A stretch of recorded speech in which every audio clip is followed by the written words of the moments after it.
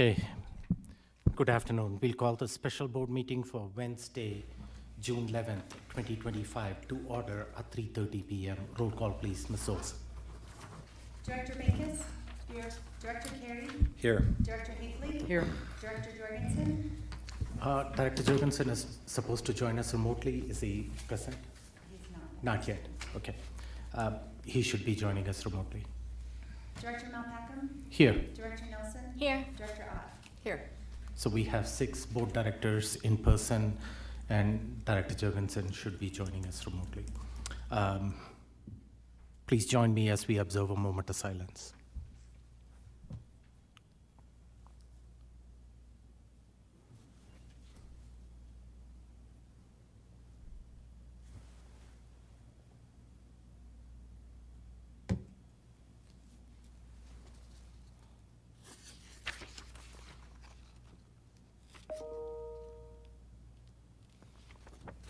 Thank you.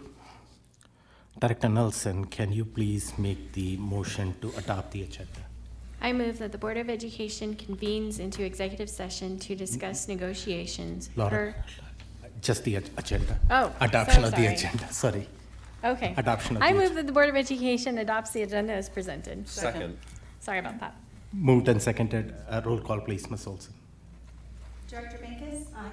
Director Carey? Aye. Director Hinckley? Aye. Director Malpacum? Aye. Director Nelson? Aye. Director Ott? Aye.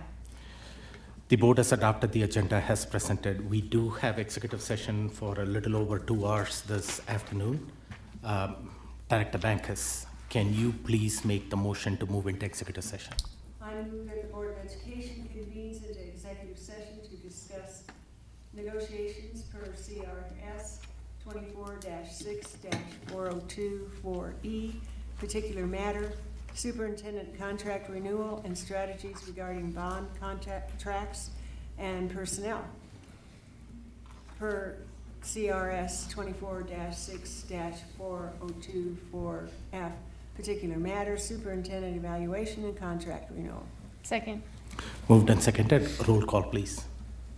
Director Backus? Aye. Director Carey? Aye. Director Hinckley? Aye. Director Malpacum? Aye. Director Nelson? Aye. Director Ott? Aye. The ayes have it. We will enter into executive session at this point in time and reconvene for the rest of our special board meeting at the conclusion of our executive session. Thank you. Okay, thank you.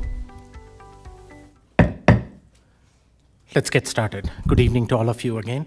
Great to see you. Even though we are in the midst of the summer break, it's always good to see community members engaging with the board and the district, and thank you for your presence here today.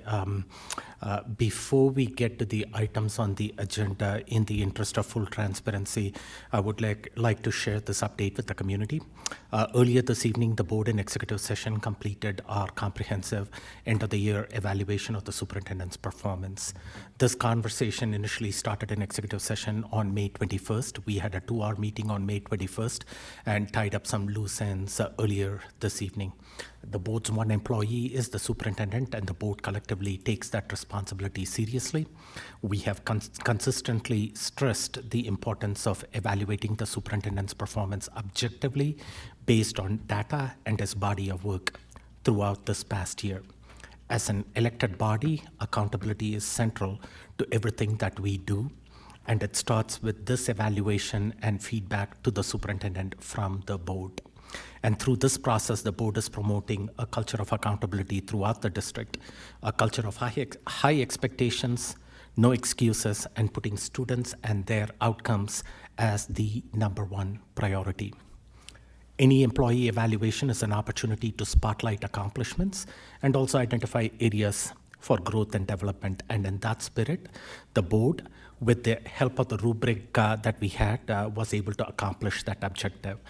Vice President Hafley and I, on behalf of the entire board, will present the final report to Superintendent Gall in the next couple of weeks before the end of this month.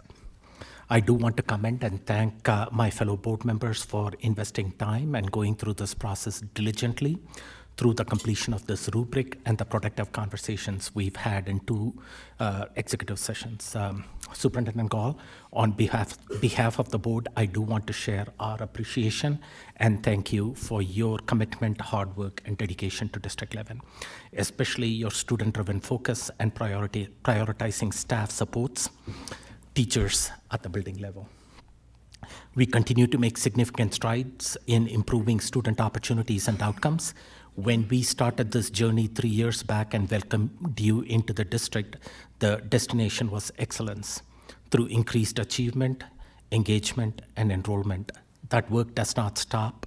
Even though that mission has not been fully accomplished, we are continuing to make progress towards the stated objective of excellence under your leadership.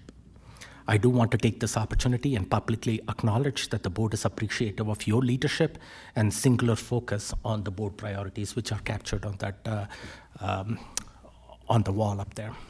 I will end by reading this statement from your final evaluation for the record and the community's awareness. This will be part of your official board evaluation. The board appreciates Mr. Gall's student-driven focus and data-driven strategies to improve academic outcomes. He has continued to deliver on board priorities through innovative solutions to long-standing District 11 challenges in achievement and enrollment. The board recognizes Mr. Gall's comprehensive body of work over the past 3 years as a transformational change agent and appreciates his operational day-to-day leadership in building accountability under challenging circumstances. So thank you on behalf of the board. The board looks forward to continuing our partnership as we move forward in our stated goal towards excellence. Excellence in education, excellence in operations, and excellence in service. That is my update to the community. So we are reconvening in public session after executive session, and there is a need to modify the agenda after executive session. Vice President Hafley, I'm going to come to you. Thank you. Thank you. I move to modify the agenda by moving public comments. Can y'all hear me? Yes. Okay, let's just do it that. I move to modify the agenda by moving public comments ahead of the superintendent's report. Second. Moved and seconded. The reason that the board has made this modification to the agenda is that several of you have been waiting here to make your public comments, taking your time into consideration. Superintendent Gall graciously offered to push his superintendent's report after public comments. With that, roll call, please. Director Minkus? Aye. Director Carey? Aye. Director Hafley? Aye. Director Jorgensen? He can't hear. Yeah. He just sent me a message. Director Malpacum? Aye. Director Nelson? Aye. Director Ott? Aye. So the ayes have it. The agenda has been adopted with the modification, moving public comments in front of the superintendent's report. The next item on the agenda, could I have Area Superintendent Darren Joyner? He is going to lead us in the Pledge of Allegiance today.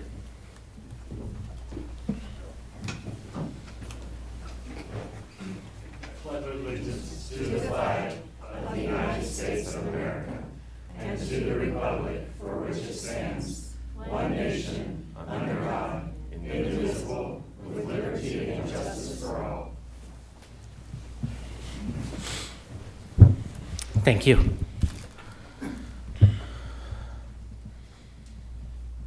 So we move straight into public comments. Ms. Olson. Okay. We do have several public comments as a reminder, so we have a stack of them. As a reminder to the people in the audience, today is a special board meeting. At special meetings, the board may be interested in listening to public comments, but public comments are limited to the items on the agenda. So at regular board meetings, the board accepts general public comments on any subject matter pertaining to the district. Today, it's solely on the items on the agenda. So that's the difference. I do want to point that out to you at the very beginning. So as I call your name, please approach the podium. I will identify the subject matter on today's agenda that will be the focus of your public comment, and I would really appreciate it if you keep your public comment on that agenda item.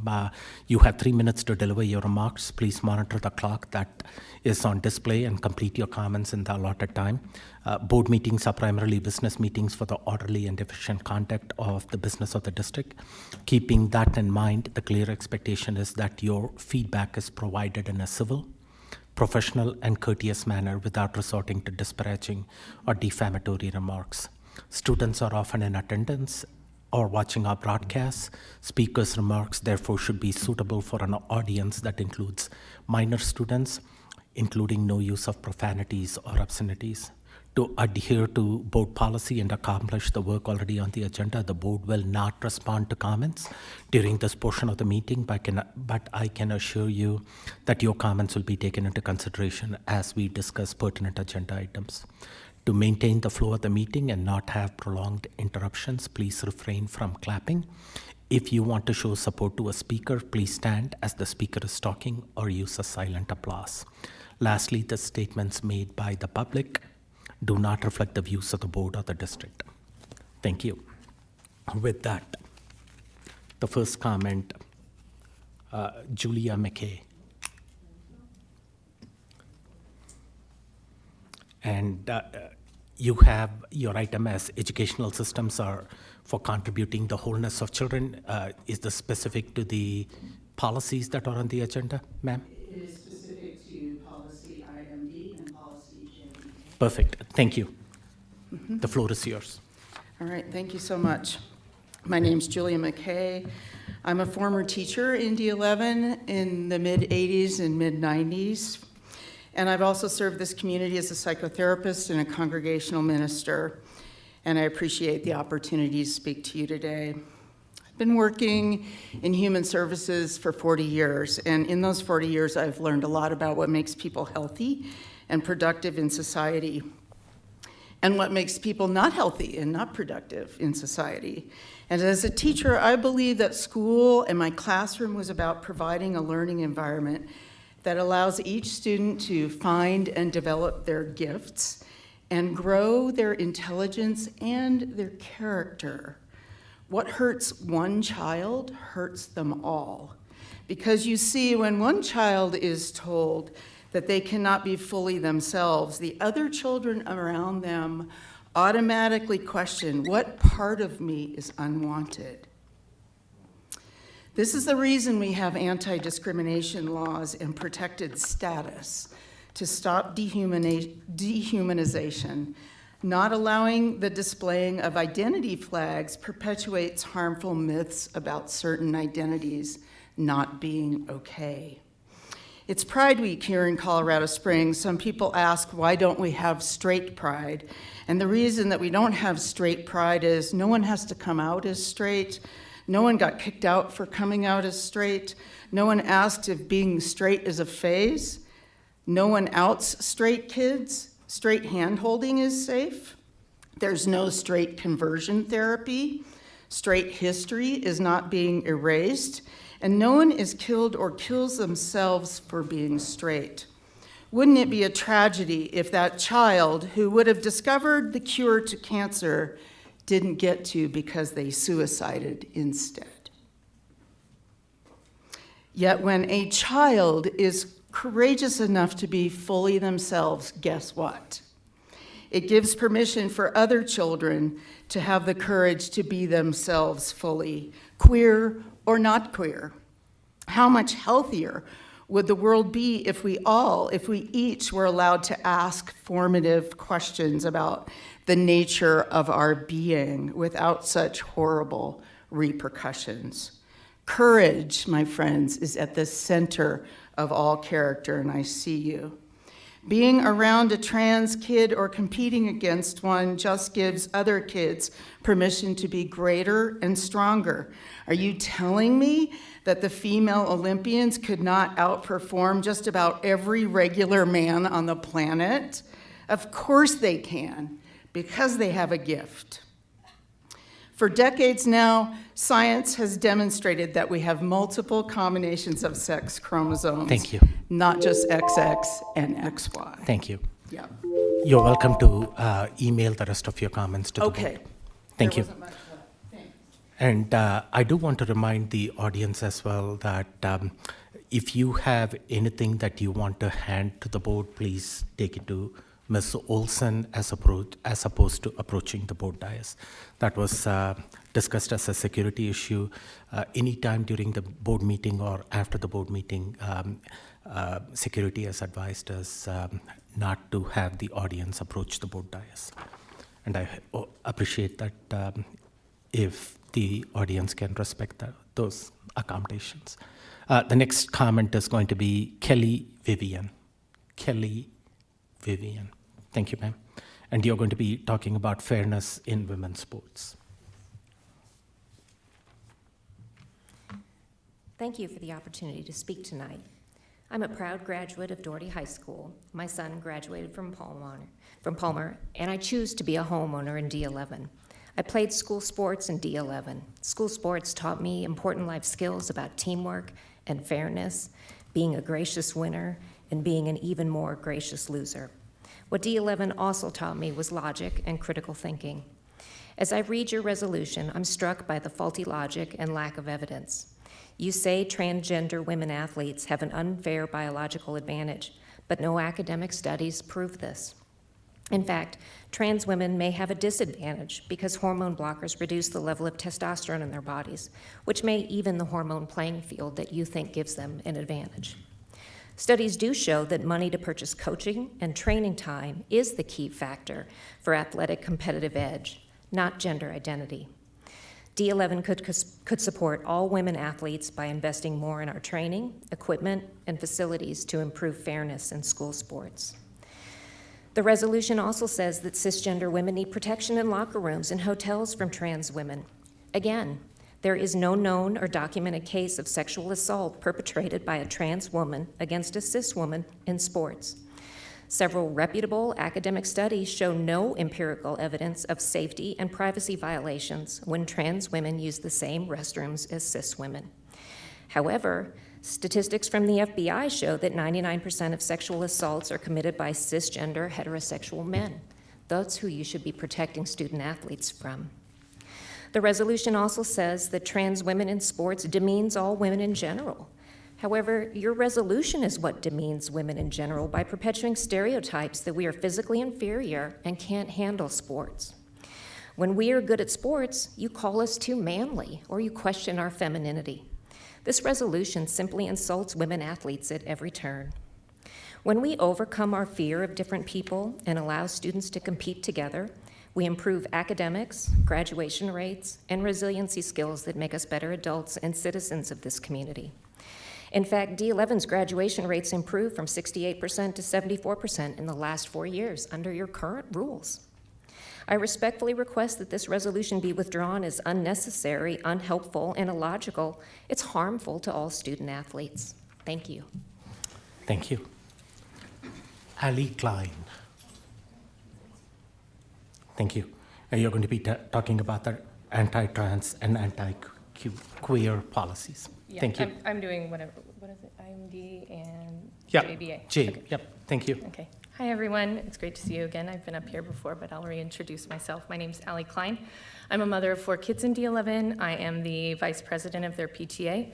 I'm a substitute teacher here, a member of the Palmer Steering Committee, and currently I'm a doctoral student working towards my doctorate in leadership and educational equity. I will always begin with a thank you for all of you. I do not envy your position up there as a public servant, and I am really grateful to be able to do public comment tonight. I love this district, and I deeply care about its future. I will always speak up when you guys enact policies that positively impact our students and staff, like being the first district to do the cell phone policy, or implementation and success of IB in our schools, our summer lunch program, the Palmer Renovation Project. There's many things you do well, and I will happily celebrate those. But I am also not afraid to speak when I believe an action item is detrimental to our students and staff, and that's why I'm here tonight.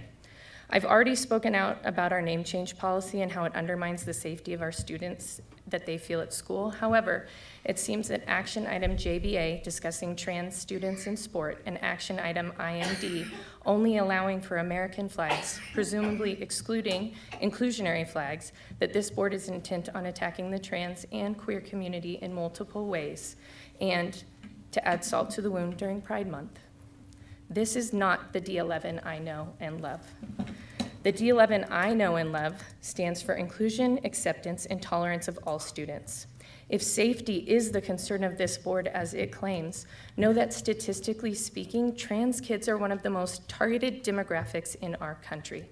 According to the Trevor Project in the last year, 1 in 3 transgender youth reported attempting suicide, almost 1/3 reported being a victim of sexual violence, and more than half reported a 2-week period of depression. That is not because of who they are. That is because of the way our society has marginalized them and put a target on their backs through policies like the ones on our agenda tonight. Excluding these children from sport, requiring staff to report their name changes to parents, or controlling what our staff can put in their classrooms does not create safety. These policies remove it. Our schools provide some of the only safe spaces for students who cannot always find that safety at home or in their family life. Our staff works hard every day to build relationships of trust with kids. If they are required to break that trust by reporting name changes to parents, especially when a child has said they don't feel safe in their home, then what is our obligation as educators?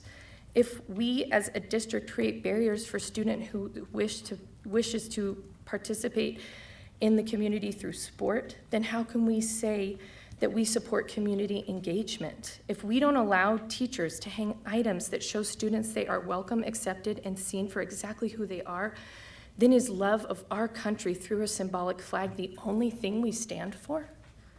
I am disappointed that our district has taken a blatantly political and religious stance in what is supposed to be an apolitical and public Thank you, Ms. Klein. environment. Your time is Thank up. you guys very much. I appreciate the opportunity. Thank you.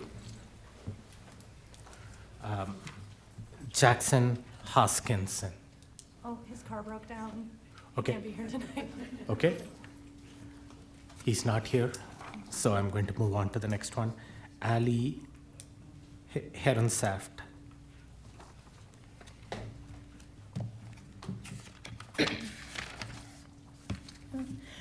Good evening. My name is Ali Ehrensaft. I use she, her pronouns, and I'm the program manager at Inside Out Youth Services.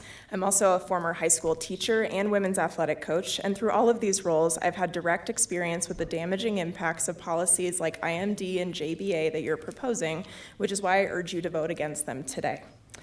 As a competitive athlete growing up, I played with and against many different people in high school and college. Playing women's high school basketball, we often scrimmaged against the men's team, and we often won. Playing college softball, baseball players would come in to hit and run bases. Want to know who can't hit a rise ball? Baseball players. Our coaches didn't hold lesser expectations for us because we were women. They expected us to utilize our skills and collective effort strategically. We will always face players that are bigger or stronger or faster than we are. And you want to know what? That makes us stronger and faster and more strategic. A person's gender doesn't change their abilities as a competitor. Our abilities change how we compete. Aside from this board's blatant disrespect of female athletes within this policy, you are subsequently targeting, bullying, and emboldening harm against gender-expansive students in your district. By functionally banning pride flags and targeting transgender student athletes, you are creating the conditions for bigotry and allowing it to flourish. And through policy, you're encouraging enforcement from those emboldened by transphobic policies. If you are all in positions of power, uphold banning symbolic representation that make you uncomfortable, then you wield your influence in ways that invoke uncalculable action. For example, a man from Colorado Springs, emboldened by anti-Semitism, upheld by people in positions of power, thought it his responsibility to light Jewish people on fire in the name of the erasure of Jews. A Jewish couple was shot and killed in DC in the name of the erasure of Jews. These are just two of the stories that made national news, and there are many more. And I recognize that trans people are attacked and murdered all the time simply for being trans, but you've demonstrated time and time again that you don't really care about trans people. So perhaps making trans issues analogous with Jewish identities will help you connect the dots. People, emboldened by those in positions of power who share similar views, often feel it is their responsibility to uphold the wishes of those people in power. Cisgender people profiled as transgender people are being dragged out of bathrooms simply because they are perceived as trans. Trans people are being dragged out of bathrooms and arrested even when following discriminatory laws that require them to use bathrooms in alignment with their sex assigned at birth. You, District 11 School Board, are creating policies that embolden transphobia. By building discrimination into your policies, you're systematizing and operationalizing harm to students in your district. So if this is what you intend to do, then you need to revise your values statement, because your first one states, and I quote, "We believe in the inherent worth of every individual and the power of equitable practices to unleash potential," end quote. If you can't see the irony here, I certainly can't help you find it. Thank you. Robin Lamoureux.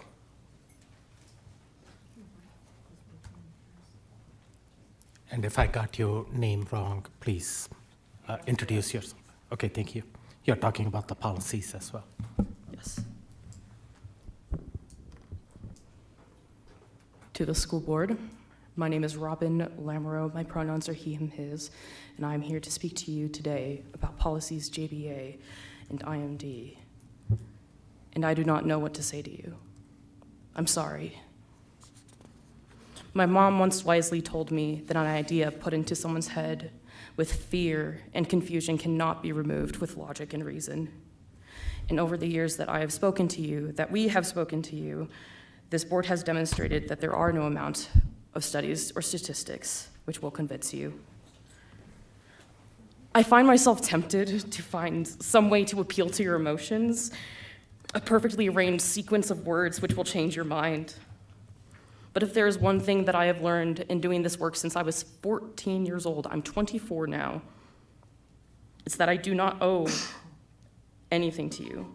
I do not owe the pains of my childhood to the kinds of people who would have sooner seen me picked clean to the bone than lick my wounds. And neither do any of the countless LGBTQIA2+ young people who have laid bare the beauty of their exposed hearts to you over and over and over again. I refuse to continue to indulge the idea that I must divulge my trauma to you just for the slight chance of earning mere crumbs of dignity and respect and connection. So instead of speaking to the board members, I will directly address the people who are here to listen to their hearts, not just their ears. I do not know that the Colorado Springs School Board, District 11 School Board hates transgender, non-binary, and gender-diverse young people. I can't prove that. I'm not a mind reader. I'm not a wizard. I'm not clairvoyant. However, their words and their actions, both on and off the board, have made it clear to me that this board considers the harassment of LGBTQIA2+ students by their peers and teachers to be tolerable. The increased rates of suicidality, homelessness, and depression in students who do not live in accepting school and home environments to be ignorable. Their physical, mental, emotional, and academic safety and well-being to be easy to disregard. Discrimination need not be hateful in order to be harmful, only careless and apathetic and negligent. This complete lack of care, consideration, foresight, and self-reflection from a school board should be deeply concerning to every single person in this room, regardless of your age, background, political, or religious beliefs. Nothing about this is acceptable.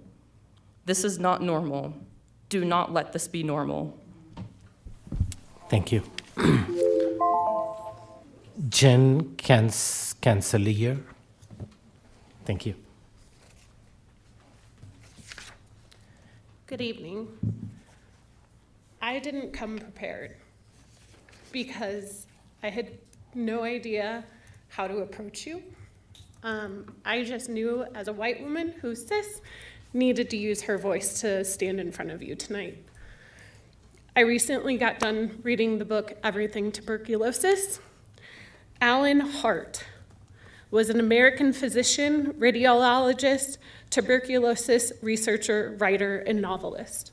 They were the first trans individual to help stop tuberculosis and the spread in Colorado, here in this state, back in the 1900s.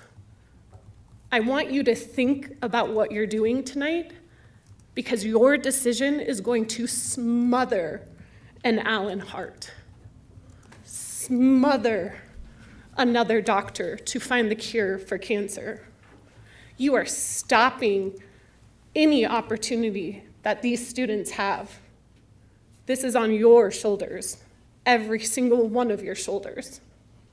I'm shaken to the fact that this is even something I need to use my voice for the ones that you're muting tonight.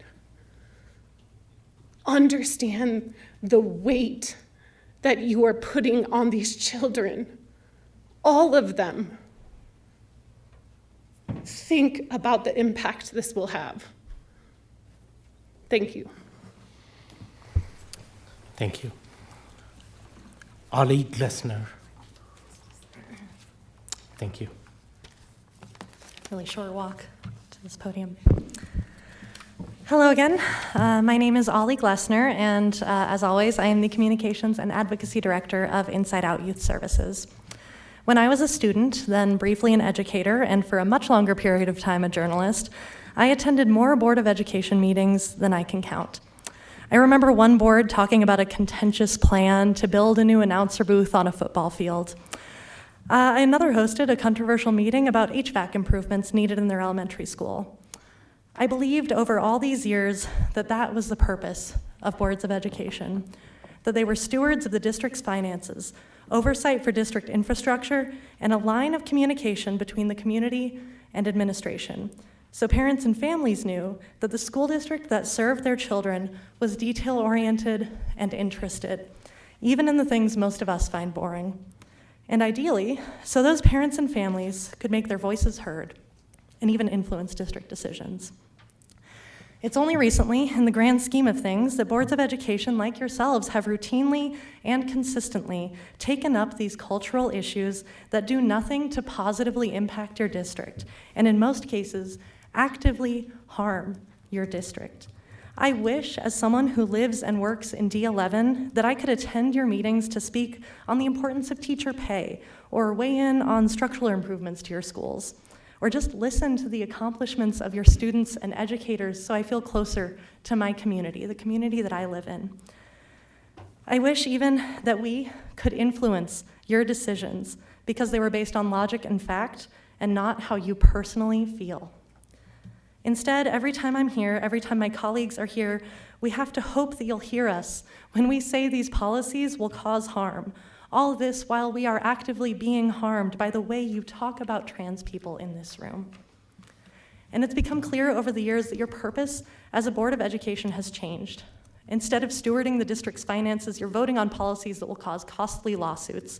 Instead of overseeing district infrastructure, you are banning students from using that infrastructure in a safe way. Instead of hearing the voices of your students, parents, families, and community, you've made up your minds before we even have the chance to speak. I urge you to remember what your role is. You are not medical experts, you are not sociologists, and as a nonpartisan body of public servants, you're not even politicians. You are a board of education. Your own purpose statement says you are a unified team of elected leaders providing effective governance. Please tell me, is that what you're doing tonight? If there is even a shadow of doubt in your mind that this is not right for D11, vote no on these policies tonight. We've brought a gift for each of you that we will be giving over there. It is a copy of Gender Inclusive Schools by Dave Edwards. This is a gift, it is a homework assignment, it's a summer reading program, whatever you want to call it. Please, before you propose any more policies about trans students, read that book. Thank you. Thank you. Angela Reeder. Thank you. Good evening, members of the board. Thank you for the opportunity to speak tonight. My name is Angie Reeder. My pronouns are she, her, and I'm the Executive Director of Inside Out Youth Services. I want to start by addressing what I heard from two of you just a week ago. Dr. Milpackham, you said, bullying is not allowed on any one of our campuses, and every child is welcome. But what this policy JBA actually says is every child is welcome as long as they conform to the gender they were assigned at birth. That is not inclusion, that is exclusion disguised as protection. Policy JBA is not neutral. It institutionalizes harassment, it bans trans girls from girls' teams, locker rooms, and travel accommodations. It forcibly outs them, denies their identity, and paints them as threats. This policy would also punish cisgender girls who don't conform to stereotypical gender norms. A girl with short hair or a masculine presentation could be questioned or barred from her own team. This isn't safety. This is gender policing. This is gender harassment. Director Backus, you said this policy allows for individual consideration, but the language tells a different story. It states athletic teams shall not be open to participation by biologically male students. No biological male student shall enter a locker room designated as a female. No biological male student shall be lodged with a team designated as female. These are categorical bans. There is no process for case-by-case assessment, no room for nuance, no appeal. This policy treats all students outside a narrow biological binary as identical threats. It erases trans and intersex youth and opens the door for anyone who doesn't look right to be surveilled and excluded. A truly fair and safe policy would be rooted in equity, evidence, and dignity, not fear. It would allow for individualized review. Policy JBA does none of this. Knowing this, ask yourselves, Dr. Milpackham and Director Backus, what is your measure of truth? You state zero tolerance for bullying and you tout wanting individual considerations. However, your support of this policy does neither. There is no urgency to this policy. You can wait. You can be better. If you want to be considered in the future as illustrious, then make illustrious decisions. Uphold human dignity. Model courageous leadership. Align with the right side of history. Signal allyship. Vote no on policy JBA. Vote in opposition to this policy, not because it's easy, but because it's right. And right now, that's exactly what young people in this community need to see. Thank you. Thank you. Jeffrey Yoakum? Yeah, thank you.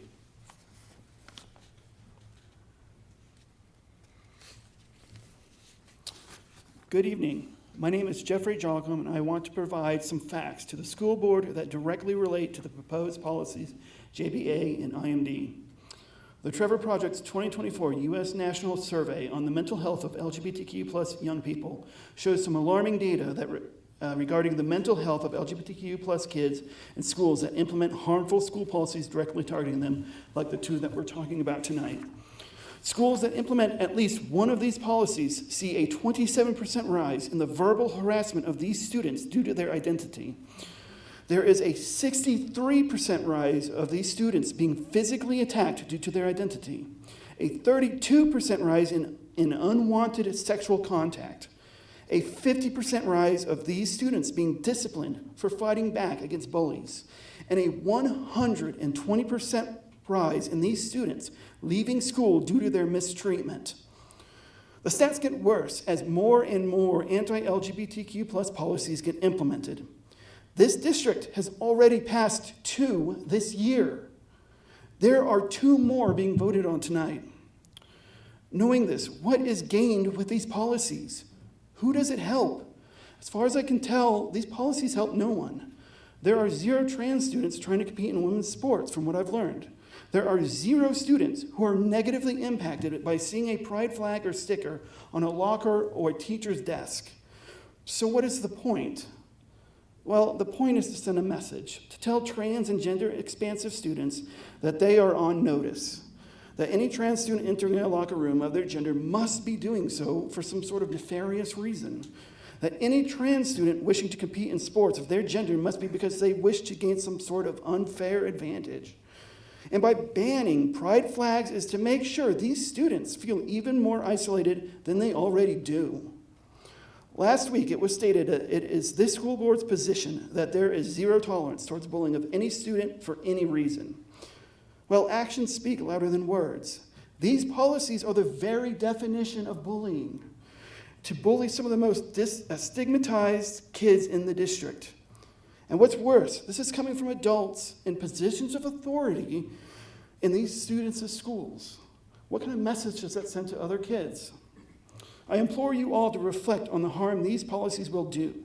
Reverse course for the sake of these children's well-being and vote against these policies. Thank you. Thank you.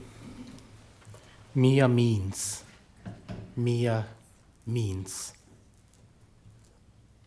Okay, I don't see Mia up here. Olivia Compton.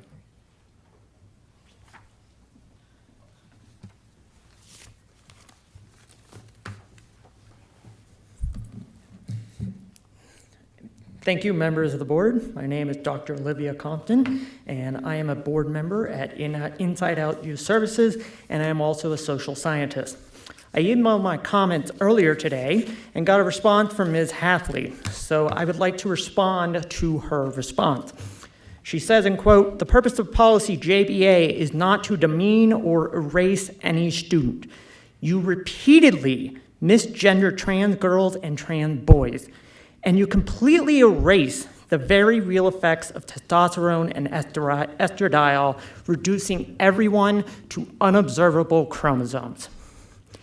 You also claim the policy is centered on preserving fairness and safety in competitive athletics, particularly in sex-segregated sports. You are literally requiring cis girls to compete against trans boys who are going to be experiencing the effects of male puberty. So you are introducing fairness and safety concerns through this policy. You also claim we understand that the topic of transgender participation in athletics is deeply personal and complex, and we do not take these decisions lightly. If it is so complex, then why not leave it up to individual sporting bodies who have the subject area expertise rather than instituting a binary policy? You also say, we also acknowledge the frustration and pain voiced by members of the community who feel unseen or excluded. That is never the intent, and we remain committed to ensuring all students are treated with dignity and respect. You routinely disrespect and demean trans and non-binary students. The unspoken assumption underlying policies like JBA is that trans students should not exist, that they are a figment of this cultural moment. It's dehumanizing. We have been here for millennia, and we will be here after you are gone. Finally, you say open dialogue and differing perspectives are an important part of the democratic process, and every voice, whether in agreement or in dissent, deserves to be heard. 3 of you have PhDs. If you learned anything from getting your PhD, you would not pass this policy, because this policy is built on fallacies. I'm embarrassed to share the title of doctor with you. Thank you. Joseph Shelton.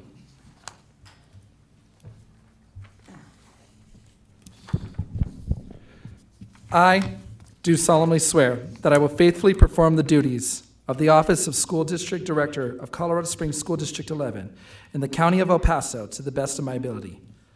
I do solemnly swear that I will hold in strict confidence privileged information and confidential information, will carefully keep and preserve all records, books, and other property of the said Mr. district. Shelton, is this relevant to policy? It is. Okay. Property of said district that may come into my hands, and deliver the same to my lawful successor in office. That I will support the Constitution of the United States, the Constitution of the State of Colorado, and the laws made pursuant thereof. I'm sure you recognize these words, at least I hope you do, as these are the oaths of office upon which each of you took when you were sworn into your positions.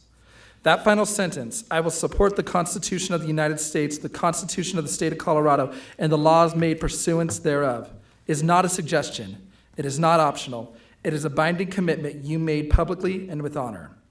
Yet tonight you are voting on 2 policies, policy IMD and JBA, that clearly and dangerously undermine that very oath. Policy IMD violates a student's First Amendment rights as affirmed in Tinker versus Des Moines. The Supreme Court made it clear, students do not shed their constitutional rights to freedom of speech or expression at the schoolhouse gate. Policy JBA goes even further, violating Title IX of the Education Amendments of 1972, the Equal Protection Clause of the 14th Amendment, and the precedent set in Grimm v. Gloucester County School Board. It also runs directly counter to the Colorado Anti-Discrimination Act. To vote in favor of these policies is not simply a bad decision. It is a willful violation of your sworn duty. And worse, some of you acknowledge that these policies are likely illegal. That admission turns this from a policy debate into a breach of legal and ethical responsibility. Let me be very clear. This is not a threat. It is a statement of consequence. If you cast a vote tonight to pass these policies, you will be breaking the law and betraying your oath. And we, the community, the parents, the voters, will respond. If you choose to ignore your duty to uphold the Constitution, we will hold you accountable at the ballot box, through recall if necessary, through every legal and democratic avenue available, starting with you, Jason. This is a moment of test. This is not a moment to test your limits of power. This is a moment to remember why you were elected: to serve, to protect, and to uphold the rights of every student in this district. The choice is yours, but the consequences are ours to deliver. Before I end, I just want to make it clear that I find it ironic that this is the first board years ago who was taking part in a pride parade in the state of Colorado, and now you're turning away from the LGBTQ plus community. Thank you. Michael Davitt. He's not here. Okay, thank you. Eleanor Skelton.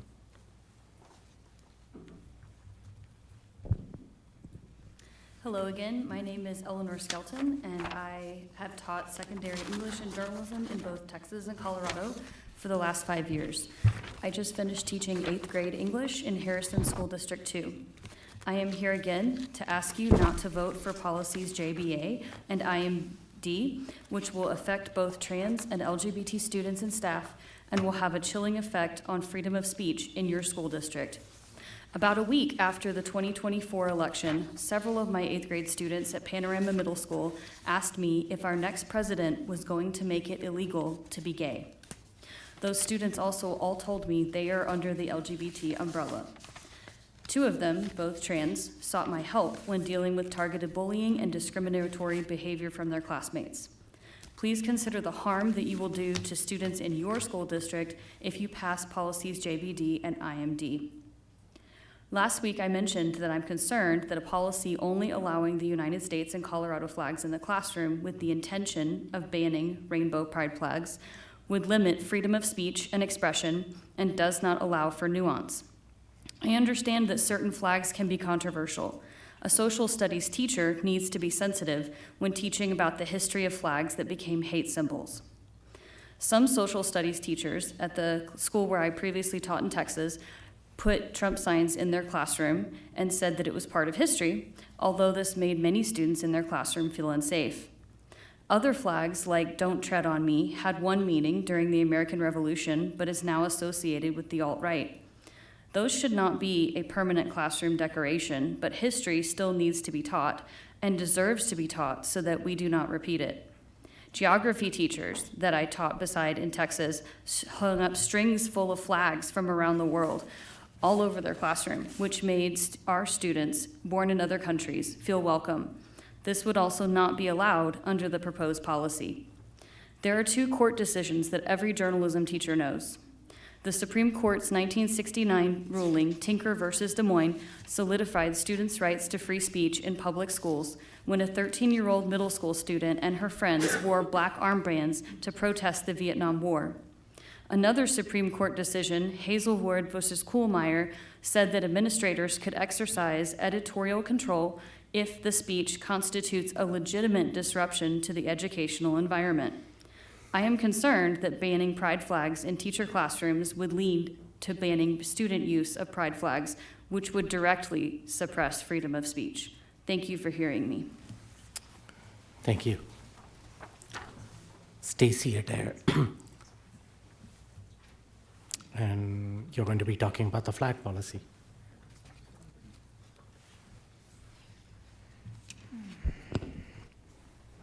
Hi, my name is Stacy Adair. I'm a teacher in District 11, and I'm here tonight to thank you for the flag policy. As an ESL teacher, I do have decorative flags, but I've seen that we need to keep politics out of the classroom, and so I understand, and I'm not upset about not having those up. I thank you for standing up to protect girls' safety and privacy, and I really appreciate you taking a stand and standing up for the right things in this day and age. I know it's not easy, and I just also want to say I represent a large group of teachers who agree with me. I also represent a large amount of your community that appreciates what you're doing tonight, and they are watching, they are thinking of you, they are texting me, and although they're not here in mass, you are not alone, and we appreciate what you're doing, so thank you so much. Thank you. Sharon Tunson. You're talking about policy JBA. Thank you. Good evening. My name is Sharon McDonald Tunson. I was born in Colorado Springs. My parents were born in Colorado Springs. We are all products of District 11 schools. My daughter is also a product of District 11 schools. I was a teacher in District 11 for 32 years. I am here tonight to speak on JBA because of the experiences that my family has, being the other. My uncle, Gene McDonald, was a member of the Colorado Springs High School band. He was not allowed to go on a trip to Chicago because he was black and there was no place for him to stay. He missed out on that opportunity. My father also was on the track team at Colorado Springs High School and could not travel because he was black, the other. So I am here to say that any policy that you would pass tonight that keeps students from reaching the peak experience because they are not allowed to experience their high school completely and everything that they want to do is not available to them is a big mistake. And like Kendrick Lamar said, is it because they not like us? That's the way I was made to feel most of my school time, that I was not like the rest of the kids. And I don't agree with you making a decision that makes any student feel like they're not like us. And so they are denied the opportunities to do what it is they need to do. I am not trans, I don't have a trans student, but I am a teacher. I am a person who grew up in this city, and I do not want us going back. And that makes me think we're going backwards. I can't put a Juneteenth flag in my classroom either. That's going backwards. Everybody should be allowed to be who they are and not be afraid to talk about their experiences. So please, don't go take us backwards. Every student in this district, in order to have this peak experience, needs to be able to have every experience available to every single student. Thank you. Izzy Nunez. Izzy Nunez. You're talking about the policies again. Thank you. Thank you, everyone. My name's Izzy. I was a D11 student when I was young. I think the people who are here in mass are really important. I'm so grateful for the other D11 community members who have stepped up today in support of queer and trans children. These people are the heart of your district, not the performative political displays like these two policies that we're talking about. I think it takes a special kind of hatred to ban a rainbow flag in a classroom, especially in Colorado Springs. yeah, after the Club Q shooting, I think seeing pride flags in our public spaces, in our streets, that, and even now in Pride Month, that is a crucial, really crucial sign for young queer people like myself and like even younger children, to know that somebody cares about us and somebody believes that we deserve to live. So these policies are really wanting to take that last bit of hope away from the most vulnerable group of people, which is children. I don't know why I have to spell this out, but a pride flag does not mean that you have to be gay. It says, I value your existence, you deserve to be alive, and to be whoever you turn out to be. People will continue to be queer and trans from now until the end of time. We will not be going extinct. But for kids in our classrooms, this is still a matter of life and death. Too many young people in our city and in our nation have suffered and have died from being in institutions that tell them their identity does not exist. You have the opportunity today to prevent some of that suffering by rejecting these two very hateful and unnecessary policies. I've heard a really sad impression from people before me that many of you have already made up your minds entirely about this issue. I have to say this is my first school board meeting, and I hope that that's not the case, right? I really, really ask and implore each of you to put defensiveness aside. And when you go home and when you go away from this meeting, turn off the TV and get off the Facebook and go and look a young queer person in the eye. I would hope that you might see our humanity and see that you have an opportunity to make a decision out of care and understanding, not hate and fear-mongering. Please vote no on IMD and JBA. Thank you. Devin Chatron. Hi. If you just give me 1 minute.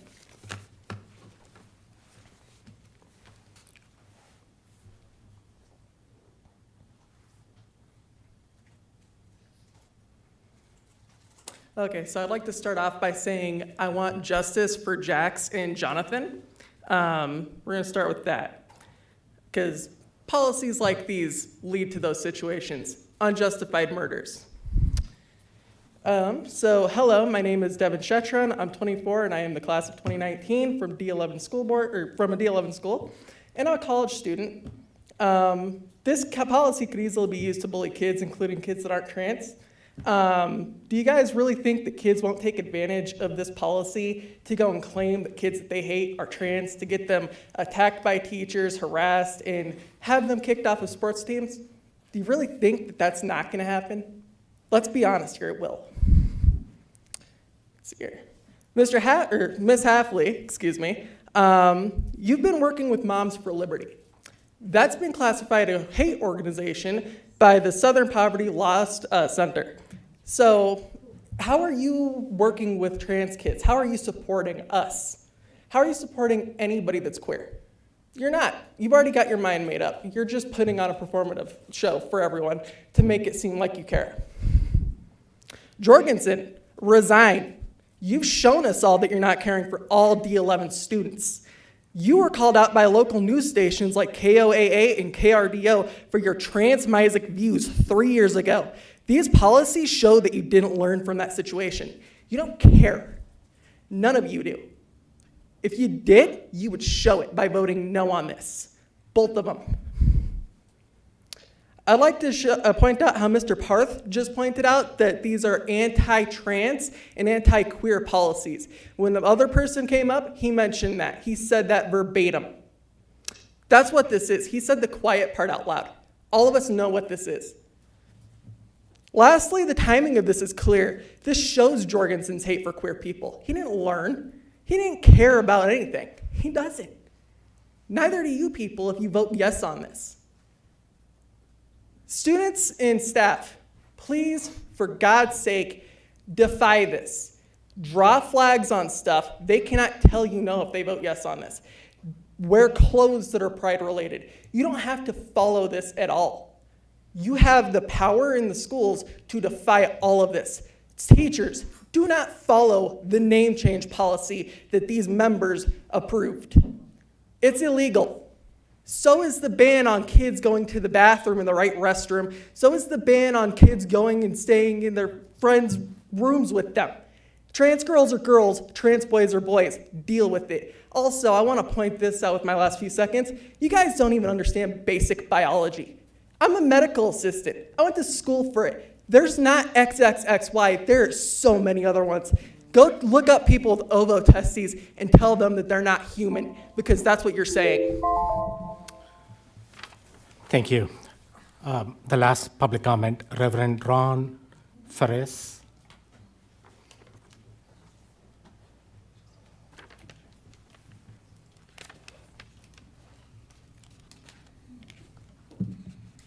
Good evening.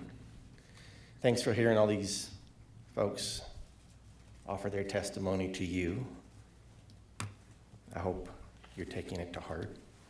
I'm here out of a sense of love and a duty to justice, a love of freedom, fairness, and unconditional compassion. Also, I'm here because my kid insisted that I come speak to you out of reasons that should not need to be as discreet as they are given the threat that IMD policy presents. Pride flags are uncomplicated. They are resolute and uncompromising in their declaration of freedom and compassion and safety and joy. They harm no one, and they save many, particularly marginalized people. It feels good to feel safe. You all feel safe right now. That enables you to do your job to the best of your ability. When you don't feel safe, that becomes compromised, and that's just the first loss. My tradition, I'm a Unitarian Universalist minister, my tradition, and not just my tradition, saves lives because we are welcoming and celebratory of all that the pride flag represents. But saving lives should not be limited to religious institutions. Schools save lives. But this proposed policy actually puts lives at risk. And as I said, it's difficult to learn under threat. And I think your job is to foment or create conditions beneficial to learning, right? So I don't mean to make you feel threatened. I want you to feel loved. Here. And I want my kids and all kids to feel loved where they are, where they perform their work at school. So you have in your hands harm or help. That seems like a pretty easy and clear distinction. So thank you for your time and your consideration, your work, and please vote with love. Thank you. So that's the end of public comments. We were able to get through all the people that signed up for public comments, and thank you for being here again this evening and sharing your thoughts. The board appreciates your feedback, and if you checked the box asking for a district administration, somebody from the district to contact you, there will be follow-up and they will contact you. Moving on to the next item on the agenda, it is the superintendent's report. Superintendent Gall, I'm going to turn it over to you. Thank you, community. I want to owe the board an update on our middle school plan for next year. I have Area Superintendent Darren Joyner who's going to come forward. Slide comes forward. Darren will go through it. We'll take a couple of questions. We have a lot of work to do to operationalize this next year. The piece that you'll hear that we didn't really communicate well on the slide is we will be starting the year with very clear communications to our families on what our expectations are going to be for our children at middle school and their experience. We have seen a great passivity in the system. Many of the rhetorical data points that we collected were students and family members acknowledging that a grade didn't matter because a student would just automatically progress to high school, and that's really what we're trying to solve. Can you go to the next slide for Aaron? Just hit it right for him. To that area superintendent joiner. One slide too fast. There they all go. All right. Good evening, board. Thank you for your time. This is a continuation of our conversation in a previous work session, and since that time, I've met with Vice President Hafley and Director Carey, along with middle school principals, specifically Stephanie Leisure from North. What's that? Thank you for acknowledging Stephanie. Oh, yes, you bet. And Ray Cockrell from Swigert Middle School. And they've helped us to get feedback on our standard operating procedures. You heard the superintendent mention that we will have a clear communication plan about detailing exactly what we are looking to do with the middle school accountability system. We currently have a third of our students, roughly with an SGP, a student growth percentile of 35 or less in ELA and math. That is our why. The mission is very clear, which is to reduce the number of students earning failing grades in core subjects and increase overall academic achievement. This will be done through earlier and strategic interventions, personalized supports, and a stronger and more frequent partnership with all of our families. We've met with Education Insights on the metric tool that our schools will use to catch students up and wrap supports around them each mid-quarter and end-of-quarter cycle for the accountability system. So this will then trigger a response from the school to wrap supports around the students, such as goal planning, weekly staff check-ins with those students, and family communication to make them aware of the plan and the progress of those interventions. This will also have area superintendent oversight to ensure accountability and consistency for the system being implemented. We do appreciate the insights from Directors Hafley and Carey that came from our conversation, ideas around principals sharing master schedule suggestions, increased parent communication, and the need for more common formative assessments to measure mastery of standards came out of that meeting. One of the main ideas coming from the accountability system is the idea of a middle school academy for students who remain in the accountability system for an entire school year. This will be built out for implementation during the 26-27 school year. We'll be working on that with a group of folks throughout this upcoming school year.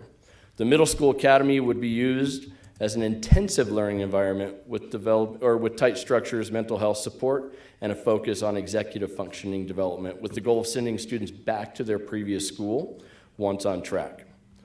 The first step of building out the middle school academy is intervening sooner for students when they show that they need support. We will also update student handbooks at the beginning of the school year and clearly communicate that to our families and to our students and staff to make sure that everyone understands what we're trying to do. Questions from the board?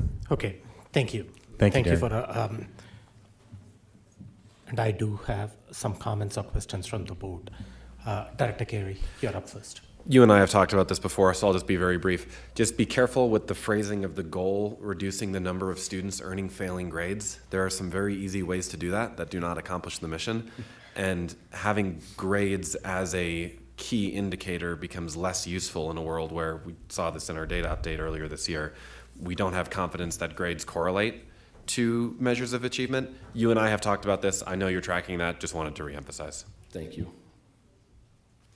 Thank you. Director Bankus.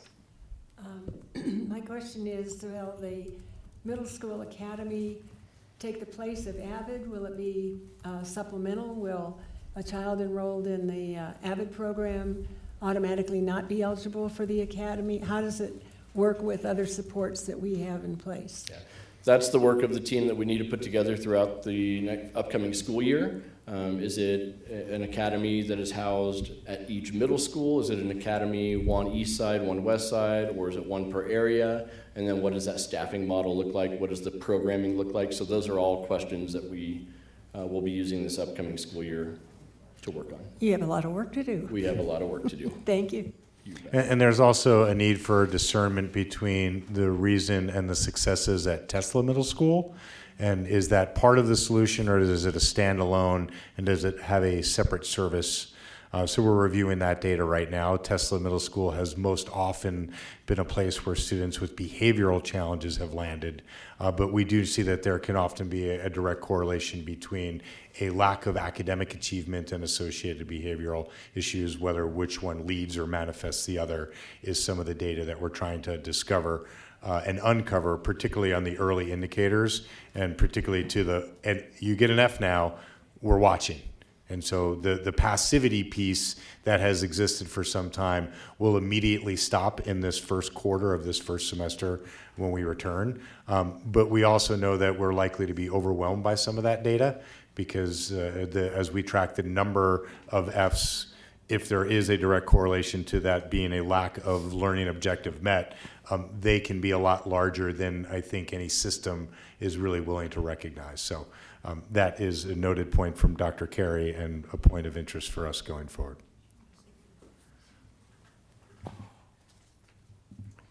Dr. Nelson. Can you repeat the statistic you shared at the beginning about a third of the middle schoolers and their MGP? Yeah, and it's roughly, but the exact number, 34% of students right now in District 11 middle schools have a student growth percentile of 35 or below, which is not on track.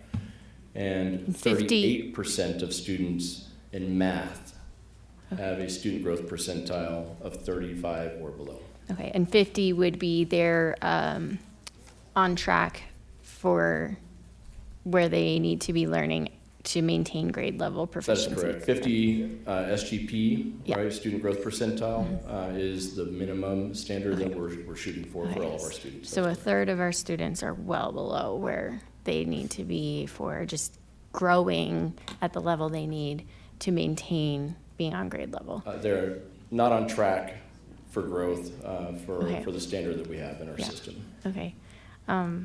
Just let us know how we can support you in this work, and thank you for the team taking this on. It's really important that we set all of the students up for success, because we hear stories such as the students entering Mitchell High School are more like a 5th or 6th grade level academically when they come into 9th grade. And so we just need to figure out how we can get them on track. So thank you, and let us know how we can support. You bet. And we'll be providing an update by the October break to work with the original data that we see in that first month and a half of school. Great, thank you.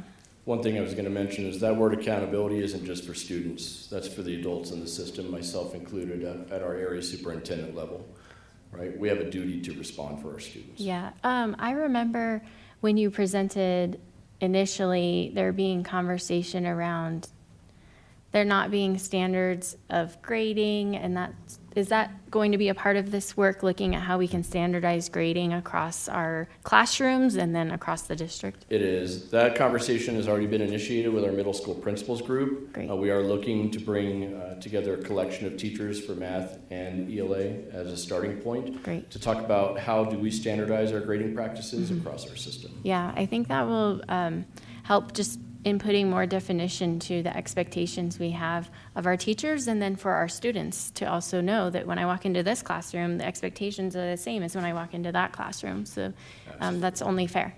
All right, thank you. And if we're going to use it as a criteria, we need to make sure that it's a metric that means something. Yeah, absolutely.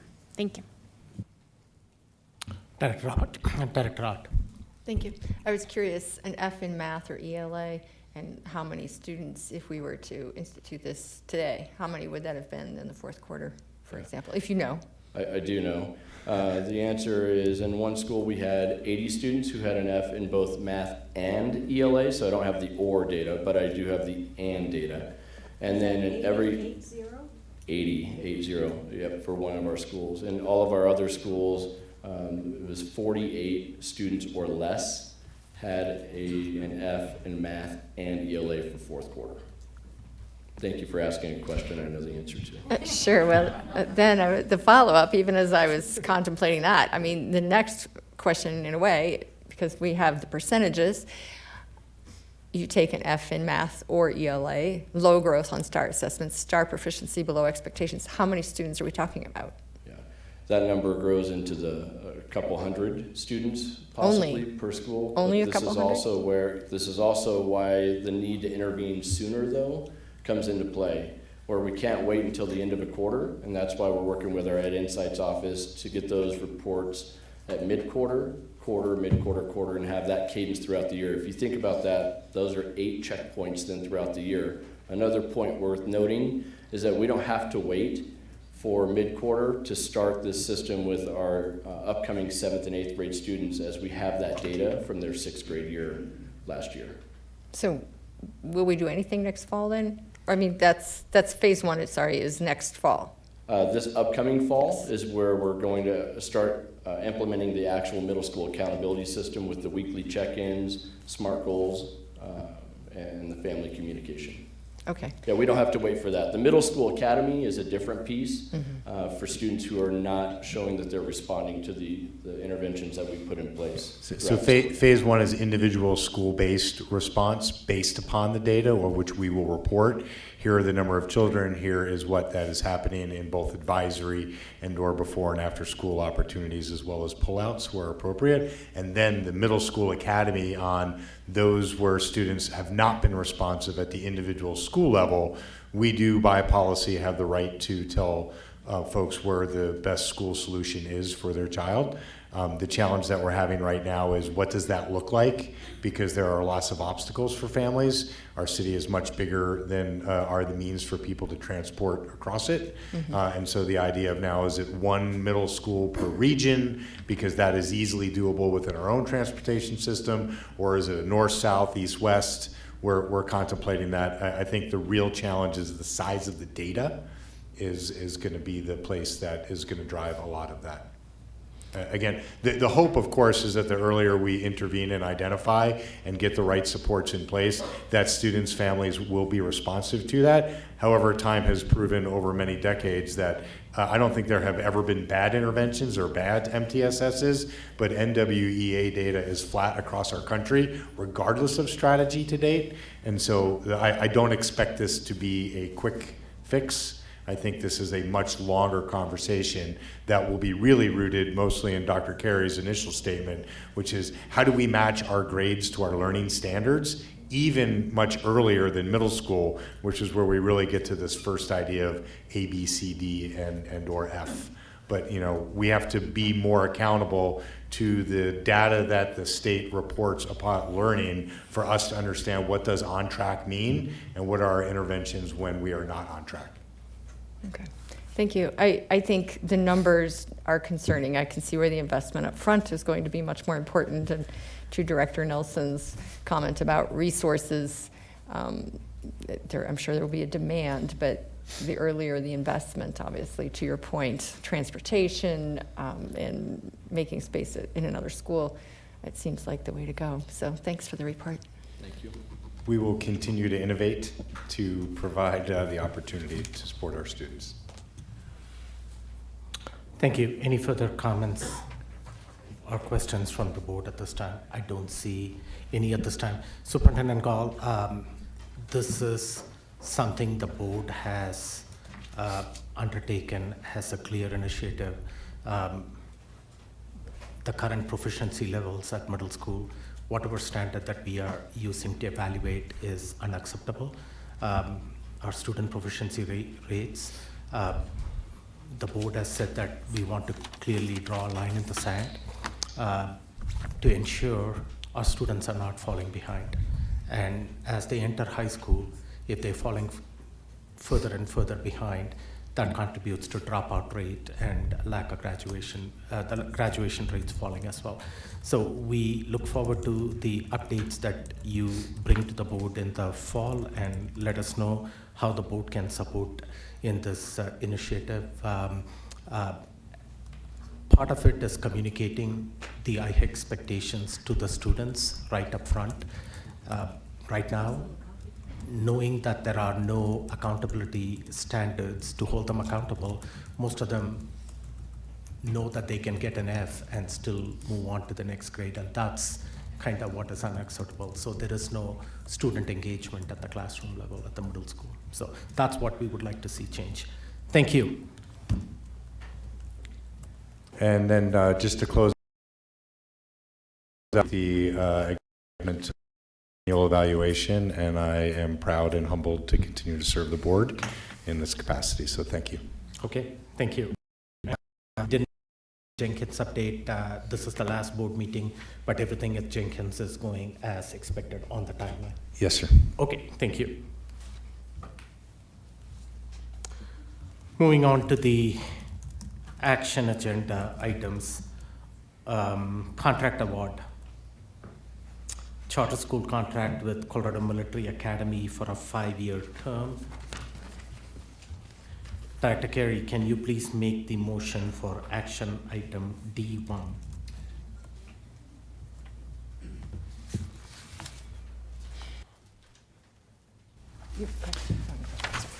Yes, I move that the Board of Education approves Resolution 2025-48, thus approving contract C 2026-0010 to approve the Colorado Military Academy as a district authorized charter school.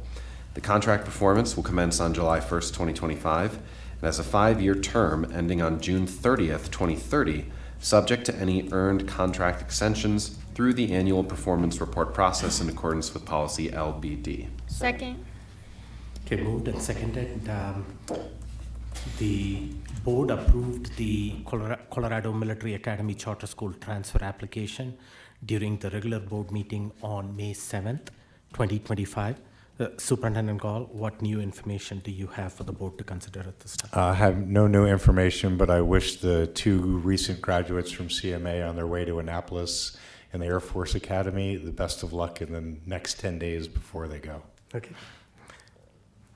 So there was a comprehensive review of the charter school transfer application by the board in earlier work sessions and board meetings. We also got the District Accountability Committee feedback previously. This is just finalizing the contract with the CMA Charter School. Board members, before I call for a vote, any questions or comments on this item? Seeing none, roll call, please. Director Davis? Aye. Director Carey? Aye. Director Neatley? Aye. Director Jorgensen? Aye. Director Malpacum? Aye. Director Nelson? Aye. Director Ott? Aye. The ayes have it. The contract for a 5-year term has been approved, and the board wishes the very best to CMA Charter School. The next item on the agenda is the JSD Workers' Compensation Pool.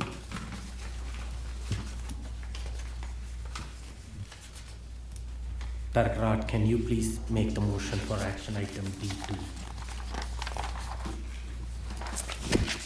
I move that the Board of Education approves the agreement between Colorado Springs School District 11 and the Joint School District Workers' Compensation Self-Insurance Pool, JSD Pool, to join the pool effective July 1st, 2025. Second. Moved and seconded, and this information was presented to the board during the regular meeting of the board last Wednesday. Superintendent Gall, any additional information? We have nothing new. Okay.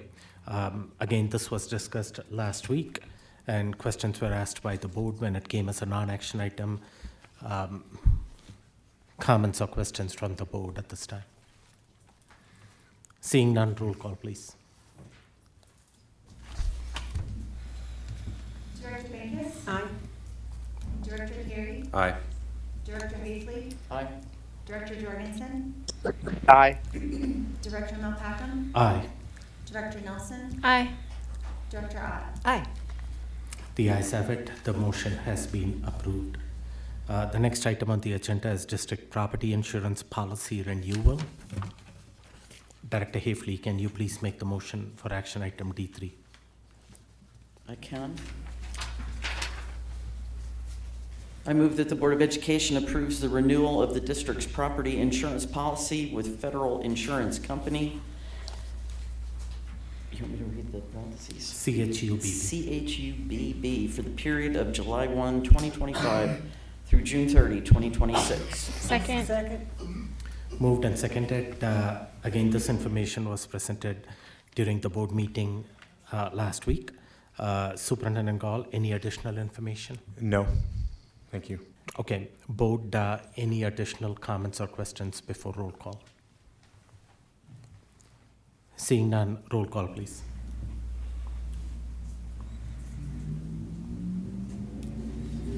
Director Makis? Aye. Director Carey? Aye. Director Hafley? Aye. Director Jorgensen? Aye.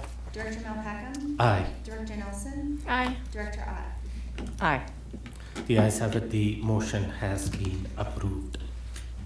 Moving on to the next item on the agenda, which is policy IMD. Director Nelson, can you please make the motion for action item D4? I move that the Board of Education adopts the revised policy IMD observances, school ceremonies, and display of flags. Second. Okay. Sorry. Thank you. Moved and seconded. This information was presented to the board last week as a non-action item, but we also had a work session discussion. Superintendent Gall, any additional updates at this time? No. Okay. Dr. X is here as well. Comments from the board or questions? And I have Director Ott first. Director Ott. Thank you. For both this and Policy JBA, I want to say thank you to everyone who stood up and spoke today about the two policies.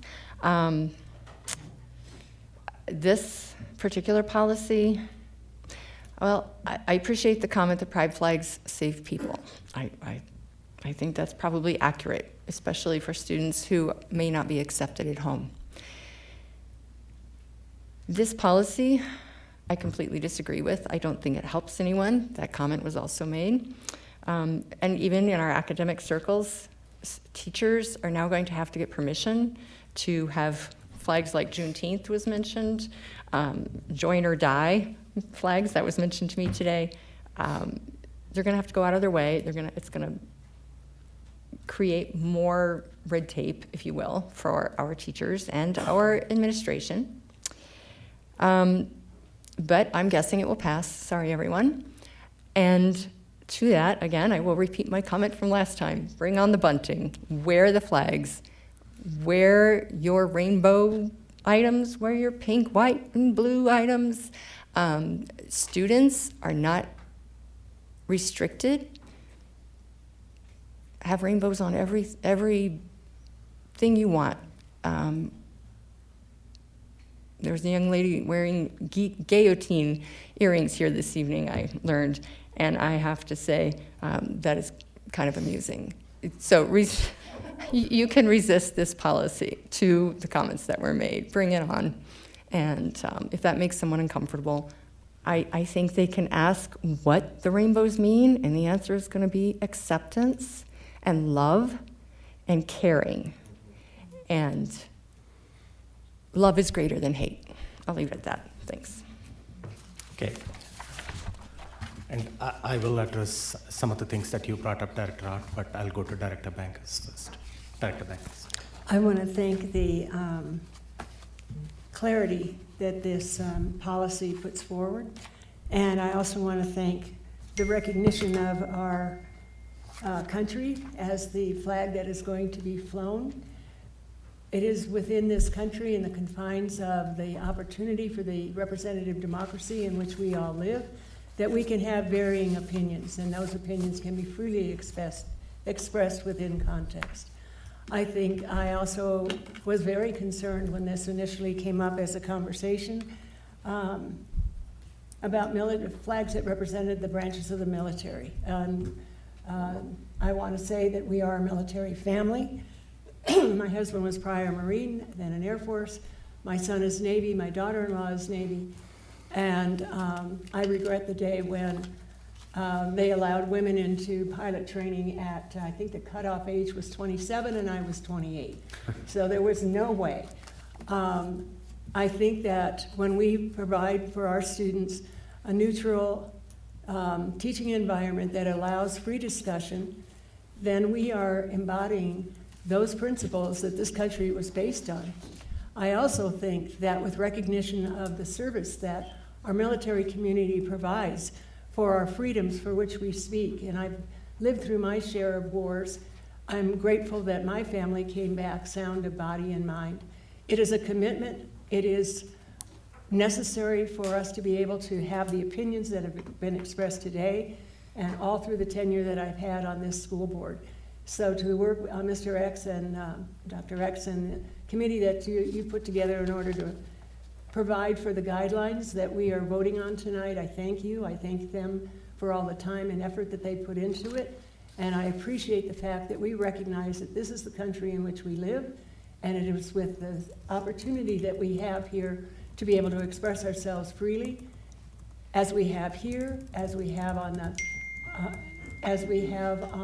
the street corner, as well as in other public forums. So thank you again. Any other? I see Director Jorgensen. Your hand is up, Director Jorgensen. Yes, thank you. Just to kind of summarize after a couple weeks of comments, this policy is directed at our district properties. It's not directed at personal appearance or effects. It's, again, in aligning with our partnership on parents and our policy AKB and our goals to have neutral and effective learning environments. So I just wanted to make sure that we iterated that and that I was clear on that as we were voting on this policy tonight. Okay. Thank you, Director Jorgensen. That was, Director Nelson. Yeah, I will be voting in support of this policy. For all students to feel welcome in our schools, we must maintain neutrality on district property for our students to learn. So sort of echoing what Director Jorgensen just shared. That's the purpose behind all of this. Okay, thank you. And I will echo what Director Art said at the very beginning about thanking all the people that showed up today to share your comments with the board. We have received several emails on the subject matter as well. Part of the democratic process is for people to speak up and share their thoughts. So thank you for all that engaged on that topic. Board policies are adopted by the majority of the board, and the policies have to be abided by in our school property as it is written. If there is going to be violation of the policies, that's what the superintendent is there for, to operationalize those policies and ensure compliance with policy. So as long as you abide by the wording in the policy, then I would be cautious to students and staff members who are going to intentionally violate this policy. And this was another subject matter that, or this was reiterating what Director Jorgensen said.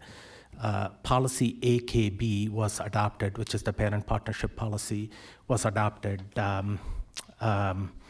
in a year or so back. And when that policy was adopted, there is a wording in there: the board and the district will provide impartial learning environments free of ideological and political advocacy. That is the this policy is just abiding by policy AKB, and policy AKB was unanimously adopted by this board at that time. So I just want to remind that that was adopted unanimously, and it also goes on to state that treat every parent and child with dignity, honor, and respect, and prioritize student safety and security in our school environment. None of that has changed going forward.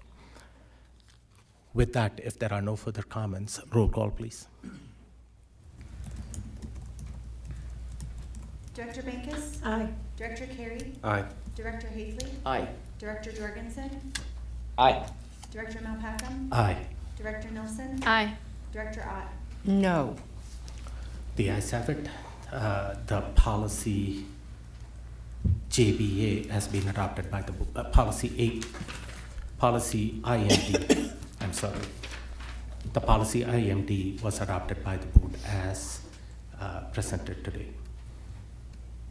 The next item is policy JBA, preserving fairness and safety in sports.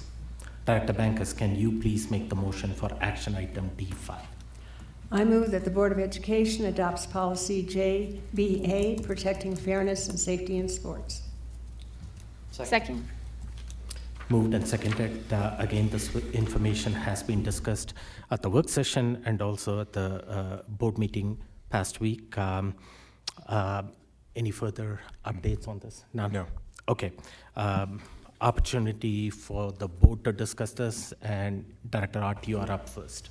Thank you. You spoke about policy AKB. Sure, we voted on that. Sure, it was unanimous. These policies, they don't help anyone. They are not respectful of every parent. There are parents who are not here tonight because the parents don't want to out their own children. They cannot stand up for their own children because of the child doesn't want to be outed. The child wants to go by their own pronouns, the proper pronouns. They want to go by the name that they've chosen. Parents are asking for that. We already took away you all voted majority that that policy means that they have to jump through many hoops rather than just saying, please call this kid by this name. And now we are disrespecting parents and students again with this policy. I'm going to repeat some of the things we heard. By the way, the majority of emails completely in support of our LGBTQIA2+ kids and against these policies. One comment, courage of children being themselves. And some of these you're going to hear because you said them. I already mentioned, some parents, some kids aren't here because they are trying to be courageous in their own space, but they don't want to be outed. The policy insults women athletes. Absolutely agree with that. It's disrespectful and dehumanizing to trans athletes. It's faulty logic. From one email, this policy is not trauma-informed. It is not based on clinical research, and it is counter to the fundamental rights of students to express themselves based on immutable characteristics central to their identity as human beings. Questions abound. Who will police the children's gender? Children will be outed against their will and against their parents' will. So much for those dignity and respect. The policies, again, I mentioned, and it was mentioned out here, help no one. They're based on fallacies. This policy is, frankly, illegal. It creates an unwelcoming and unsafe environment for our students. I agree with the people who said that. It's hateful, absolutely. Thank you for Sharon's comments that we're going back. There are so many similarities here along the race lines, along religion lines. It's creating isolation. And for the students, I'm sorry. If you are feeling isolated, remember we need you and stay with us. And there are organizations out there to help. And if you need to, suicide came up tonight. 988 is the Suicide and Crisis Lifeline. So I hope someone will join me in voting no against this policy. Thank you. Director Bankus. I want to thank those folks who have sent links to research material. I want to thank folks who have sent links to conferences, and over the last couple of years, I have attended conferences through Zoom. I have read the links that have been sent to me, both against this kind of a policy and for this kind of a policy. Excuse me. And as one of the public speakers said tonight, my comments about accommodating students in school comes from the people who are actually in schools, who are running or sponsoring the sports programs, and they have worked it out. But I also think that we need to take advantage of the opportunity to discuss this in public, to be able to air our views on this, and I agree, every one of us here, I think will agree that we all speak to the basic humanity of folks, and no one wants to see harassment. No one wants to see someone take what we have said here as hateful speech, because I'm not certainly operating from a basis of hate. I'm trying to operate from a basis of what the information that you've all sent, that whether it is supporting your ideas here or as prescribed from your personal experiences as well as research, and also from those folks who have an opposing view. And when I look at all of that, my decision tonight, and I will be voting in support, it is not coming from hate, it is not coming from fear, it is not coming from any of those negatives. I want to be fair. And to be able to be fair, maybe we need to change the conversation to where it is, what are the accommodations? How are we to adapt? How it is that we can recognize the individuality of each person and at the same time respect the individuality and the privacy of other folks. And we've already said it's a complex, someone also spoke to this, it's a complex situation. There are people who are very learned on the topic, and again, thank you to those folks who have sent the links. Thank you for sending the opportunity to attend conferences so that it broadens the opportunity to make a learned decision. I'll stop there. Thank you. Director Hafley. Thank you. First, I would like to echo Dr. Bankas's comments. Thank you for that. That being said, the state of Colorado and Colorado High School Activities Association have proactively implemented policies that require discrimination against female student athletes and jeopardize federal funding to our school district as a result of these policies conflicting with Title IX requirements and the Equal Protection Clause of the United States Constitution. As members of the District 11 Board of Education, it's our responsibility to ensure biological females have access to a safe and fair playing field that ensures equal opportunities for women to compete. The discriminatory policies in place at various levels of governance in Colorado have put District 11 in a position where we have no choice but to clearly align our local policies with federal Title IX requirements, the Equal Protection Clause of the U.S. Constitution, and to join the ongoing lawsuit initiated by District 49 to protect female student athletes. Thank you. So you do bring up another subject matter which the board should direct the superintendent, which was the lawsuit that was filed by an adjacent school district, and this was discussed by the board at an earlier work session as well. If the board adopts this policy this evening, is the board supportive of or directing the superintendent to ensure or to join the current lawsuit with District 49? I just need feedback on that. And Director Ott. We have not had any presentation on anything regarding the lawsuit from the administration, what it would cost us, the chances of winning, the cost of participating, and what that would mean for any other program or project in this district. So I don't think we are in a position this evening to even begin to discuss that. Okay. All we received was the memorandum from legal counsel that was shared with the board on this subject matter. And the lawsuit might have been addressed in that memorandum. Not the cost of the lawsuit, not the all the information. That is something that until we decide to take that step, we will not know what the cost is going to be.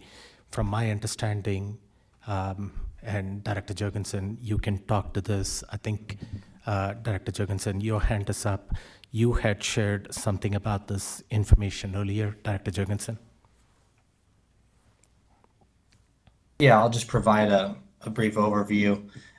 So if we move forward with the lawsuit after passing this policy tonight, we will be part of a coalition of districts like D49 and schools that will work together as joint plaintiffs. That the team that is handling this lawsuit is confident that the case is legitimate and that the federal courts will ultimately agree with our arguments. It may need to get to the 10th Circuit of the Supreme Court, though, for full clarity, really just due to the fact that Colorado has adopted laws that are contrary to the traditional and the current federal view on the 14th Amendment and Title IX. So it may take us, up to 2 to 3 years for us to finally see, have full access to a resolution on this. But during that time, based on the briefing that Deb Mankins got that she shared with us, we'll have full access to the litigation team and related assets as this case progresses.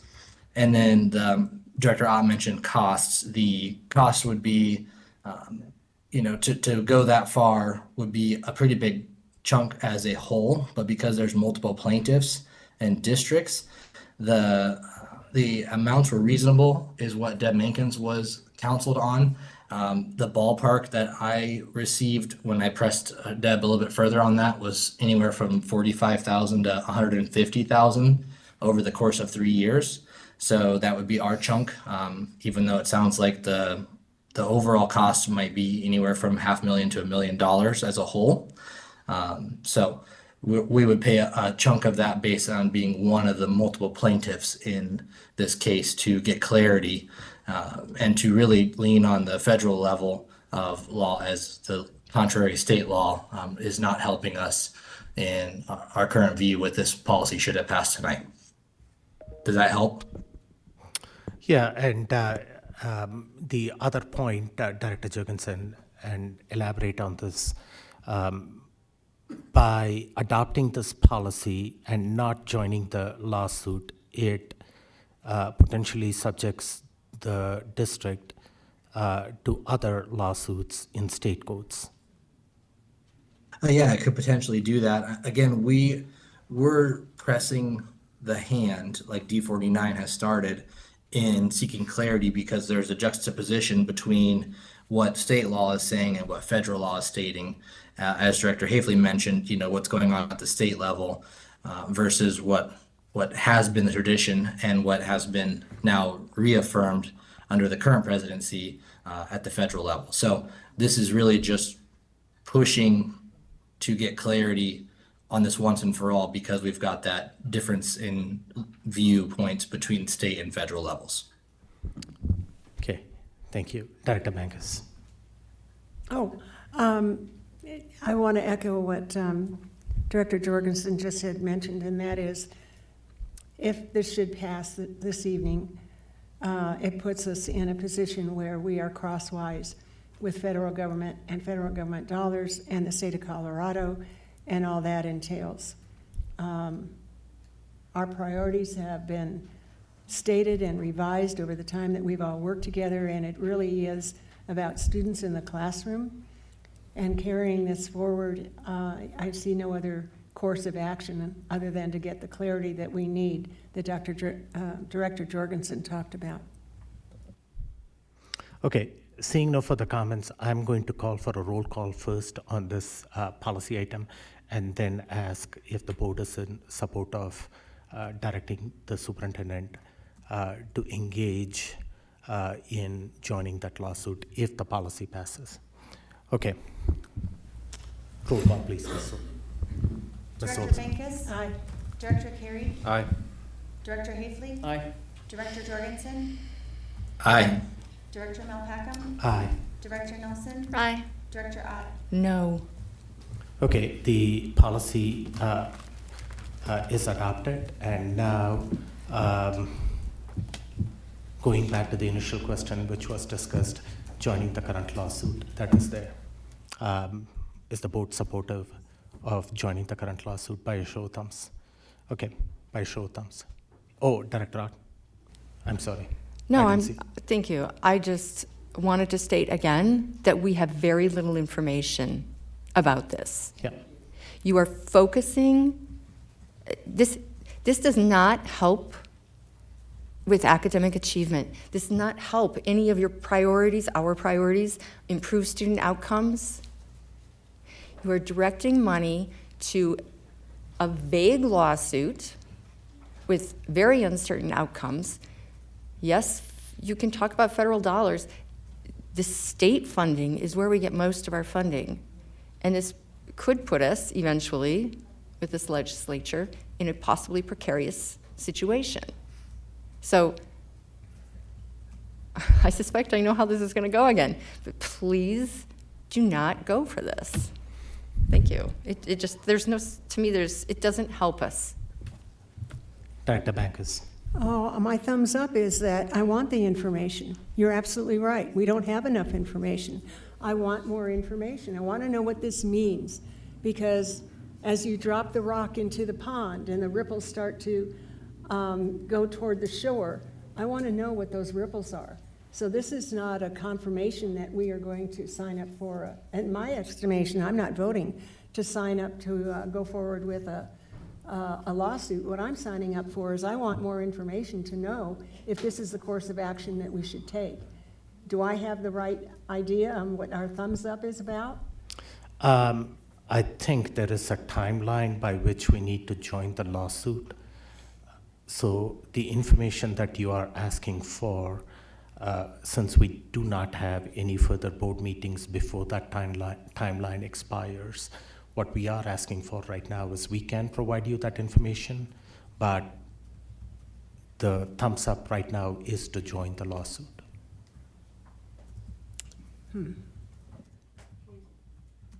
Okay, I think there is a, Director Jurgensen. Yeah, I just wanted to, I might have lost my train of thought now after that wait time. Well, let me see if it comes back to me. I apologize, everyone. Okay. So as far as I know, again, to answer your question, there is a timeline by which we need to join that. And the information that we have right now is what Director Jurgensen shared.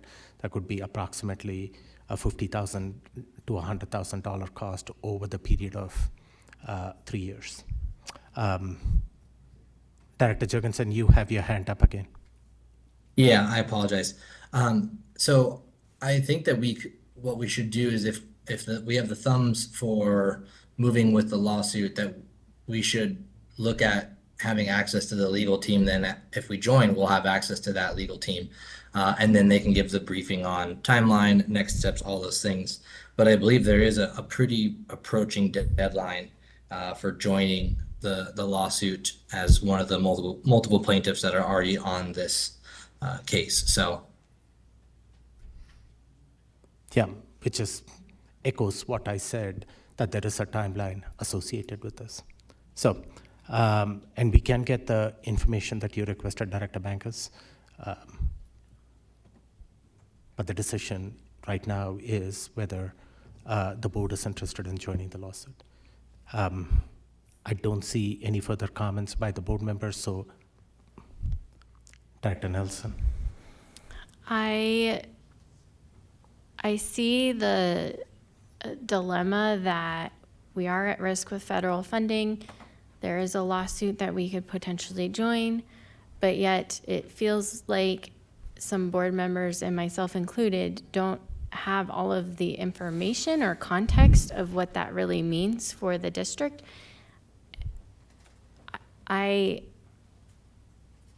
My instinct is to join the lawsuit, but recognizing that we need to be informed in making these sorts of decisions. So how can we move forward and gather the information we need? Is there a pathway for us to, as much as I don't want to ask for this, have another meeting where we can get that information that the fellow board members are requesting, so that we can move forward and potentially join this lawsuit? And what is the deadline that we need to make this decision by? And is it something that we could even host like a 30-minute online session for us to hear from the individuals that are involved in the current situation to help us make an informed decision? Is there a possibility to gather more information before we actually make a decision?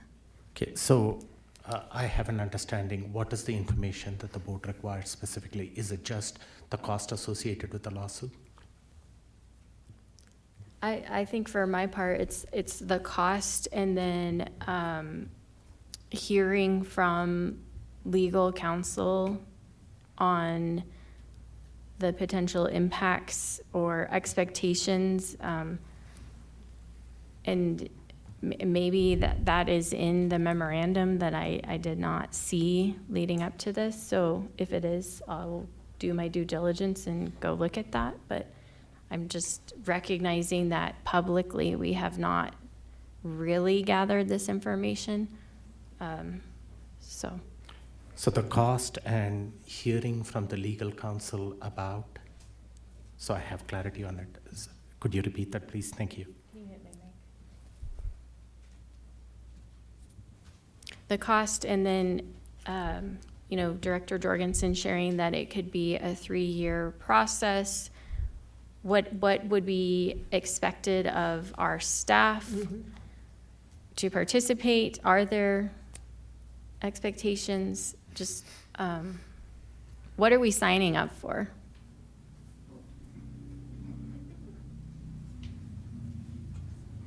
Okay. That's basically what I'm asking as well. How much staff time is this going to involve?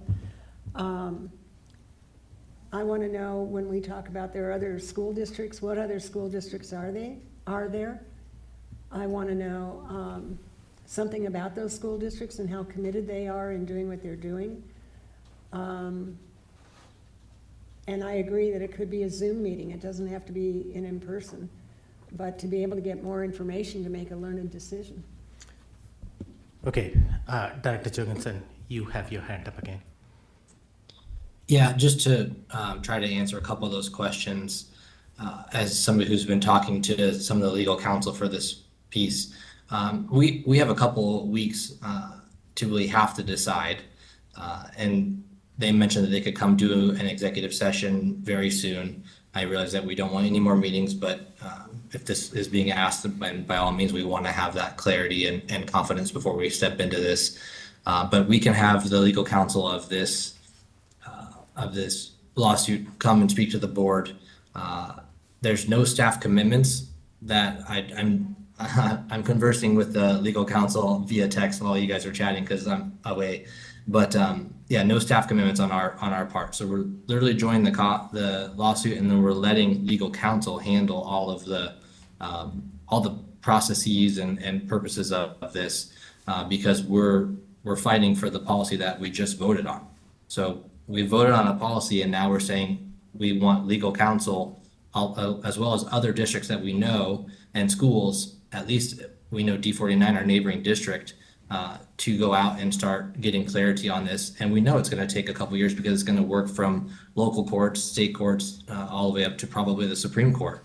And we know that's going to be the process. So no staff commitments, just our portion of the share of the cost over the course of the next couple of years, as we are one of many plaintiffs. So if the board would be willing to have that briefing in a virtual meeting or whatever it might be that you need for clarity, but we do have a couple of weeks, but the deadline is probably approaching by the end of the month for sure.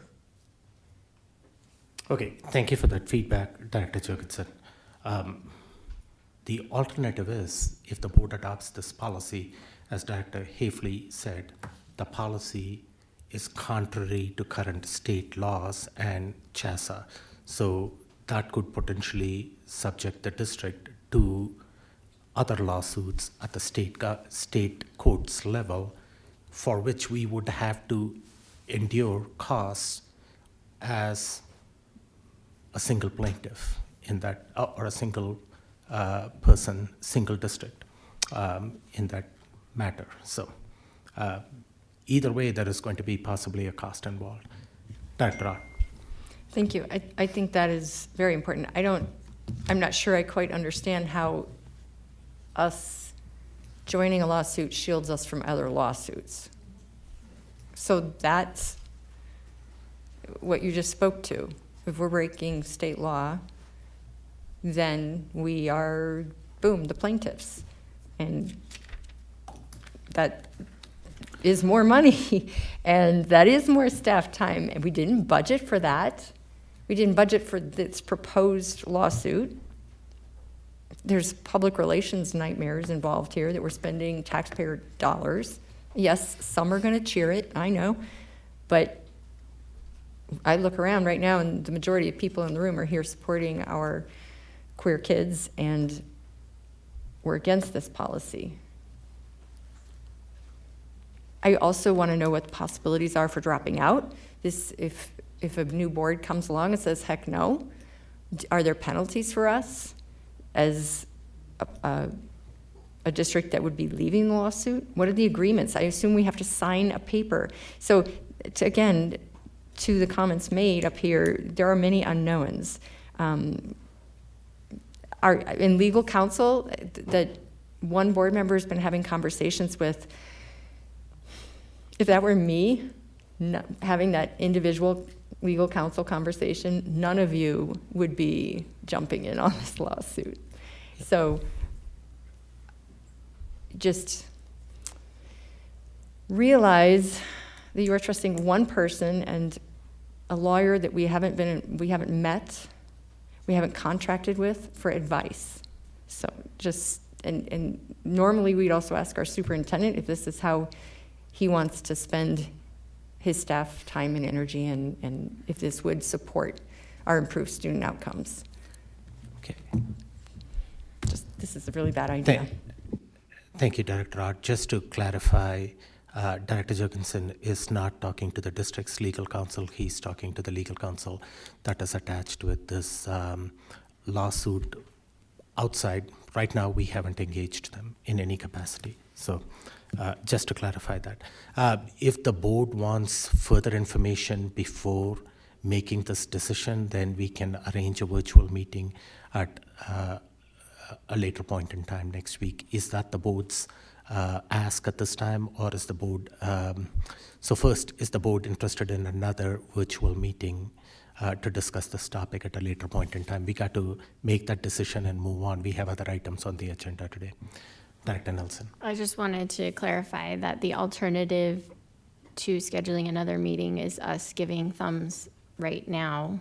And if we were to give thumbs to join the lawsuit right now, that could potentially still regain that information, whether it's through email or an additional meeting. Is that also an option? One of the questions Director Jorgensen already answered. Apparently, there is no staff commitment required from our staff part. The only other question is going to be the cost associated with this, and the cost would be shared. And I don't know if there would be a definitive cost that can be even provided at this time, but it is a cost that will be shared by several districts, whoever joins that lawsuit. But if that's the will of the board, we can schedule that. Okay, my part for where I'm currently thinking is I would give thumbs to joining at this time with understanding that we would gain more information that would come. Yes. Okay. Going back then to the original question, is the board supportive of directing the superintendent to go through the appropriate sources, appropriate steps to join the current lawsuit that is in federal courts? By show of thumbs. Director Jorgensen? Yes. And we have enough thumbs up on this matter. So we will not have another virtual meeting at this point in time. The board will get the information that you requested pertinent to cost and any other additional information through an email at this point in time and an update when we reconvene back in August. Thank you. So we are at the end of our special meeting. Seeing no further business, if there are no objections, this meeting will adjourn at at 7:58 p.m. Thank you.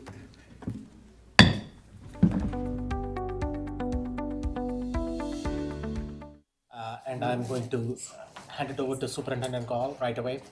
Superintendent Gall, could you set up this conversation and provide the board an update? Thank you, Dr. Milpackham, and as board members make their way over. I'm super excited for this follow-on conversation. Over the course of the last 6 months, District 11 has embarked on really putting our money where our mouth is and our attention to the challenges and the board priorities that you all have made so clear.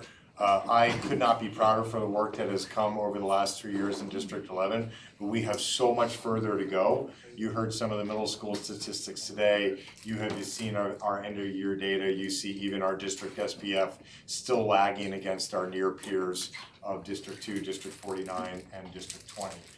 We are moving with great intentionality, but it has been a multi-year design to get ourselves to a team of teams concept where we have more focus and attention on the academic side of the house than we do on. I can't hear the boardroom.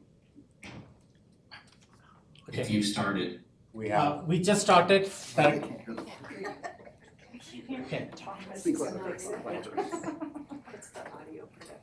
Pause. Hey, there we go. Can you hear? Thanks. Can And you- so with that, I'm excited to introduce these three chiefs, as we like to call them, as is the three wise people. Miss Crystal Rasmussen, Dr. Carol Fry, and Deirdre Shearer, two of which have been parts of the district for a couple of years now, and Crystal newly joining. I'm gonna hand this over to them. This is an update to the board. There is no action here. These are organizational decisions that we have made, but we want the board to understand why we made these decisions and where we are headed with this. But I could not be more excited to get the clarity of what is going to now be the D11 way with a positive vernacular instead of some of the negative connotations that phrase has brought to bear in the past. These chiefs. Before you jump in, I just want to, for the record, there are 6 board members in attendance in person. Director Nelson will join us momentarily. Director Jurgensen is joining us remotely. And Superintendent Gall, you mentioned to me that at some point in time during this work session, you will have to step out because of a prior commitment. So, but your team is there to lead us through the rest of the conversation. Back to you. Good evening. Thank you so much for joining us. Tonight we would just wanted to provide a brief update on the academic redesign. And your name? Crystal Rasmussen. I'm Chief of Curriculum, and I'm just excited to be here to give you this update. So one of the reasons we were looking at redesigning is we really strongly believe that students are our why, and we really need them at the focus of all the work we do. And so we felt by redesigning, it really helps streamline and really puts the focus on students. So another focus area we had was how do we align our focus areas with our strategy and our resources? And so we ended up on the left, you'll see we have 3 buckets: what we teach, how we teach, and who we teach. And so our focus is on that content, the teachers, and the students. And then how do we align to our strategy? And so the D11 roadmap is familiar to all of you. You've probably seen it numerous times. And one of the things that when we were looking at these ideas of aligning the 3, they really fit into every single one of those 5. There's a lot of overlap in all of the areas. Just to highlight a few, I think, earlier this year you ended up adopting a K-12 ELA curriculum. One of the, I think, first time we've ever had a K-12 aligned resource, which is obviously huge as far as just facilitating text-first planning, but also ensuring rigorous materials.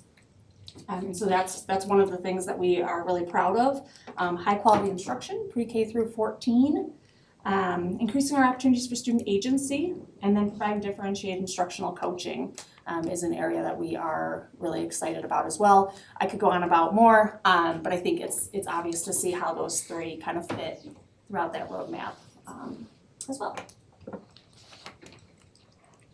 So visually, this is another way to think about how we have aligned to our commitment. So when I look at this, I kind of think of the triangle as a 3-legged stool, and so each of those legs is equally important, and if you lose one of them, it's broken, right? It's not functional.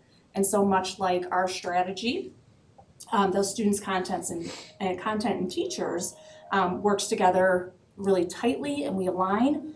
If we end up focusing on one of those areas or lose them, so for example, if we focus on the how or the what, we really risk disengaged students. If we just focus on our students, we risk losing rigor and relevance, which is important to us as well. And so really wanting to keep those tight so that students, content, and teachers work together, believing that learning becomes really powerful when all three of those elements are in alignment and supporting each other. So in the academic design, we continue to be focused on a team of teams approach. However, we know it's helpful to see the organization in a little bit more linear format and to see how all of these teams will be aligned. So many of these departments still will work collaboratively with all three chiefs. And so again, I'm Dr. Carol Fry, I'm the Chief of Instruction, and I'm here just to speak a little bit about some of the ways that in our design thinking, we brought our strategy to bear by really thinking about the resources that we had and really how our structure needs to follow our strategy. So in building what you see here, we started again with that strategy in mind around student agency and the student experience in the classroom. So what I'm excited to share on this slide is really this vision of kind of de-siloing some of the departments that we've had, right? Really thinking about if we're putting the student in the center, the student's gonna have needs that cross from curriculum to instruction to their experience in a D11 classroom. And so what you'll see that's kind of the largest change on this slide is really the shift in the Chief of Instruction's department to regionalized support. So instead of having a singular department for math, what we've done is break that department into spaces that say we have 4 different directors who can specialize in math, who can specialize in literacy, who can bring to bear our strategy in individualized education.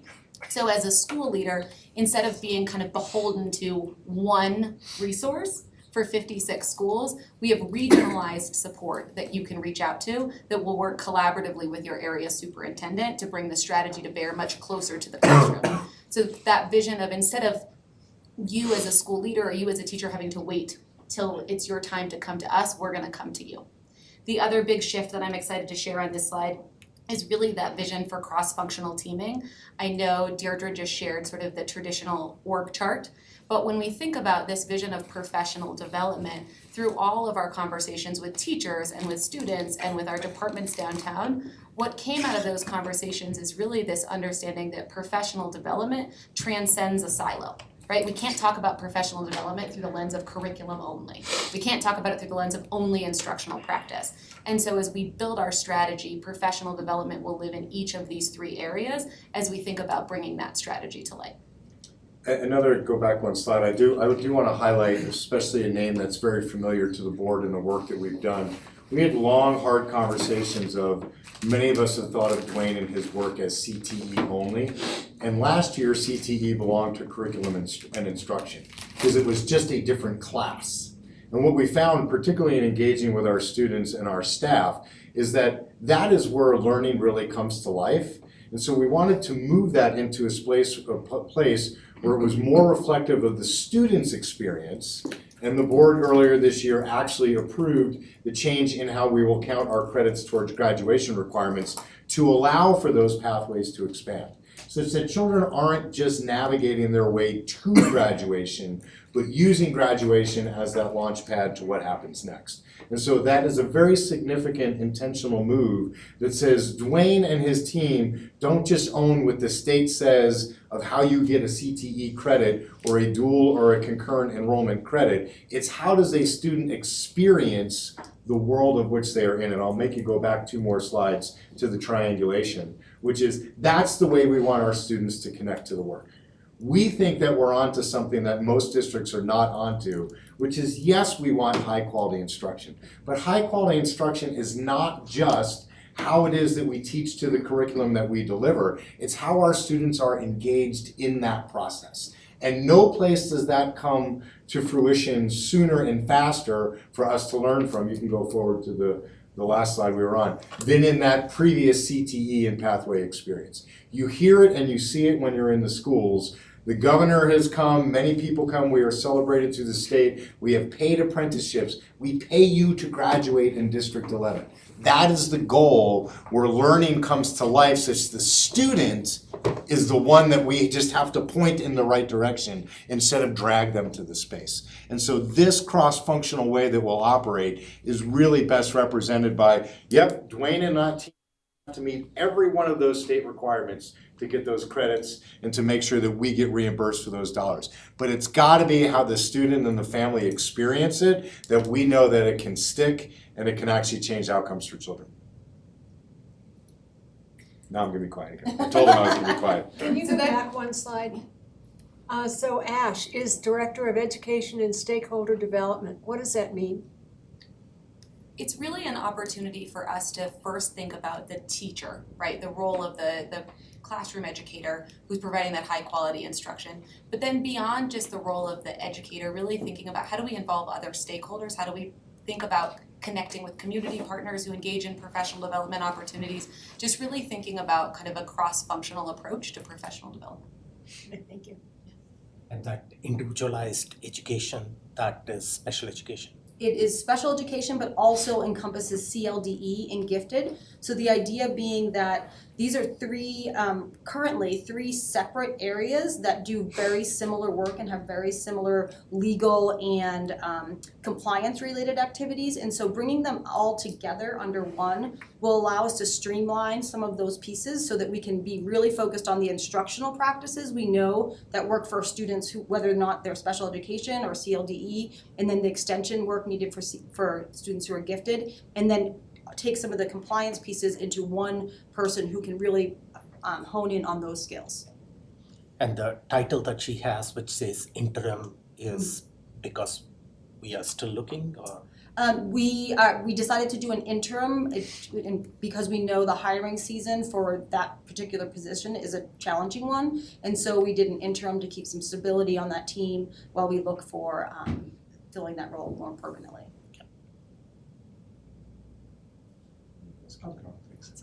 So as we think about what this really looks like on the ground, I think it's the easiest way to sort of operationalize what our strategy is really what's the impact on the teacher, right? Through the lens of how does this change actually get to the classroom?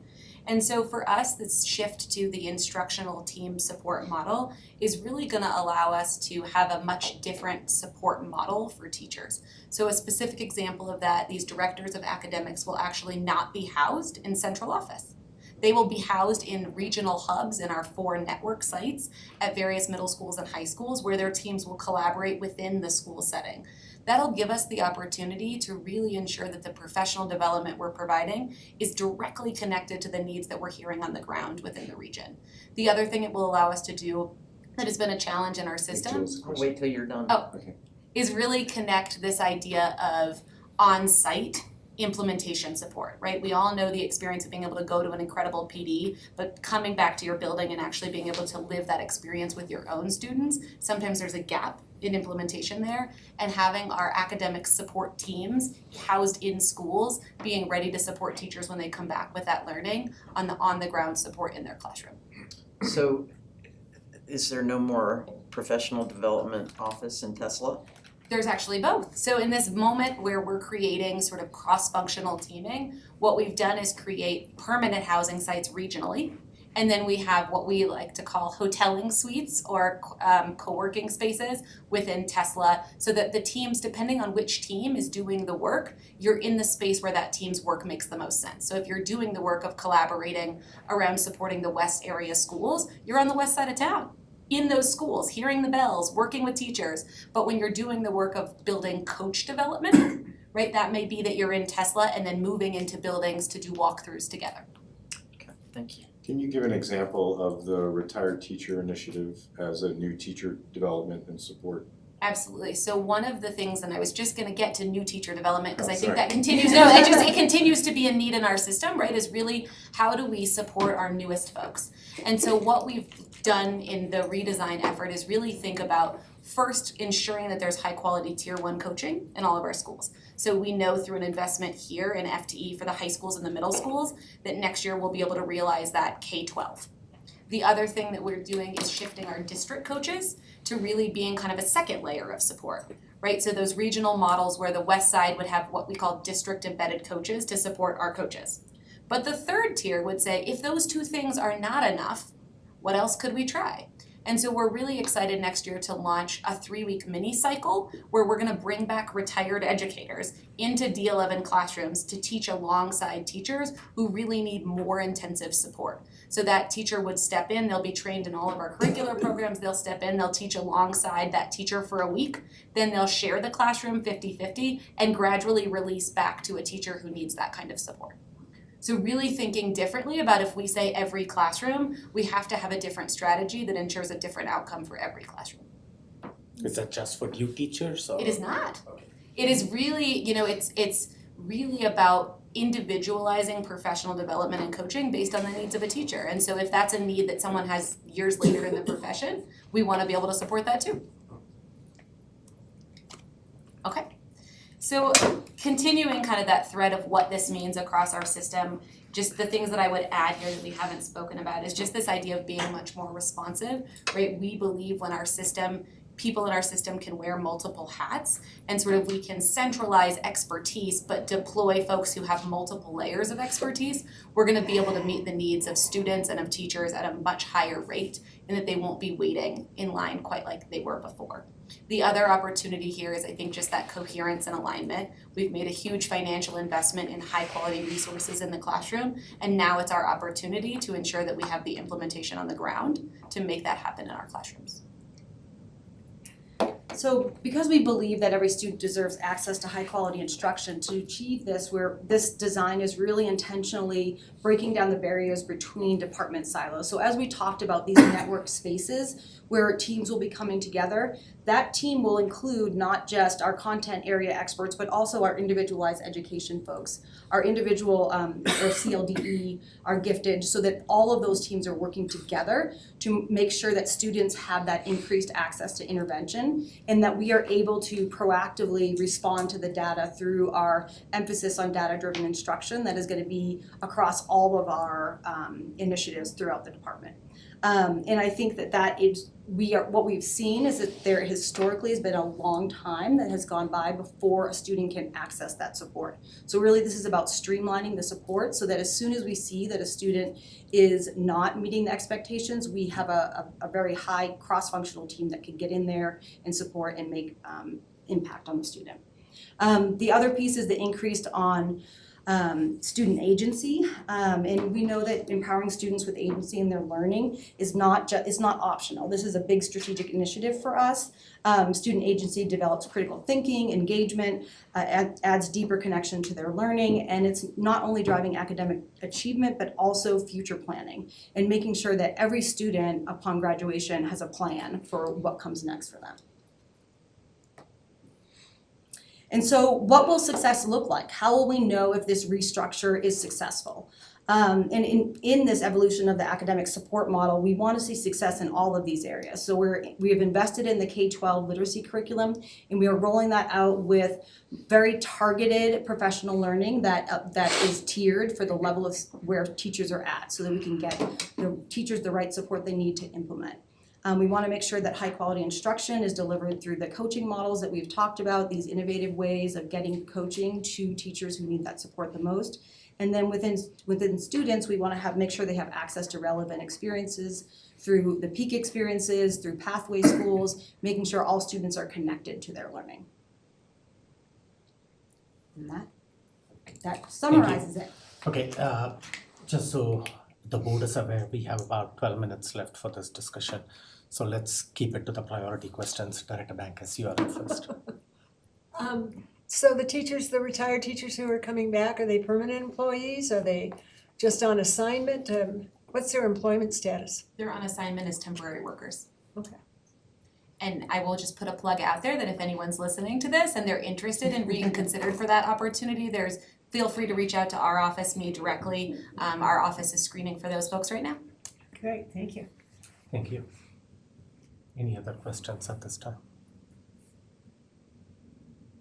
Seeing none, That's great. I'd Thank like you. to just add a big shout out to the talent management team for the help in this process, making sure that everything was clear and was transparent, and the number of interviews and the amount of highly qualified resumes and interviews that we've gone through. There are a couple of interim positions because we want to make sure that we hold the bar to what we need in the long run, but we have the right folks to be able to fill in that space in between. But there's a lot of behind the scenes work that has gone in. I heard all three of the members talk about the design process.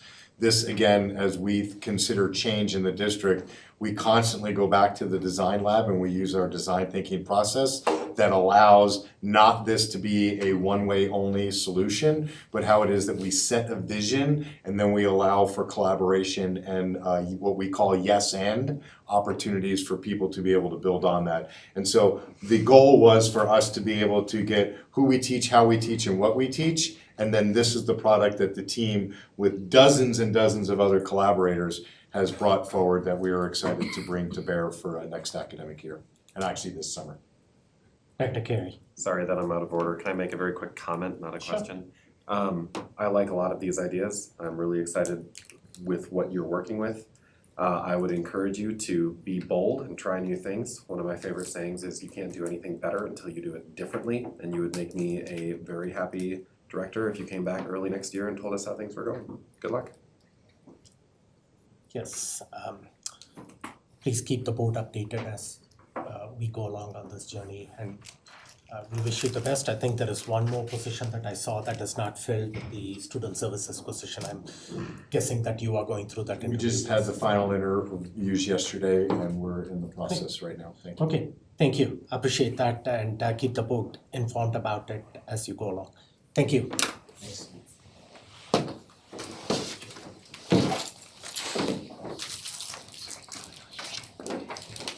The next item on the agenda is capital improvement summer projects and energy audit.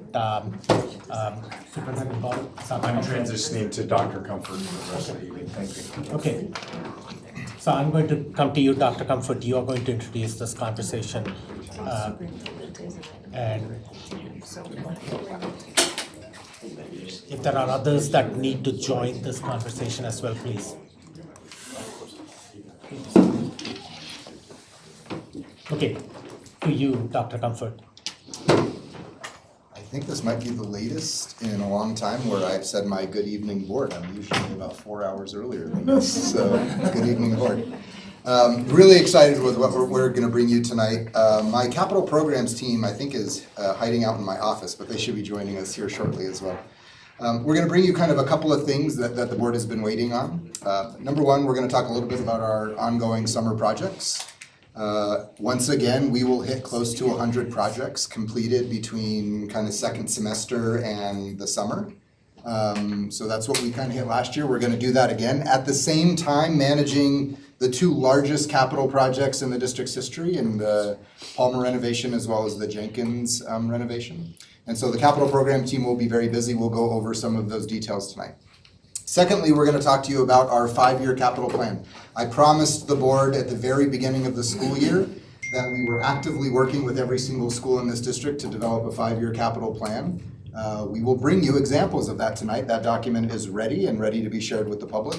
Very excited about that. And then the third part of tonight will be the energy performance assessment and now potential next steps that the board allocated funding towards. We're going to talk to you about a few possible ideas. One is going with a company that runs an energy performance system and the pros and cons related to that. We will also talk to you about if we were to run that internally and the pros and cons related to that. Most of what we're going to talk to you about, though, tonight is really going to blend nicely with the board's ongoing consideration for a bond. And so that's what we're most excited about. Okay, I'm going to turn it over to Jen. She's going to get us started. I think when we get to the energy performance part, if that's okay with you, President Wapacham, we can do introductions, or would you prefer that we do those now? Is that okay? Okay. Thank you, guys. It's a pleasure to be here tonight and go through the great things that are happening both this summer that's going on right now in D11 and things that we have planned for the future. This summer, some of the highlighted projects are provided here. We're continuing to finish the safety and security projects throughout the district. So we have the major projects happening in the summertime. That started over a year and a half ago. So it's been an ongoing effort, but we are buttoning those up here in the next 3 to 4 months or so, a little bit into the fall to finish some of the bigger ones. So that's been a really exciting effort, and the schools have worked really well through the construction. So they have been able to have front entrances relocated while construction is going on. So the schools have just been really accommodating and supporting that happening, and that's not something that we're used to, so it's been great to see that support there. We have HVAC work that's going on throughout a couple of areas. Mostly we're working on designs for HVAC improvements at Henry's, South Admin, and Sabin. That'll be actual construction starting next summer. So we're just finishing up designs, and we're doing some pre-tab work now. So we're understanding how the systems are not doing the right things currently, so we can make sure that the designs are as right as rain and incorporate fixes for all of those things in the coming year.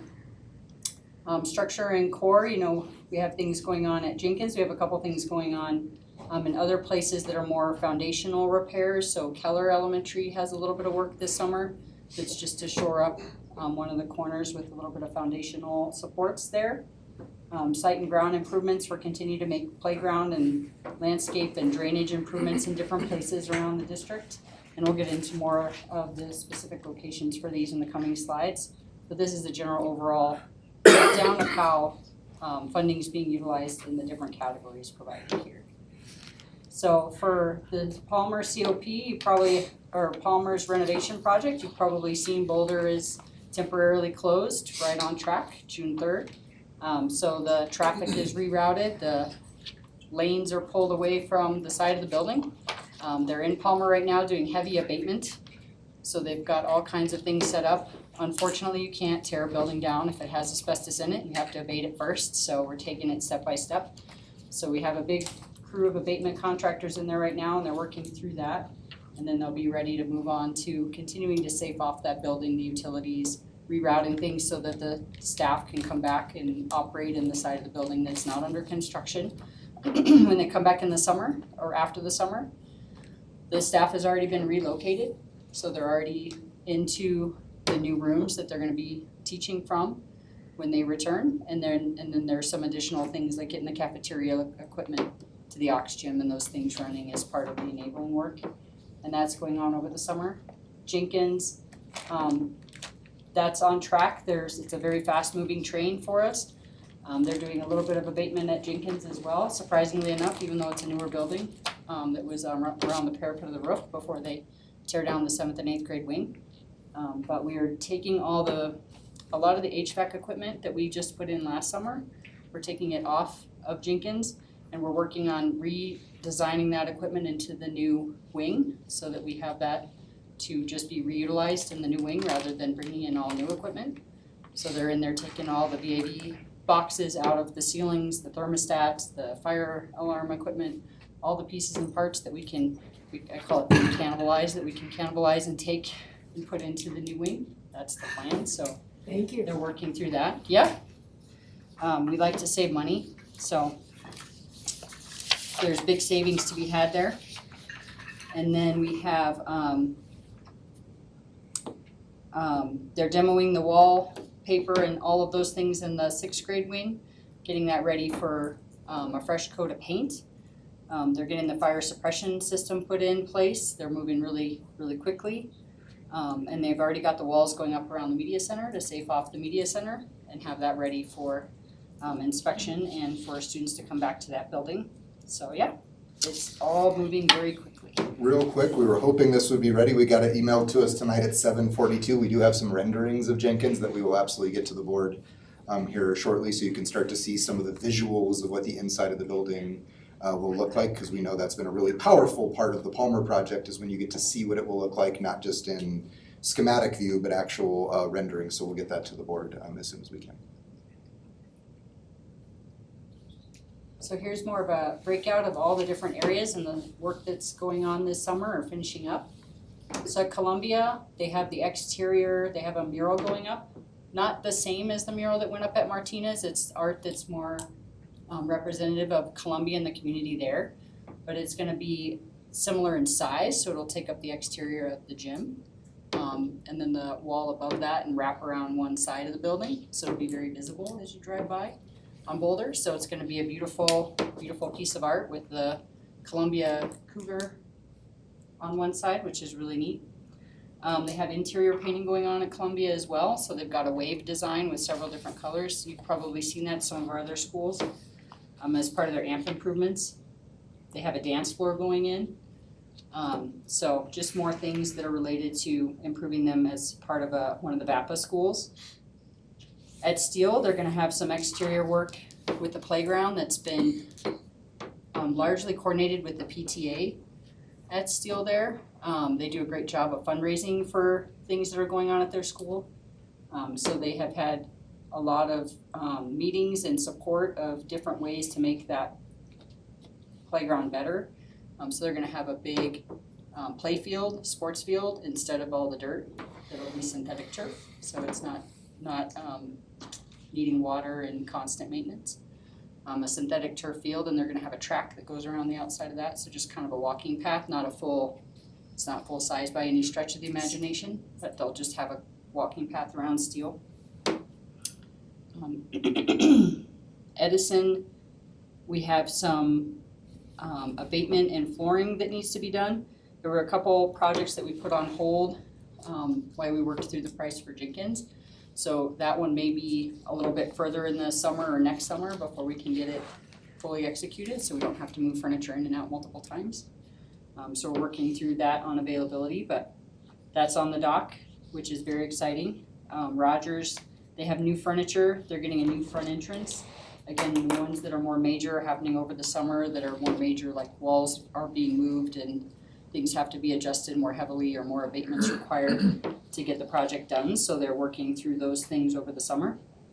Man, if you've driven by it, you've probably seen the plywood up in front of the school. So it's another more major front entrance change, but the front entrance of Man will actually be off of the parking lot for Man, which will be a great change instead of having to walk through, down, and around. So they finished the concrete work and ramps recently, and they're working through getting the framing and walls done, and that'll be opened up and ready for summer, or ready for fall. So ready for summer, because it's summer for us, but. To make sure you guys have plenty of time, obviously, we will share with the board like we have before, capital projects update that will have kind of color coding to let you know as summer progresses where projects are tracking. Obviously, we're much early in the construction season now, so these are all green and good. But as we encounter things over the summer, we'll make sure and keep the board updated. A number we want to draw your attention to, and you'll see this in the ensuing slides, is you'll see really good disbursement of money across the 4 regions of the district. So yes, we are doing a giant project at Palmer and another really large project at Jenkins. Outside of those 2 projects, you'll see that our capital project funding is being really evenly distributed across the 4 regions to make sure that every part of our district is seeing good capital investment. Yeah. So West area has similarly big AMP improvements going on that have happened at Bristol and Halbert. You guys have seen the front gardens and the exterior places for students learning at Halbert Elementary that were finished last summer. There's a couple other things they're finishing this summer and adding to that. The roofing will finish this summer. Buena Vista doing some asphalt replacement on the northeast side on their exterior playground asphalt.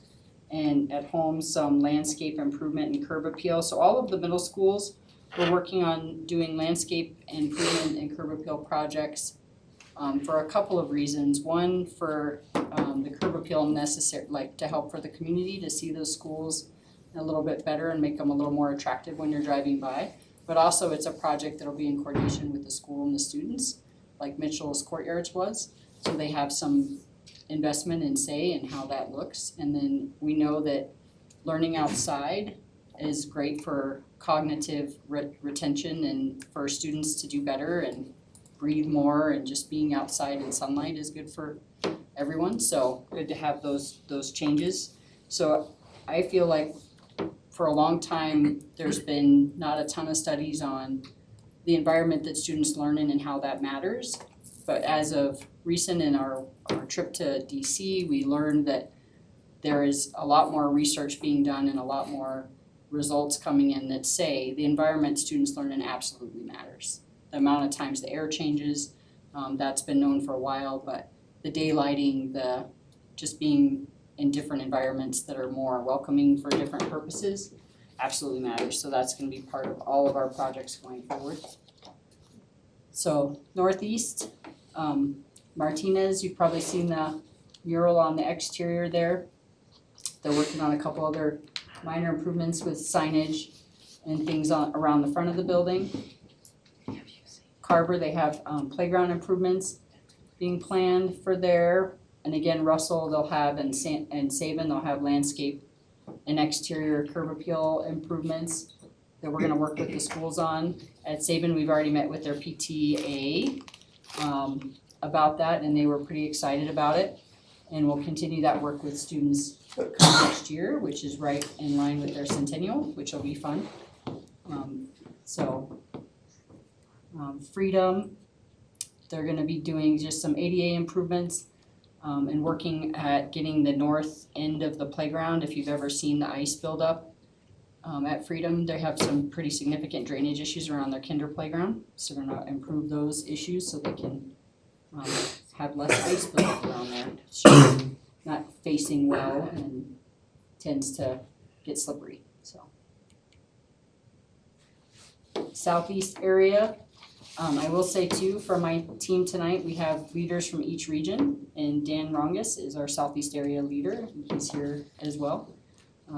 He's been doing great work there. McAuliffe is getting their steam door put in, which is a custom STEM door, and it provides learning opportunities as well as being a door for students to use. So it's gonna be really quite amazing when it's done. It's taken quite a bit of work to get it designed and then quite a bit to get it built because it's custom built. So it's gonna be a neat feature at McAuliffe, and they're also gonna have more intervention breakout spaces just outside of that for them to do more of that type of work there as well. They're also getting some playground upgrades there. McAuliffe has an awful lot of students and their playground doesn't necessarily support very well the amount of kids they have, even with multiple lunches and recesses. So they're getting some additional playground equipment, also in line with the their STEM theme, so that they can use it for learning as well as play. So in everything we do, we're trying to incorporate both an academic aspect and an aspect that supports the school's needs. So Audubon, we have a big win in the extra work that Dan did on the Southeast area for figuring out that some of the places have had a building addition, and we have some underground areas where we can do an easier way of putting in some additional bottle fillers there. Currently, the kids have to walk a pretty long distance. There's not very many bottle fillers available. So he found a way to get them through tunnels and into places for less cost, which is fantastic, because again, we're a big fan of more money to classrooms as humanly possible. So finding ways to help do that is always welcome. CSST is a big deal for our central admin and opportunity schools. That one is right on track. It's doing really well. We have a partner in Officescapes, OS Schools, I believe is their name now, and they've been helping refurnish some of our schools for quite a while. We just want to give a shout out to them. They are donating $150,000 worth of furniture for CSST. They have a manufacturer that's building a different kind of furniture, and they're gonna just provide it to that location and let them use it, and we'll support with some evaluations on what we think of the furniture. But otherwise, that's a pretty big supportive thing for partnerships to do. And we continue to see that as we go through projects. We continue to see a lot of businesses and folks that we're working with showing up like they did to support us at Jenkins and helping people move out, just coming in with support for different things and projects. So I'm not gonna go through them all, but there is certainly a good list of that we'll provide at the end of the summer as well. So the next thing is moving more towards our 5-year plans and some of the We information. just take a minute out there and then Sorry. see if the board has any questions, so we can go on this one. The only request that I would make is if the board can get an update in August as to how all this turned out. Pictures, visuals. We'll bring you all the fun stuff, yep. Great. Already Thank working you. on it. So with the completion of the HVAC projects, will that mean, how many more schools need upgrades or replacement for their HVAC? We still need some help, right? Coronado High School still needs to be fully air conditioned. Wasson still needs to be fully air. Now, the difference is those are $25 million projects. And so as we've discussed before, that's where a bond is gonna be really beneficial because then we can guarantee. Otherwise, we're saying that's the capital budget for the next 4 years. We're doing nothing other than completing air conditioning at 2 of our high school campuses. But I'm sorry, I apologize. But we are ticking off some of those smaller spaces. And one of the projects that Jen brought up earlier is the Sabin project. Sabin has air conditioning. And if we allow it to continue, it's going to require a complete rehaul and it's going to be a $15 million project. We have the opportunity to intervene at a much lower cost and have an air conditioning system that will maintain for years to come. And so we're going to try to handle some of those smaller case ones while we can with the funding we can, or with the funding we have, because some of those larger projects obviously are going to require a different funding mechanism. And with Sabin, because it used to be open format, and then they put the walls in, the air conditioning, the vents that, to me, have never matched the configuration. So are you saying the work that's going to get done this summer is going to remedy that?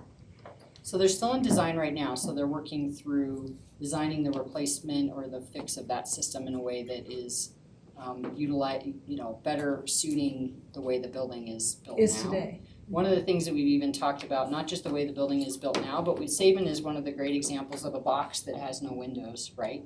It's just a brick box. And that's not great for student learning.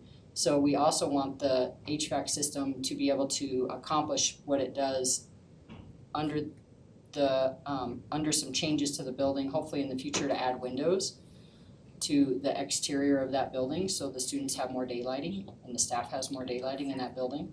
So that's a consideration for the design team as well. And that leads to a question about the CSST location. Are there going to be windows in there? Because right now when we were there, it was just a box. Yes.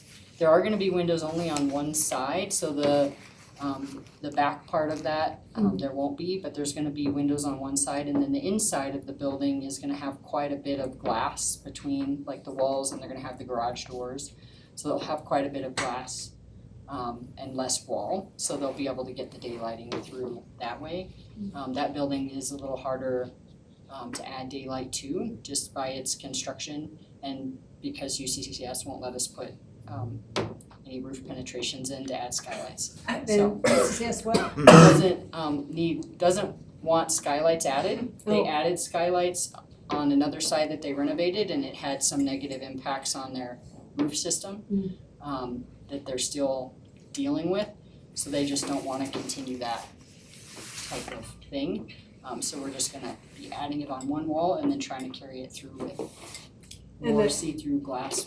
My last question is about the longevity of artificial turf for athletic fields. How long does that stuff last? So if it's cared for, I believe it's got a 15-year life. So there's things we can do to help support that. But I will tell you what we are doing as a district is making sure that the foundation that we're putting underneath it and the crushed fines and all of that is the right spec and the right equipment and the right groundwork is being done. So when it comes to having to replace the turf, we just take a layer of turf off and we put a layer of turf down. And that's a lot less costly than having to redo all the underground work. Gary Berry is a great example of having to redo all the underground work because the drainage and things weren't correct. So it costs significantly more to have to redo that work than it does to just take a layer off and put a layer down. Thank you. So, yeah, you're welcome. Okay, any other questions on just I had emailed about this and forwarded the email. Sorry, everybody, tonight at 6 o'clock to you all. I want to make the note, Thomas McLaren is listed here for HVAC, major renovation fall or winter project. And the feedback was that they had a major project ready to go. But charters, I mean, we have so many needs in our schools, and they get what I think is a fair amount of our money from the MLO fund and from our budget. And so to be, the reply to me basically suggests to me that, hey, every charter school, if you have a project aligned at just the right time, have we got a deal for you? And that's great for the charter, but we have traditional district schools to support with the funds. And so I'm concerned that we're setting a precedent here into the future. If I can respond. Please. Yeah, we've had a very varied relationship with charters over the last decade in terms of, and I don't know if this was in the response to you or not, Director Ott, in terms of we have done projects for charters before. Because remember, we have some charters in district-owned buildings, we have some charters in previous district buildings that they bought and now they own. We have a varied relationship. So as an example, a few of our charters financed their own COPs, but Jen's team served as project management to save them hundreds of thousands of dollars on having to manage that project over 4 or 5 years, right? And so related to the HVAC project at Thomas McLaren, as Jen was just mentioning, the HVAC project at Sabin, it's gonna take a year to design. And so that project it's multiple years out. Thomas McLaren had a project that is now able to be done in the fall because it had already gone through so many phases. And so yes, we were able to step in and help in a much lower cost. I respect that $400,000 is a lot of money. I just mentioned that a similar school of 1,000 kids, we're gonna pay $25 million for an HVAC project. And so I think it was a reasonable thing to offer them as a relatively large part of the portfolio. And I think it connects to the board's portfolio approach. We're not trying to take accountability or responsibility for all charter school projects. And we're also not trying to say, hey, that's on you guys, figure it out on your own. We are a partner, we are their authorizer. As we discussed earlier, if we're in a bond, they will be a part of that conversation. And so it's the only project in this year's capital budget, but if you go back, there are capital projects we have done for charters, we just don't do them frequently. I think it will be up to the board on if that is a continued belief or relationship that we want to have with our district authorized charters. But we did feel like it was a project in time and space that made a lot of sense for relatively low cost, where we're able to help a relatively large percentage of our overall portfolio. I guess in the future then maybe we could have a heads up on such things, because I know we did for Roosevelt Elementary and Academy for Advanced and Creative Learning. We had arrangements, the board was aware that we were supporting through their COPs, but they were still responsible for that. So just a thought. Thank you. Dr. Nelson.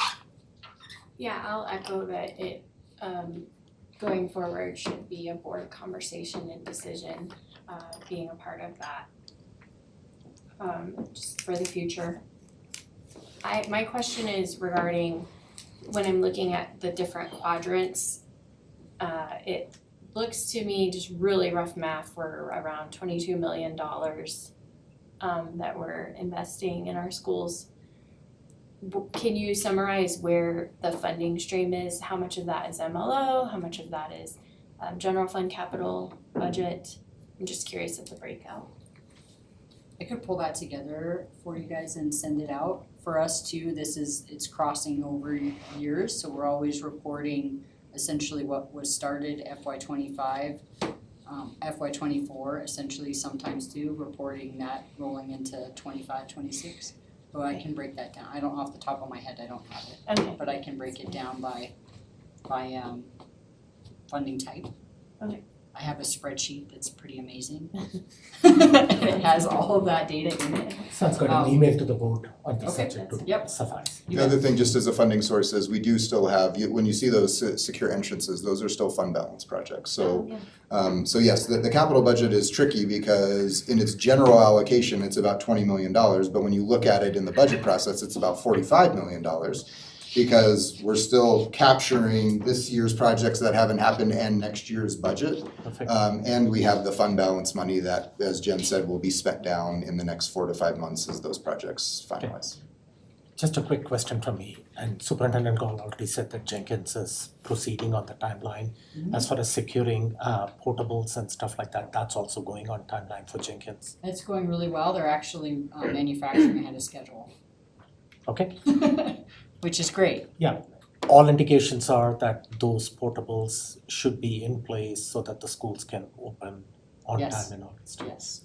That answers my question. For the seventh graders, the incoming sixth graders will be in the sixth grade Yep. ring. Correct. What about For the portables? public.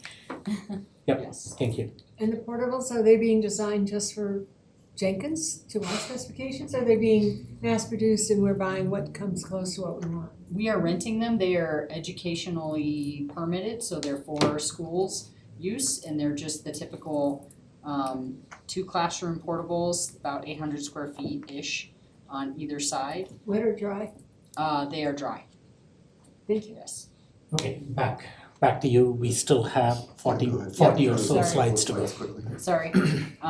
So an aging portfolio, it's no surprise that we have, most of our schools were constructed mid-century and they're a little bit outdated in design. Saban's a great example of that. Coronado even, center of the building for most of the classrooms instead of around the outside where the windows are.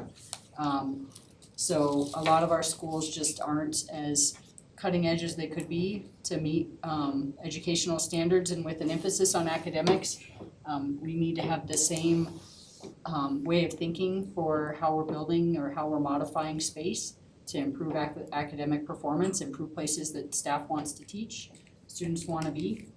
I heard from a district recently that has passed and finished upgrading their schools from a bond that they're seeing the kids come dressed better to school, which I thought was a really interesting result of having a better building. But it just does amazing things for helping students.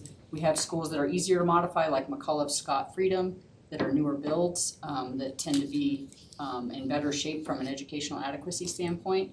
And then we have our beloved Norths and others that are our 100-year-old Centurions, West Middle and Elementary, that have beautiful facades and just need a lot of love on the inside. Just a very quick Yeah, very comment. quick. We got to keep moving. I know that when you're in a classroom that has no windows, that has no air conditioning, and you're in there with 30 to 35 teenagers, and the room is 85, 88, 90 plus degrees in there, little to no learning is happening. And the kids just sit there and it just drips down their face. And I know this because I sat in it for many years at Coronado, which is a great building, and I just love that school. But if people don't get there when at the height of the heat in August and September, they really don't know, they really can't understand what teachers and what kids are having to deal with without air conditioning. And I know all schools are hot. I get it, houses are hot. I get HVAC costs a lot of money. I'm just throwing out there that it might be a good idea for people that think that kids, they can handle it. It's just another year they can handle it. Okay, and that's great. Go sit in their rooms for a class period. Not even a full block period, a half a block would be good. And see what they have to deal with, because it's not pleasant. And if we're all about the learning capacity for kids and a high quality education, and I know they're getting a high quality education, the amount of learning though in August and September when it's that hot is just not happening. You make a good promotion for the The board bond. having to go to the community for a bond. Yeah, I'm going to use it as a segue. It's a wonderful segue. Thank you. Happy to do that. So we're going to talk a little bit about our 5-year plan. And what Director Hafley just spoke to is exactly what we're talking about. We used to talk about deferred maintenance. We're trying to move away from deferred maintenance to recapitalization possibilities, frame it in a positive way. But it's still $700 million. I mean, that's true, right? And so that's what you'll see on this slide. The capital plan that we want to address over the next 5 years is about $350 million. Now, to the statement we just had, we don't have $350 million over the next 5 years unless we have some other funding sources. But we know we need to do some significant work. We've started that work. We started it with some ESSER money. We did some quality bathroom renovations. We did some HVAC work. We're continuing that with our fund balance projects that we talked about. The certificate of participation is a big project. But we are now in a place where when I tell you we're ready for a bond, we're ready for a bond. We have, I'm going to keep going just to help with time. We have now identified 5-year capital plans for every single school. And so this is an example. I'm going to show you a few quick examples of what this has. You'll see on the left a couple of data sets. We have done so many assessments over the last 5 years of our facilities. We know everything from facility condition to educational adequacy to energy usage. And so you'll see on everybody's capital to safety, that's that SEPTED score. We now have this for every school. And what you'll see up here is Adams. Other than school performance, Adams' facility is in really good shape. That's because the board, a number of years ago, made really significant investment to renovate Adams. And so what you'll see is not only do we have that data, but for every school, we're going to showcase the projects that have happened since 2017, because that's when the MLO was passed, to what the plan would be for the next 5 years. So when we think about what's a capital plan for a bond, we have the project lists ready. It doesn't mean that the discussion is done. It doesn't mean that we won't go to every single school community, but we've done that. As a part of this work, we've taken all of those data sources, including conversations with each school community, to decide what do you want to see happen at this school over the next 5 years. So this is what Adams looks like. I'll keep going on. Here's Grant. Here's a school that's kind of in the middle. It has some green in terms of school performance and some condition, but you'll see its educational adequacy and its safety is yellow and its energy use is orange. You'll see we've done a lot of projects at Grant over the last number of years, and we plan to continue to do projects there because Grant could use some meaningful investment. Holmes is another example. Holmes is over or outperforming the facility that it is in. You'll see, I don't know how the energy use is only 46 at Holmes, but other than that, they have geothermal, that's why that makes sense. Other than that, the facility condition at Holmes is not great. Remember I shared with the board, whenever you filter this data in a variety of ways and you reshake it out, a couple of schools always pop to the top. Holmes and Palmer are always two of the top, right?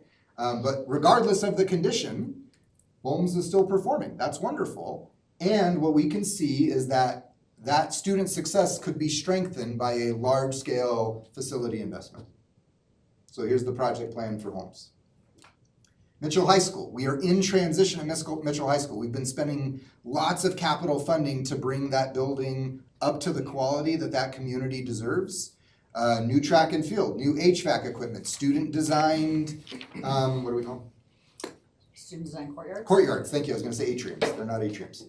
And a whole lot of other projects. And you'll see that there's still growth that needs to happen at Mitchell.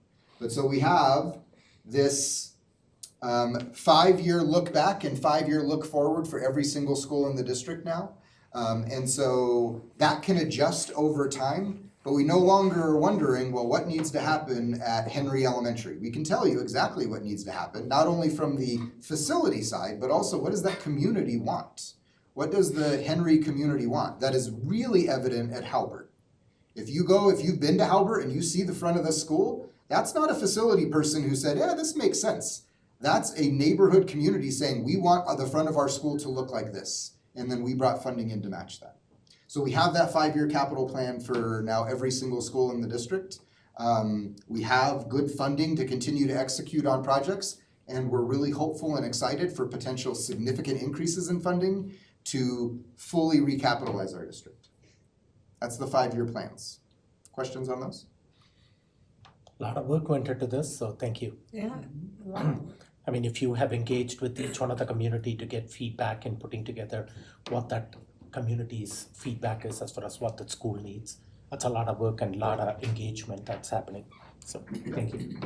Okay, we're going to transition to our energy performance contract conversation or operational cost efficiency program. So I'm just going to frame it real quick, then we'll do introductions, and I'm going to let the Snyder Electric team take it over.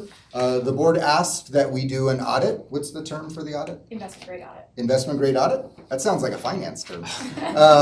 We've conducted that. Lots of data. You saw a lot of that data represented in the 5-year capital plans and in the projects that we're doing. And basically the board has 2 options in front of it. I guess 3 options. You could decide to not do anything.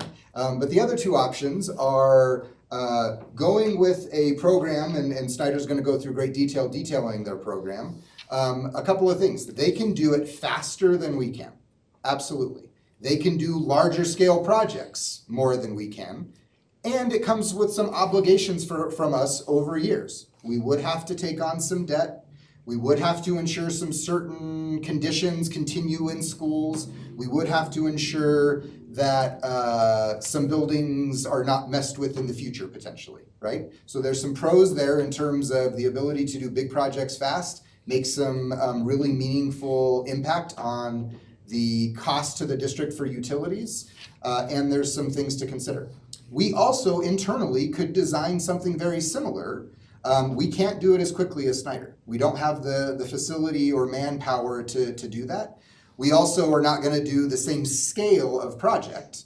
But what we could do is over time, we could handpick certain projects, LED lighting, some things with water that I don't understand.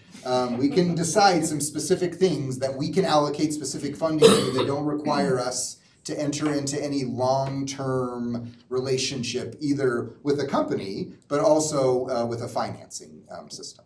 Okay, so I'm going to let Snyder jump in and kind of go through their project. Could you introduce your team?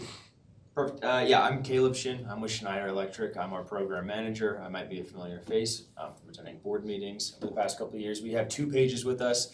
Paige Spurk on the right, she's the director of Colorado. She runs our team out here. And Paige Bleakley is one of the project development engineers that led the development of the project that we'll be talking about today. We also have Josh Chisholm. Yep, Josh Chisholm, I'm with Capital AE, former D11 employee.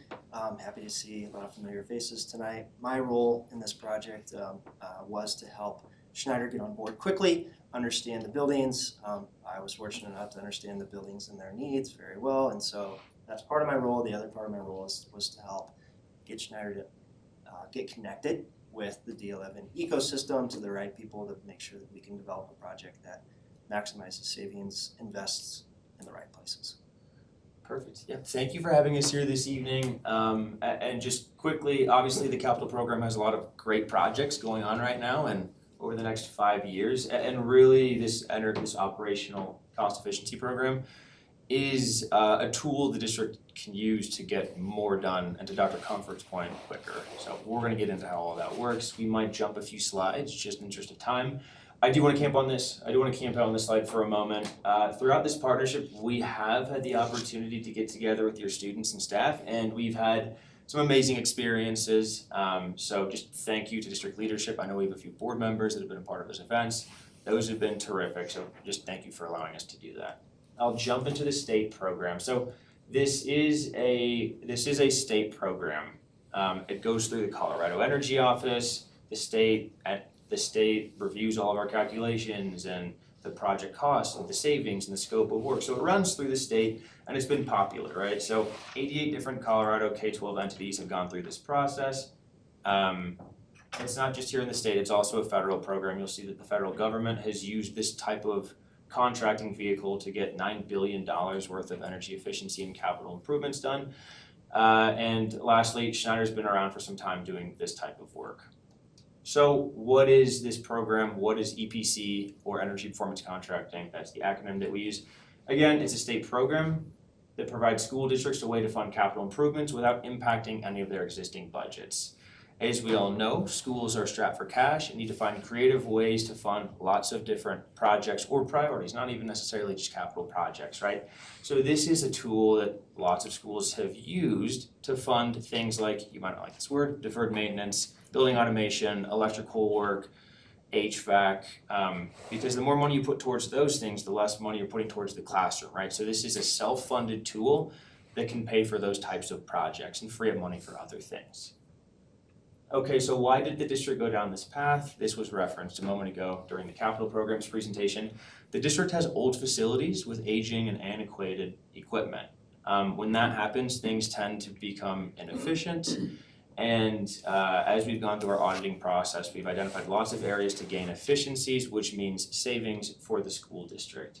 In addition to having aging infrastructure, the district has a recurring $10 million on an annual basis from the capital program to put towards capital projects. So this essentially is a one-time shot at getting more work done. And we'll get into the details of how it works later.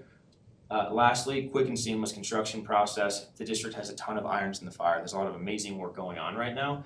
Design build projects with guaranteed savings require that one company designs, manages the entire project, and then they're on the hook for the performance of what's installed. So we have to go get quality labor with reputable equipment, from reputable manufacturers. What we go install has to go work. We have a financial guarantee behind all of the projects. So you don't have change orders, you don't have cost overruns. Schneider has to manage all of that, and it makes it a easier project to manage for a project management team. And that is how we've done over $1 billion in repeat work with our K-12 clients, because it's such an easy way to go get work done. So I did want to touch on that. How will this benefit the district? First and foremost, this is $25 million in school improvements that'll get done in the next 12 months. So we're talking about HVAC and lighting in classrooms, in learning environments. So a significant impact on those spaces. The next bullet point, it preserves district funding to be focused on other priorities. Back to why school districts do this. If we can fund $25 million in lighting and HVAC, well, now the capital program fund or the general fund or the fund balance doesn't need to fund those projects. It basically frees up funds to go towards other projects that may exist. And I'll just touch on this third bullet point before I jump. $50 million in taxpayer savings, that's a huge win, right? And that's an amazing thing to be able to communicate to your community. And I will move on from $50 million in what time frame?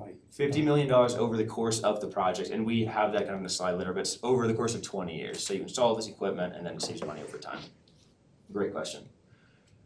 Okay, so how did we get to where we are today? We were initially selected through a competitive procurement against about 10 other firms to begin the investment grade audit process. I agree that it's not the name is a bit of a misnomer. It's less of an audit and more of a design phase. Yes, we are surveying your facilities. We are conducting field audits. There's a lot of data collection, but that is much more of a design effort. Once we get all of that information and understand where the savings opportunities are, we are then working with the capital program team, department heads, school district, with guidance from district leadership to really design a construction project. And so where we are today, we have a fully developed construction project, and it's shovel ready. The only remaining piece is getting the funding lined up for the project, and Dr. Comfort alluded to what that is a moment ago. So with the board support, the only piece is going out, getting funding, and then this thing would be ready to go in the fall. And as I mentioned earlier, after the project's approved, we can get this whole thing installed in about 12 months. Sorry, I'm lagging on the clicker here. Okay. Last piece on the audit. So there's a ton of data collection, and really that data collection allows us to understand which which schools have the most efficiency gain opportunity. This table on the left represents where schools are efficient or inefficient, gas, water, electricity. So red means inefficient, green means efficient. And after a comprehensive energy efficiency project, this whole table is green, which means that you're spending less money on gas, water, and electricity at every one of these sites. That's where your savings come from. And the savings that we're estimating are about $1.5 million a year. That's in year one. In year 20, that's a little over $3 million a year because these costs escalate. I am going to hand this over to Paige to speak to the scope items that would generate these savings. Yeah, thanks, Caleb. In the interest of time, I'm not going to go through every one of these bullets, but something I'd really like to hit on pretty hard is that these projects are meant to be self-funding in the state of Colorado. They're meant to be budget neutral or budget positive. And we have to build these projects with district priorities to meet those standards. So when we met with district staff to understand what the priorities are and where your problems were, we also have to balance those things with high savings items that are going to fund the items that have lower savings. So for example, the lighting is a very high savings item with lower cost, And those savings are gonna help fund HVAC improvements that cost more upfront and don't save quite as much energy on the back end. So this really is a comprehensive project that works together to pay for itself. Another thing I'd like to hit on is this EMAS, or Energy Manager as a Service. And what happens a lot of times with these projects is they focus on the equipment only and less on the behavioral and operational changes that need to happen to make buildings more efficient. So we partner with you through this service with an energy manager that you can use as a resource in order to help ensure that moving forward, you continue to meet your facility and energy needs. Oh, and then the green highlighted, we did evaluate solar at Palmer, and there is good opportunity for that. Obviously, it doesn't make sense right now, so that would be opportunity for the future. So we talk about the finances, we talk about turning wrenches, all these things, but really it's about what happens in the classroom, how we're impacting your students and your staff. So, we think about changing out lighting. Jen hit on this earlier too. Enhancing your learning environments is huge for academic performance. With your lighting, when we do our lighting audits, we took pre-readings of, they're called foot candles, so at desk level, at task level, so at desks, at whiteboards, at screens, we're taking all the lighting levels and seeing if they meet the Illumination Engineering Society standards, say that 3 times fast. So we're making sure they meet IES standards. And when we're doing our lighting retrofits, we ensure that all those standards are met post retrofit. So your students are learning in environments that lighting levels are set for the tasks at their desks. Additionally, with HVAC improvements and building automation improvements, we can improve indoor air quality, temperature control in classrooms, all the things that students need to have the best academic environment to learn in. And then, some other things we're doing, future-proofing lighting systems. If we do all the lighting at once, we're able to ensure standardization of manufacturers, which helps with reputable suppliers. So, and that includes your attic stock. So anywhere in the district that a light might go out, there's no question about who installed it, when, where, why, how, what kind of light is it, what year did it go in. It's all the same. It makes it really simple for district staff to make those improvements. And then you also have Schneider Electric on the back end for warranty support, like Caleb mentioned, one company accountability. So Jen doesn't have to ask who she's calling about the lighting. She calls us, and we help fix the problems. So where's the rubber meet the road? How do we actually pay for this? How does it work? We have a quote there from Superintendent Gall: access to high quality instruction drives student achievement. You've all heard it. So we're gonna help ensure that your dollars go into your classrooms. So it's not a new operational expense that we're talking about. This allows us to reduce current expenses and then reinvest them into schools.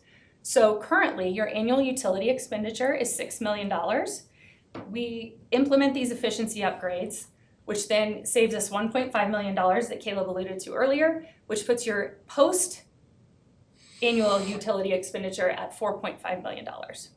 So we take that $1.5 million currently that's going to CSU, Colorado Springs Utility District, and we're going to reroute it into the project. So right now, the benefits of sending $1.5 million in annual payments to CSU, not great. We're gonna take that $1.5 million, we're gonna redirect it as a payment towards this project, your energy program financing, which will result in $25 million in classroom improvements today. It'll be done within a year. Questions? That was a lot really fast. I know we're running out of time. Didn't we have this discussion about a year ago? And so how is this discussion today different from what we talked about when you first brought this whole idea to us? A couple of things. So now the audit is completely done, right? So the first time we approved doing the audit, is that it? That's correct, yeah. So you guys approved the contract of going and doing the work, and that was a very long project. It was on their timeline a little bit ago. And then in full transparency, they were ready to come a while ago and we were in the middle of the COP, and we were in the middle of defining our 5-year capital plan, and so we wanted to bring it to you as a part of the capital program planning idea, right? Because it's not really separate.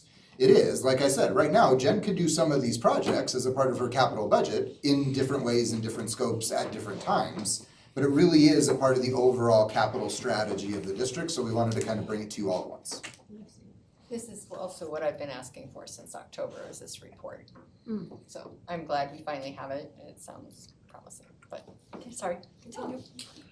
So if I understand it right, and correct me if I'm wrong, what you're talking about is $25 million. That's going to be paid out in $1.5 million every year. But $25 million is something that we are going to borrow upfront? Yes. Would that be a right term to use? Correct. Okay. Yep. And what's the term of, like, is it 25 years or? Yeah, thanks. That takes me right into my next slide. That's great.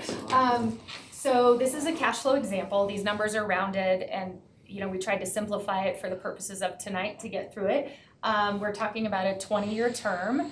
So if you look at this bottom blue bar, $25 million borrowed over 20 years with interest results in about $41 million to the district with interest.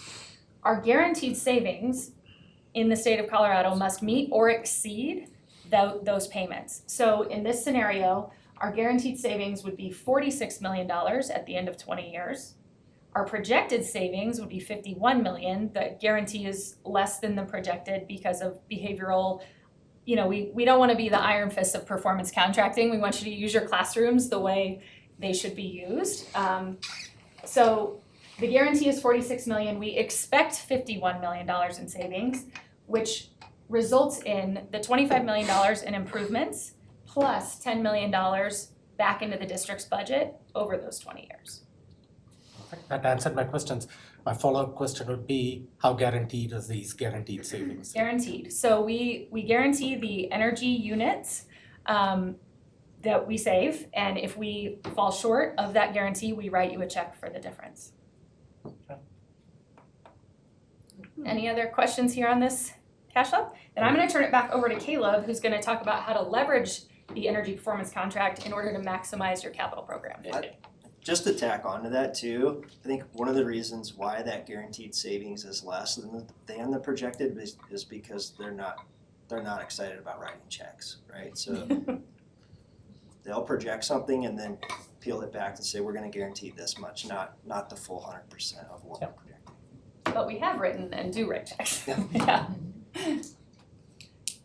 Okay, thank you, Paige. So the district has done an amazing job at stretching resources further.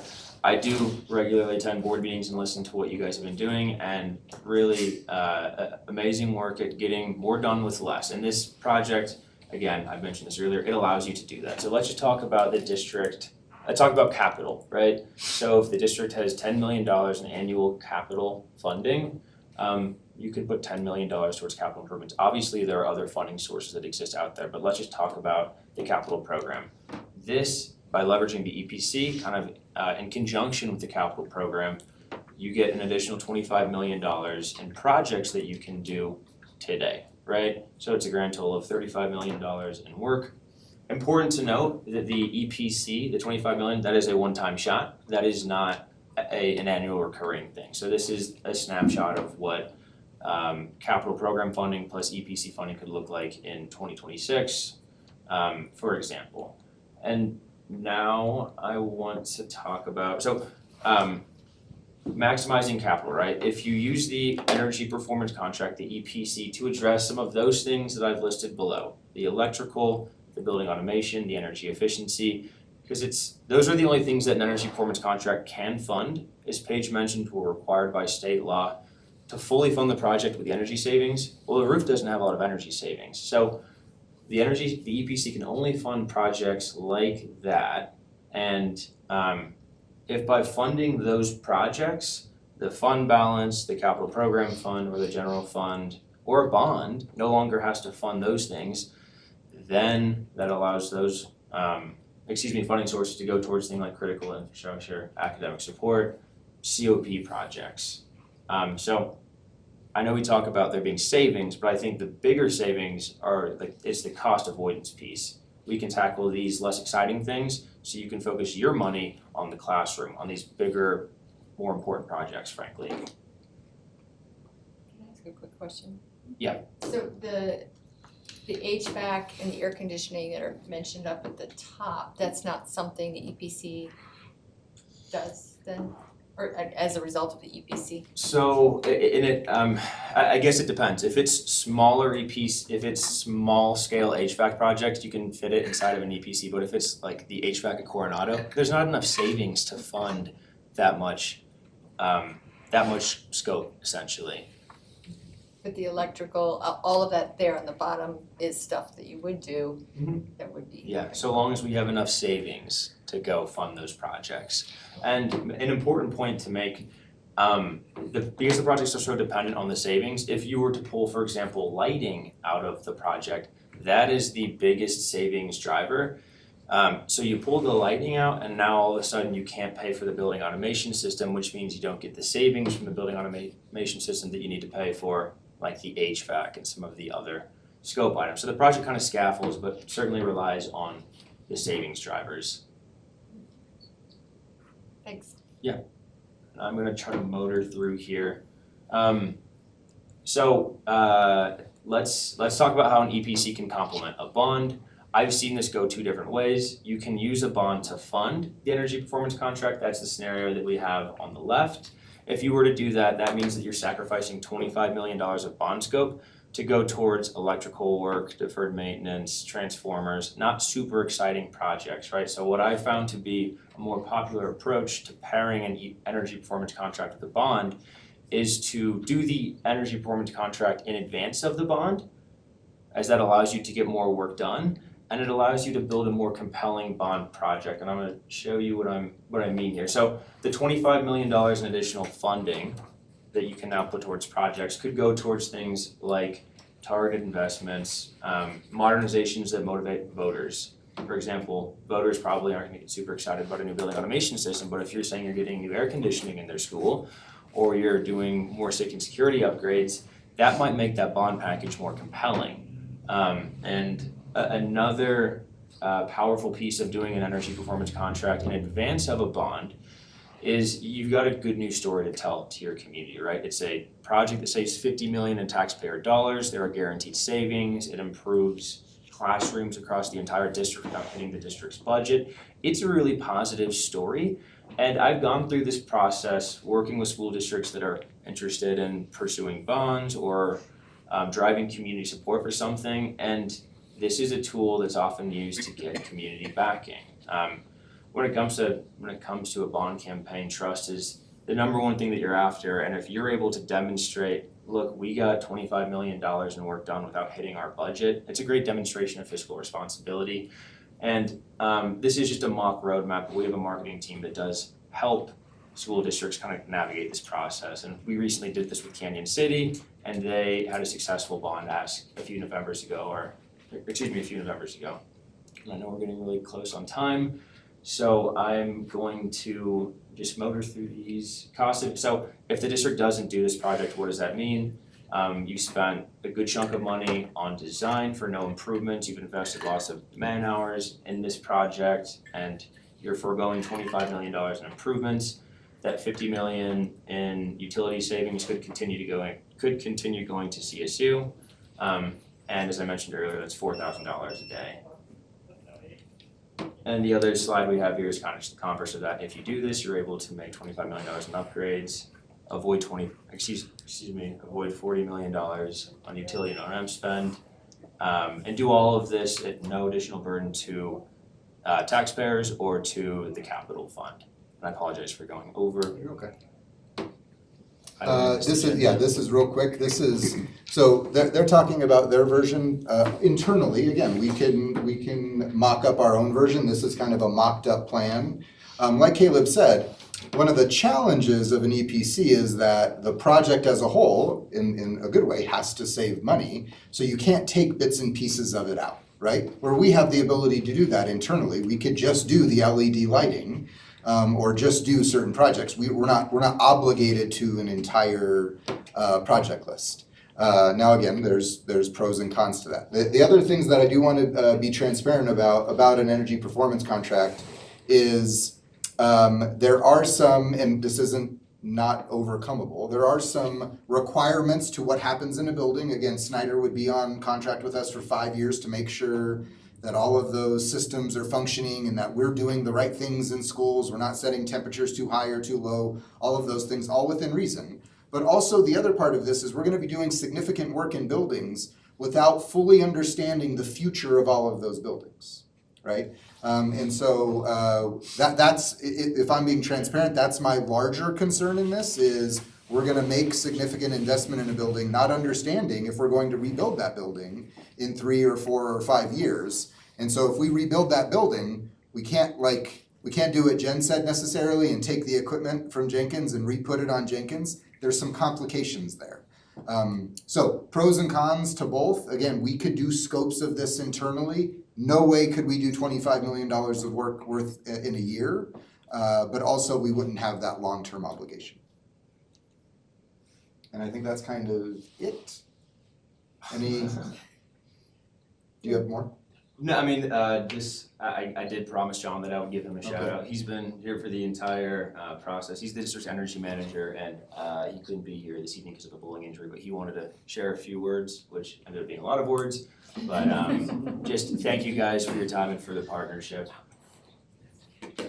So Dr. Comfort, is there any specific guidance or action do you need from the board tonight? Well, I understand the board is not going to vote, but I think we would be it would be beneficial to hear the potential thought process of the board. Are we interested in moving forward with work such as this? If so, is the board interested in, again, we would bring this back in the fall for a formal vote. Are they interested in moving forward with an energy performance contract? That would give me time to look at financing, to work with banks, to do all of those things. Or is the board interested in trying to address some of those projects internally with the budget we have over time? Okay, Dr. Nelson. I have a few questions. Can you go back to slide 33, which is the numbers slide?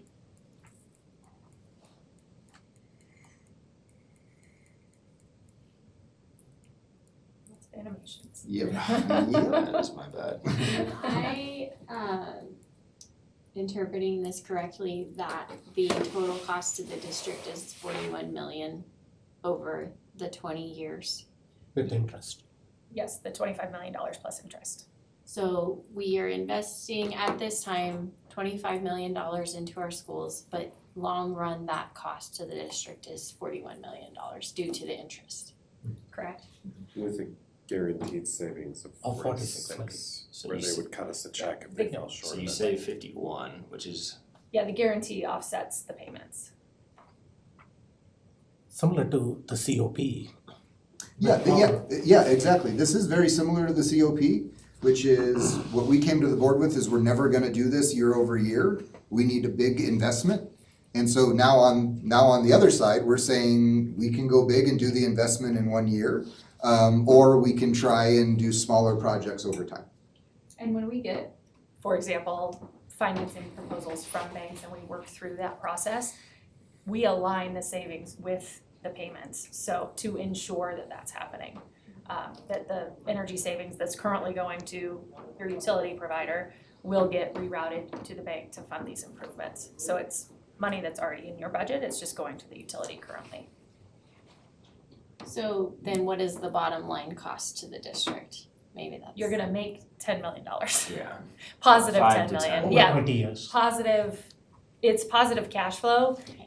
Currently in year one, these are round numbers, but positive cash flow year over year for the district. How come all school districts don't do this? I have the Like, same what's the question. What's the catch? You asked that question. Yeah, that's exactly, Director Nelson, I've asked the exact, like, this makes so much sense, why wouldn't everybody do this? I do think, again, on paper, we're saving a lot of money, but there are some obligations. Again, this is assuming that we follow the protocol over 20 years, and it is assuming that we don't jeopardize any of those facilities, right? So if we do what Snyder tells us to do for 20 years, and none of our buildings change, we're gonna save $10 million. I mean, that's true. And if we don't, then we are committed to this 41 million, essentially. Like Well, if we there's- totally screw this up. There's thresholds, so in the contract, that, you know, number one, it's the projected versus guaranteed savings that allows for some of that. We set the temperature ranges with the district, so within your current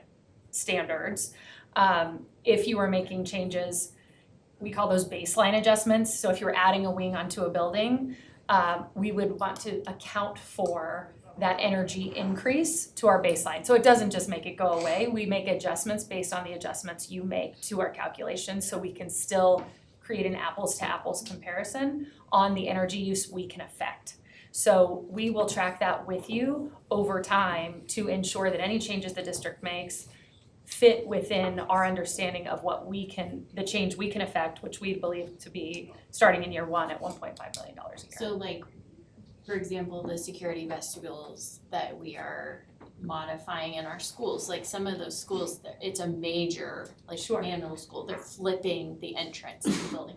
Is that something that we would now no longer be able to pursue in the future under this contract? No, we're not gonna tell you you can or can't do anything. A security vestibule, in fact, typically saves more energy because of the thresholds that are involved and that usually a door has closed before another one has opened. We also don't wanna account for those savings. So, you know, you would say we added a security vestibule, so we're not gonna say, oh, we saved you more money because we didn't do that improvement. So it works both ways. We would just wanna stay in communication about the changes the district's making. We don't tell you what you can or cannot do. We just need to be informed about all the changes. What about the potential that we have schools, that the board needs to have a very candid conversation at some point about our enrollment and potential closing of schools? So how does that come into play? Sure. I would suggest that before we move forward with the project, should the board be, say, pursuing a bond or thinking about those types of decisions, that we would have an understanding of that. If a school is gonna be closing within the next 5 years or so, I would say probably we should leave it off our project list. Then we should probably what? Maybe leave it off our list or talk about what we're doing in those facilities and how the ROI makes sense versus the life of the building, that kind of thing. Dr. Comfort addressed that too, that being his biggest concern, in a way. Yeah, and I'm not projecting anything, obviously, but it's also just unknown, and regardless, as the person in charge of finance, we're gonna owe the $41 million regardless, right? Because that's debt, it is going to be debt that the district takes on. Again, assuming that these things happen, it is a very positive move for the district. And I've never gone through it to really know, in 19 years, are we still in this, doing the same thing in the same buildings, earning all of that savings, or does it become more complicated over time? So that's just my hesitancy at most. Some planning is required in this. If we are going in this direction with the EPC, some planning is required as far as how does this coordinate with the bond that the board could consider going forth sometime in the future. And to Director Nelson's point, if there are schools that are underutilized, and then we should take them off the list. So I would like to come back to my question and hear from you why school districts don't pursue this more. Can I just mention one thing? If you go to 25, slide 25, it lists 11 of the projects there listed are school districts.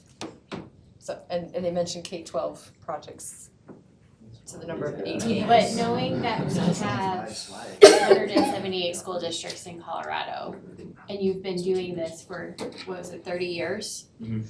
Why isn't that bigger? Like what are the things that hold school districts back? If you'll give me the candid answers. From my perspective, the candid answer is you guys have a lot of different important things going on. And there's also sometimes, there's administrative turnover, there's changes in priorities. We know that energy efficiency and capital improvements are important, but there are other things that sometimes take the place of that. So if we're all the way through the development process and maybe the person that was leading the charge or the board or the superintendent or the admin team that understood how this all worked, maybe they move on somewhere else and someone else inherits this project and they're Like, I don't wanna go do an energy efficiency project, I want my focus to be on the classroom right now. So in my candid experience, once you sit down and a group understands how this works and you get to the stage that we're at today, they're typically supportive.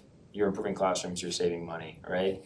But it's a long process to get here, and it loses sometimes steam along the way for reasons like that. I don't know if you. Well, I'd also like to point out, like, especially in a state like Colorado, there's a lot of smaller districts that don't have the square footage, that don't have the That's a energy good point, spend, yeah. even when they're inefficient, their energy spend, if we could save them 50%, isn't enough to fund a lot of these types of projects at this scale.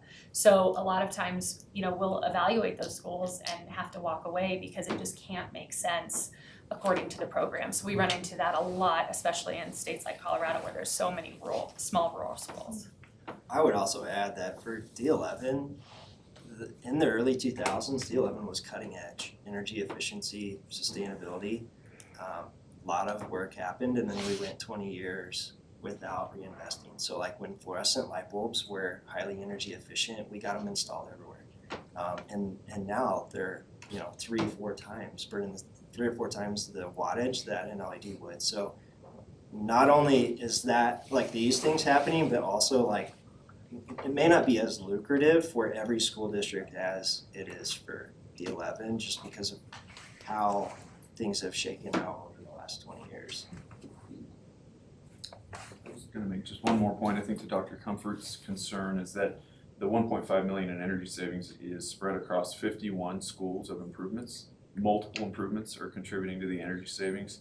And so in the aggregate, you would have to make a lot of huge changes to multiple campuses or even closures of schools to significantly reduce the amount of savings that's guaranteed. So one of the reasons that typically doesn't have a long-term effect is because one small change, even a new addition or a small closure or revamping of a vestibule is a very tiny fraction of the overall guarantee. That's why we have such a big gap between the projected savings and the guarantee.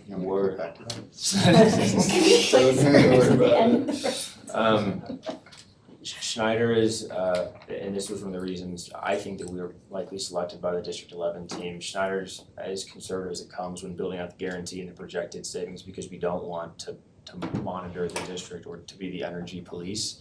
The guarantee being at 1.35 and our energy team saying you're gonna be saving 1.5, you have $150,000 of wiggle room. So if a teacher wants to come in, if you have a new basketball coach and he wants to have 6 a.m. workouts, like, you don't need to come to us.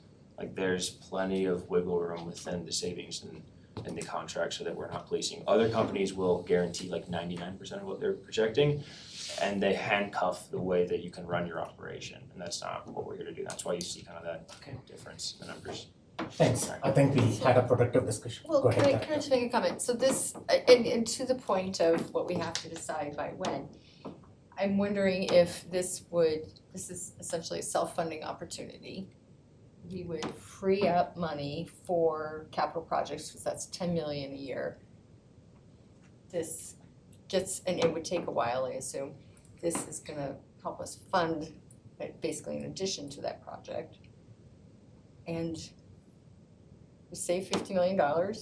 I guess as I consider all of the things, and just the improvements in classrooms. So we're talking about a year, you would have this done. And I mean, not by this time exactly next year, but by the time we get it all, everything in writing. And the students, even if we have to close this school in a couple of years, the students are going to have improved classrooms sooner. And also free up more money for other classroom projects, because I'm sure we have some, because we have maintenance to do, deferred.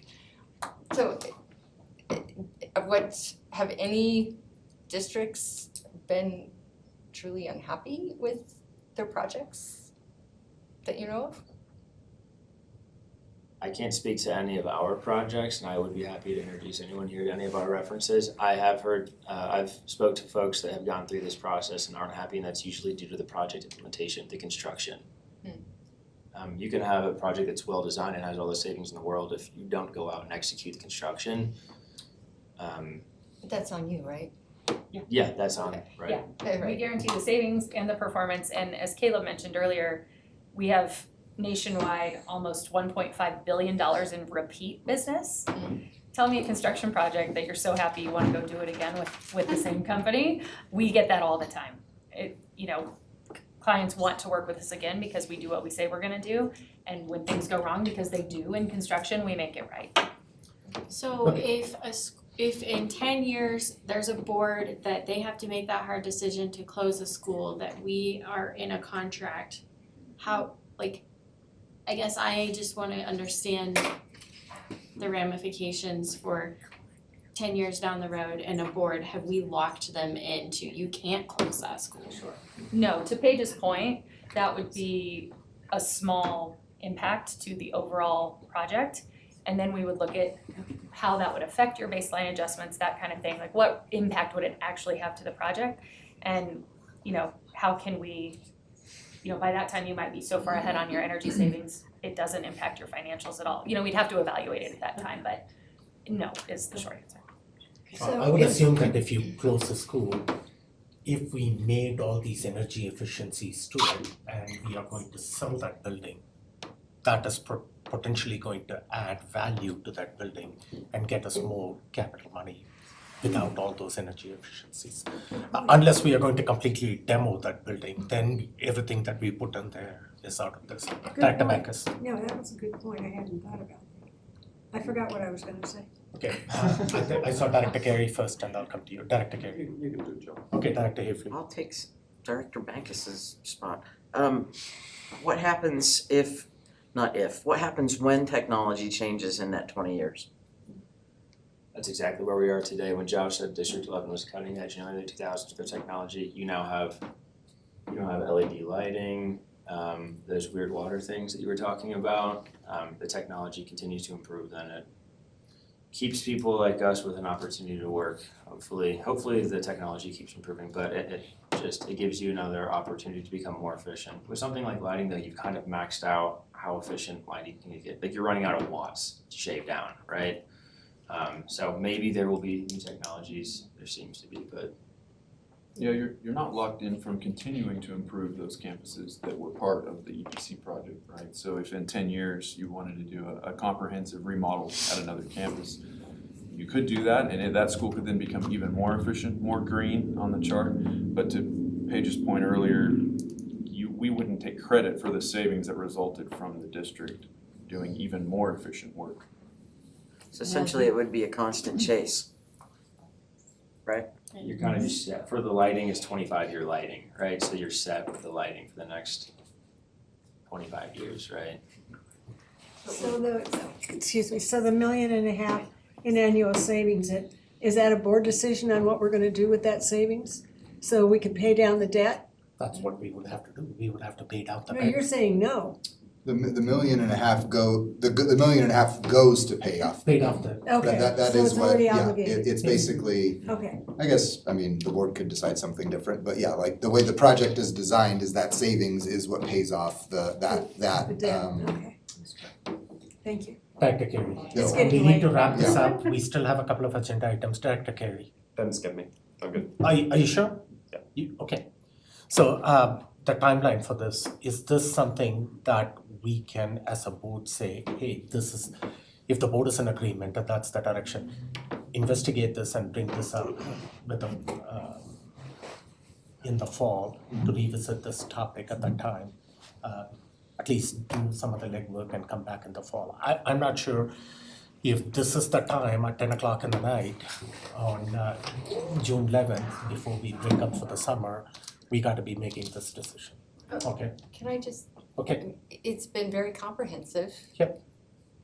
We have put this off all this time. I mean, I was suspicious that this is too good to be true, but as we look at this, I feel like we've dragged our feet since this October, and if we continue to put it off much longer. I hope you will all be in agreement that we will go ahead and say, yes, please do this, because we're saving money, it's better for our kids, it frees up our other budget.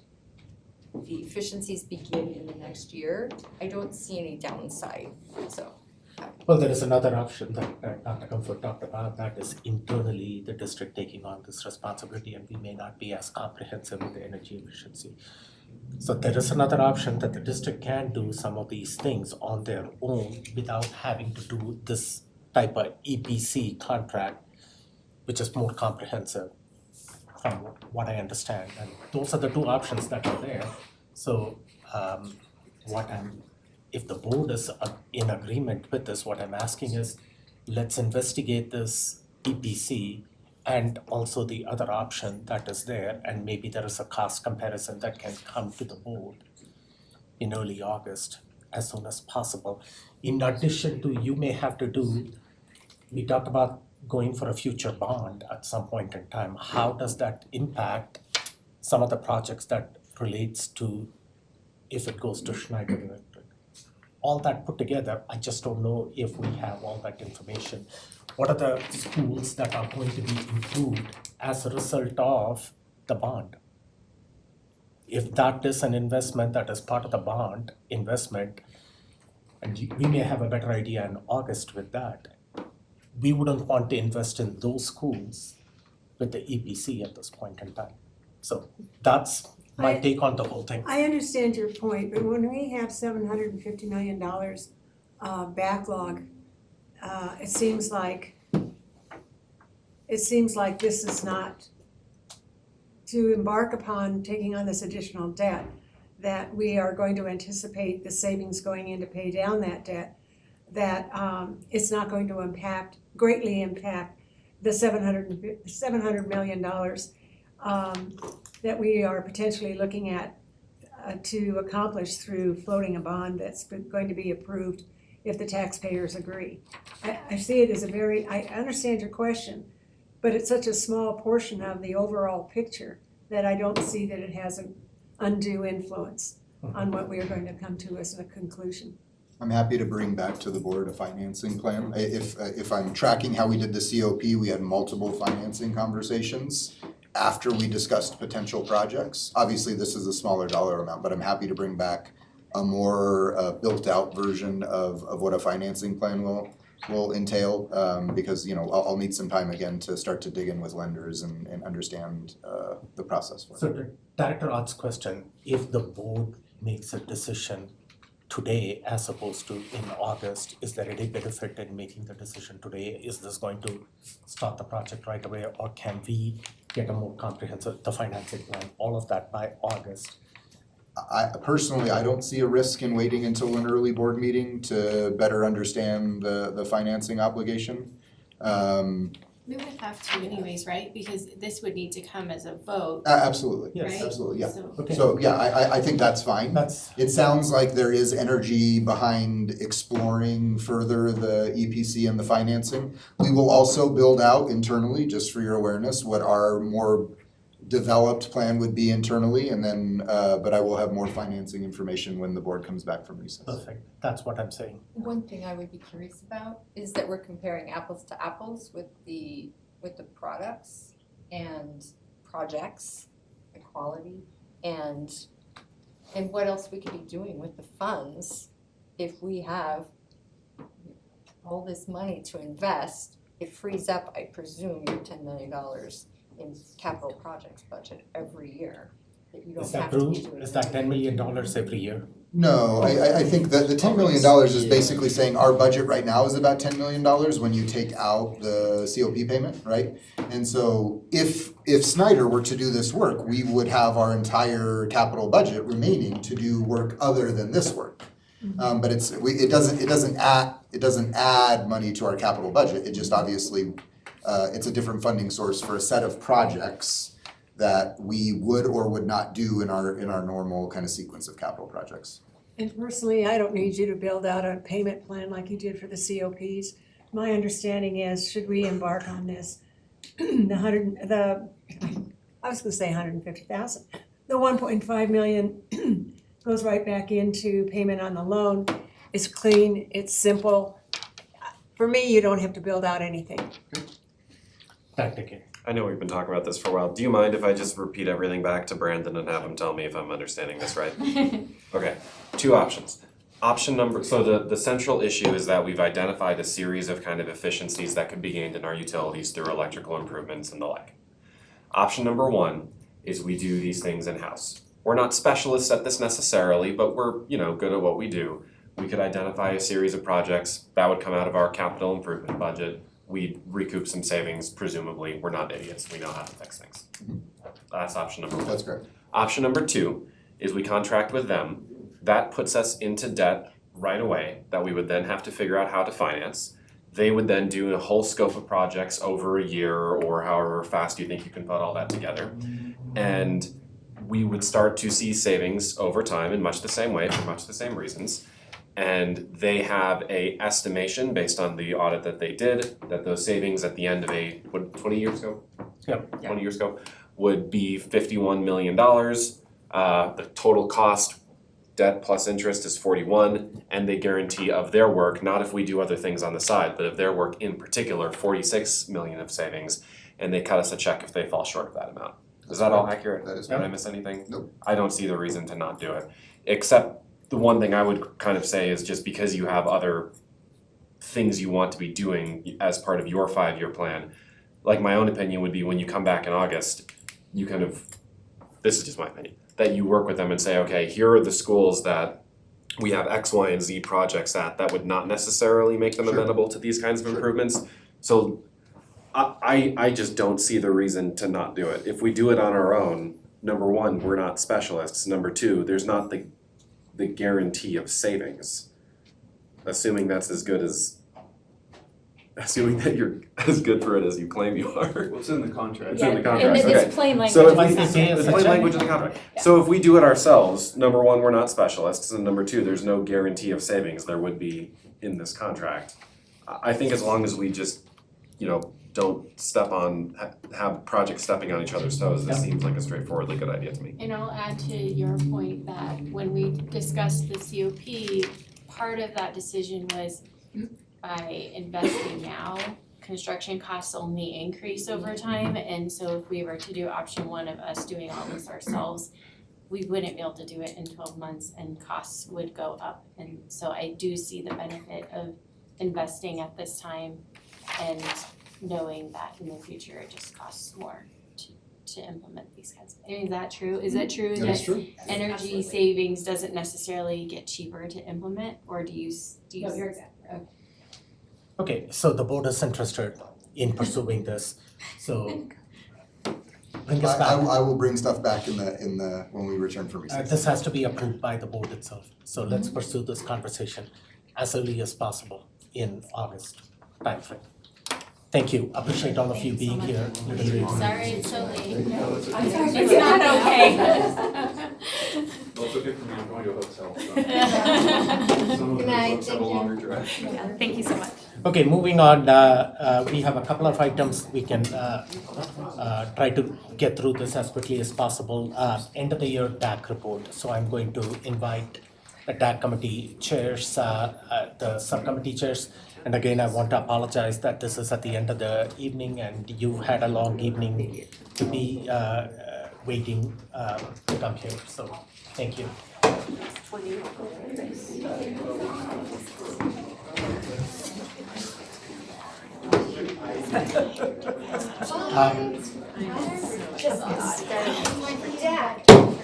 Thank you.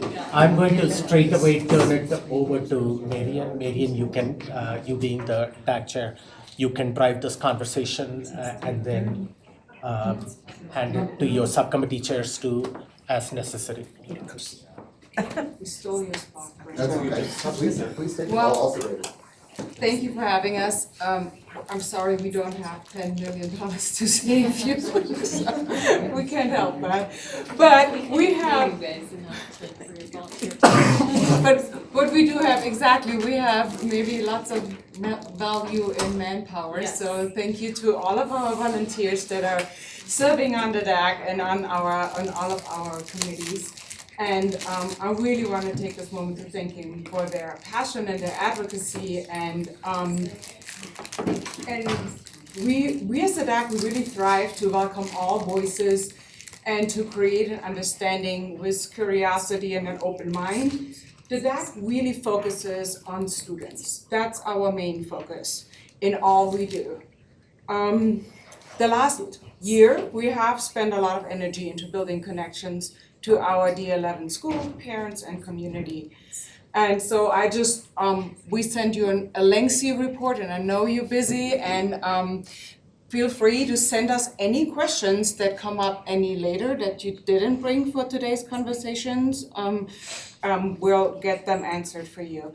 A couple highlights, so from the full DAC, one of the things we're really proud of this year is the way we're made the connections with our community. We had DAC representatives visited over 30 schools to create connections with the community, to visit SACs directly, and we also worked with principals on specific supports in their building. We have also explored ways to solicit SAC feedback and elevate it to the district. We've publicized opportunities for parents and community to serve on the DAC by posting an online application on the DAC website. We have fostered communication about district initiatives as they support student achievement. The Charter School Committee has reviewed multiple applications and provided quality feedback to the board in their presentation. Those are just a few of the highlights of the report. There's more. As the next steps in this section, we really want to continue to build on the insights we have gained on family community engagement with focus and intention as we move on next year. When we think about community, the district has been very successful in its portfolio approach, and it leads that we have more D11 students in charter schools.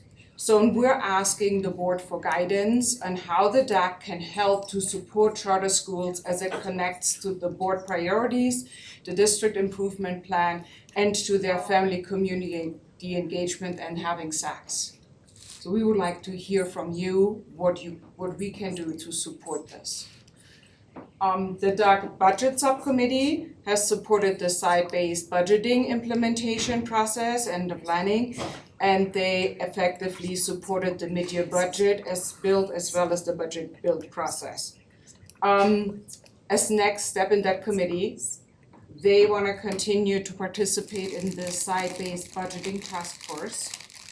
They want to figure out a way or work with SACs to support an understanding of site-based budgeting and how to give quality input to the principals.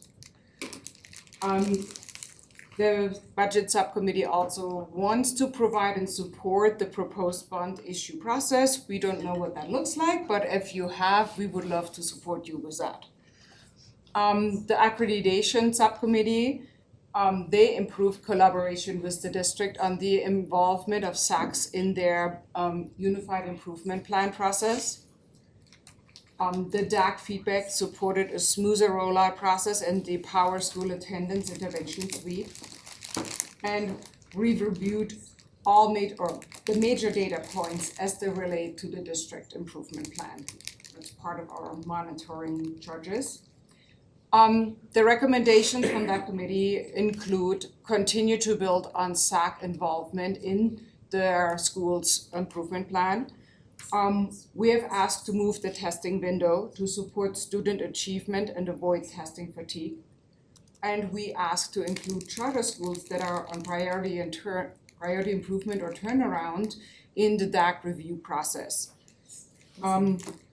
Greater involvement in the Unified District Improvement Plan with a task force over the summer is planned. SAC training has been really successful this year. It started off strong with the area superintendents that brought their SACs and the principals. We trained SACs on ICAP and REDACT, use process for schools, a newly designed UIP tool that is being used by the CDE. So we showed the community what that looks like. On family and community engagement, we worked on site-based budgeting and information for that for our SACs.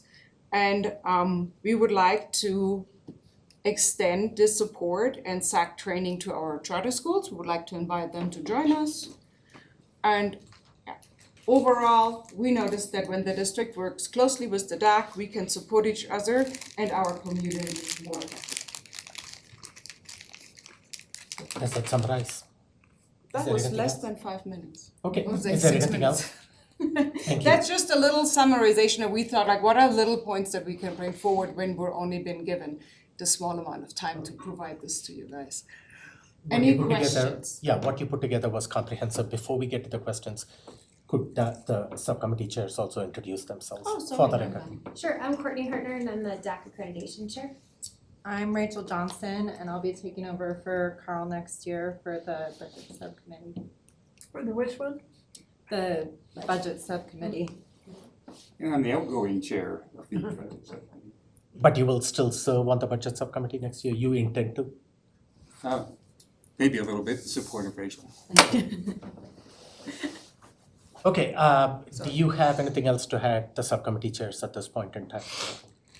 With that, questions, comments from the board at this time?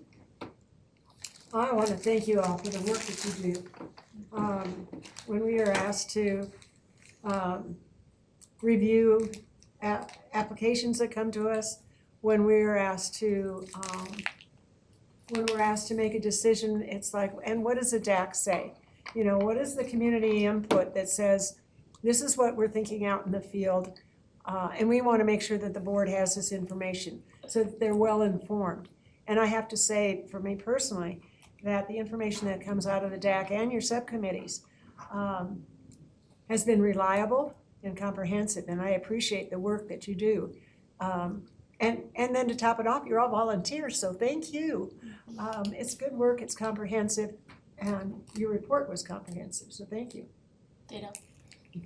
Ditto from the rest of the board on this.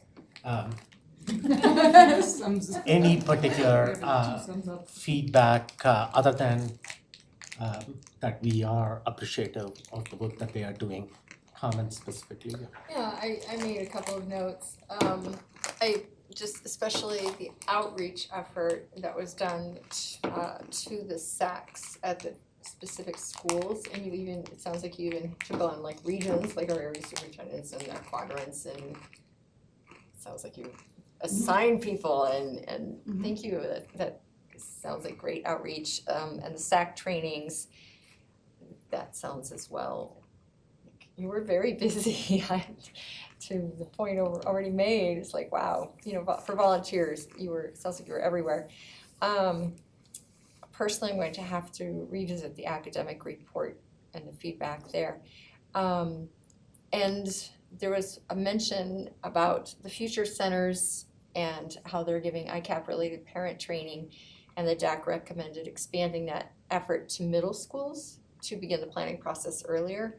I thought that was a really good idea, so that parents understand so much earlier, and maybe that can also add to our student engagement and accountability. So I appreciate that, along with so many other things. So how much, you mentioned the UDIP, the reviewing, let's see, there's a recommendation to increase meaningful DAC involvement in monitoring and reviewing the UDIP implementation. How much input do you feel you did have? And I'm sorry, it's like kind of springing that on you. You can follow up in your email if you prefer. Well, the question is like, what is being done with the input we're doing? That is always a question, but we do see it, and I saw it at several points tonight where I was like, oh, look, these are things we have. If you look at past DAC reports, things that, like for the middle school conversation today, there's things that we have brought forward in the last couple of years that not exactly as we're saying it is being done, but just putting it into people's mind and bringing it forward sometimes really helps to keep the focus on the kids and what is necessary to go forward. And I do feel like those moments we do see that our work goes somewhere without someone saying, oh, the DAC brought this. We don't need that recognition, but we see it.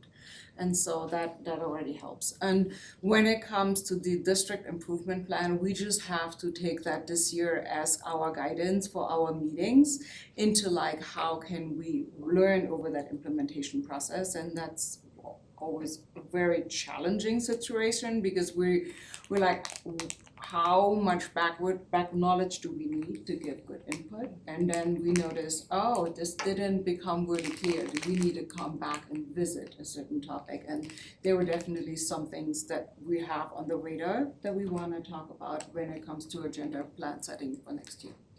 I will also just add to that the accreditation and the DAC gave a number of points of feedback into the development of the district improvement plan. And Dr. Kalicki actually put together a document for us that was like, here is what the DAC recommended was added, and here is it reflected in the district improvement plan. So our feedback was definitely taken. That's great, okay, thank you. I'll send them Very good. anything else. Okay, anything else from the board? A couple of things you said about the family community engagement and you would like to partner with the district. Do you have any specific suggestions as to how you would recommend that happens? So the district has a family and community engagement collaborative that meets, and they are looking into specific items they want to do next year, and me and also Velvet, we have been part of that committee. And I did bring forward in our latest meeting, as we go into the next year, we would love for them to support us so that we can support the schools. So kind of there's this piece to work with the D11 engagement office. Okay. Thank you. Thanks for the feedback. Appreciate all the work. I don't see any other questions from the board members. As you said, this is a comprehensive report. Board members, if you have any follow-up questions as you go through this report in the next couple of weeks or over the summer, please feel free to reach out to Marian and have that conversations with her as to feedback or questions or concerns that may come up from your side. If we wrote something and it isn't as clear on paper as we thought it is, then please feel free to reach out and ask. We're happy to answer. Yeah, and we will keep in touch. As you are aware, every board director gets a set of schools at the beginning of the year that are essentially their schools.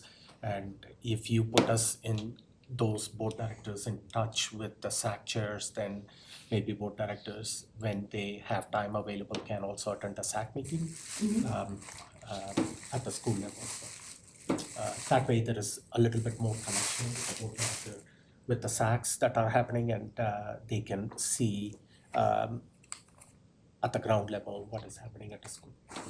Okay. Can I just add one more thing? If someone wanted to join the DAC or was interested in a subcommittee, give your commercial. So actually funny, I got another application today. So there's still an application out there on the website, and you just scroll down and say click yes and you apply to it. We do ask DAC members that apply that they get involved in schools. For community members, that sometimes is a different situation, but if it's parents, we want them to be involved in their school SAC. We will actively recruit soon, because we have to wait how the committee meetings unfolds before we recruit people to something that we don't know what time frame we're recruiting them for. So once that is all settled, we will actively start emailing the SAC chairs that we have and have them email their SAC members, and then really start pushing when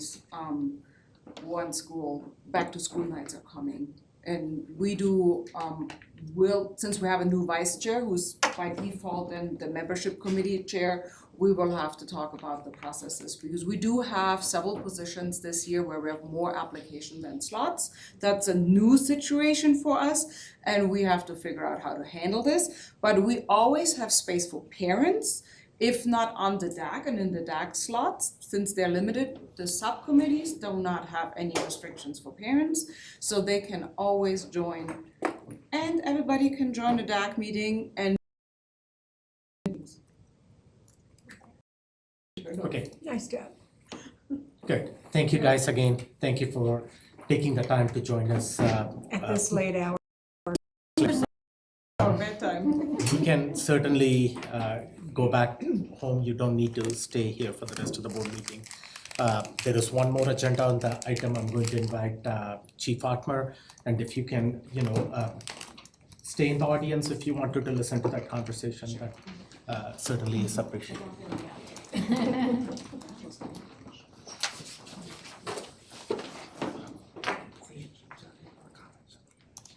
So the board, a couple of weeks back when we talked about this, requested a committee code of conduct and also the changes that are happening to the tax scheduling. What are some metrics that we can monitor?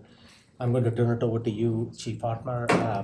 You will be best, equipped to talk about this, so go ahead. So on May 28th, when we talked about the committee proposal, there were 3 components that we went back and worked with committee chairs on. As Director Malpacum alluded to, there was metrics. There was a calendar hold, kind of a save the date. We know that you agreed to 1 meeting a month, and there may be limited times where there's a necessity to have a second meeting a month if the workflow is such that that's necessary. So we looked at some dates for that. And then we also looked at some ideas for code of conduct, but really landed in a place that definitely needs legal counsel involved. So you'll see ideas in the document, but we need to double check with them and make sure that it's aligned to policies that are currently in place. And we thought about using like the board code of conduct in there, but we just that's clear. So I'll work backwards from what I just said. At the bottom of page 1 in the document that's included, there were 2 proposals for dates. So that your board committee chairs is DAC, but is also other committees that work for you, like MLO Oversight Committee and the PAC and the Benefits Insurance Committee. And so as they came together in a document, and then we did have a subsequent meeting, 2 proposals were put forward. One is the first Tuesday after the regular Thursday meeting would be a standing hold. That doesn't mean we will use every single one. It would just be a hold in case, for example, DAC accreditation in the fall has a lot of work depending on how many USIP plans they need to review. If they couldn't finish all of those in the regular Thursday meeting, that's the 3rd week, they could also schedule one of these times to work on that specific workflow. The other proposal was the 3rd Tuesday week of meeting day. So again, that would be the same week that the committee meeting is happening on the Thursday, but it would happen ahead on the Tuesday. The DAC did prefer that one, just out of the 2 options. So the whole premise here is that if we have a hold on calendars, people would know if a subsequent meeting is needing scheduled, that's when it would be. Doesn't mean we would use it every month. That way they can circle it. Does the board, do you need any board guidance on this, or is this You have a preference because there's 2 proposals. I know, but it says the note out there, a survey of committee members could determine the preferred date. It could. Okay. I mean, I don't know. So it's a Tuesday either way. It's either Tuesday after the meeting or the Tuesday Tuesday the before same the week of the meeting. Will they know if they need the meeting? If it's before the Thursday? I wonder that as well.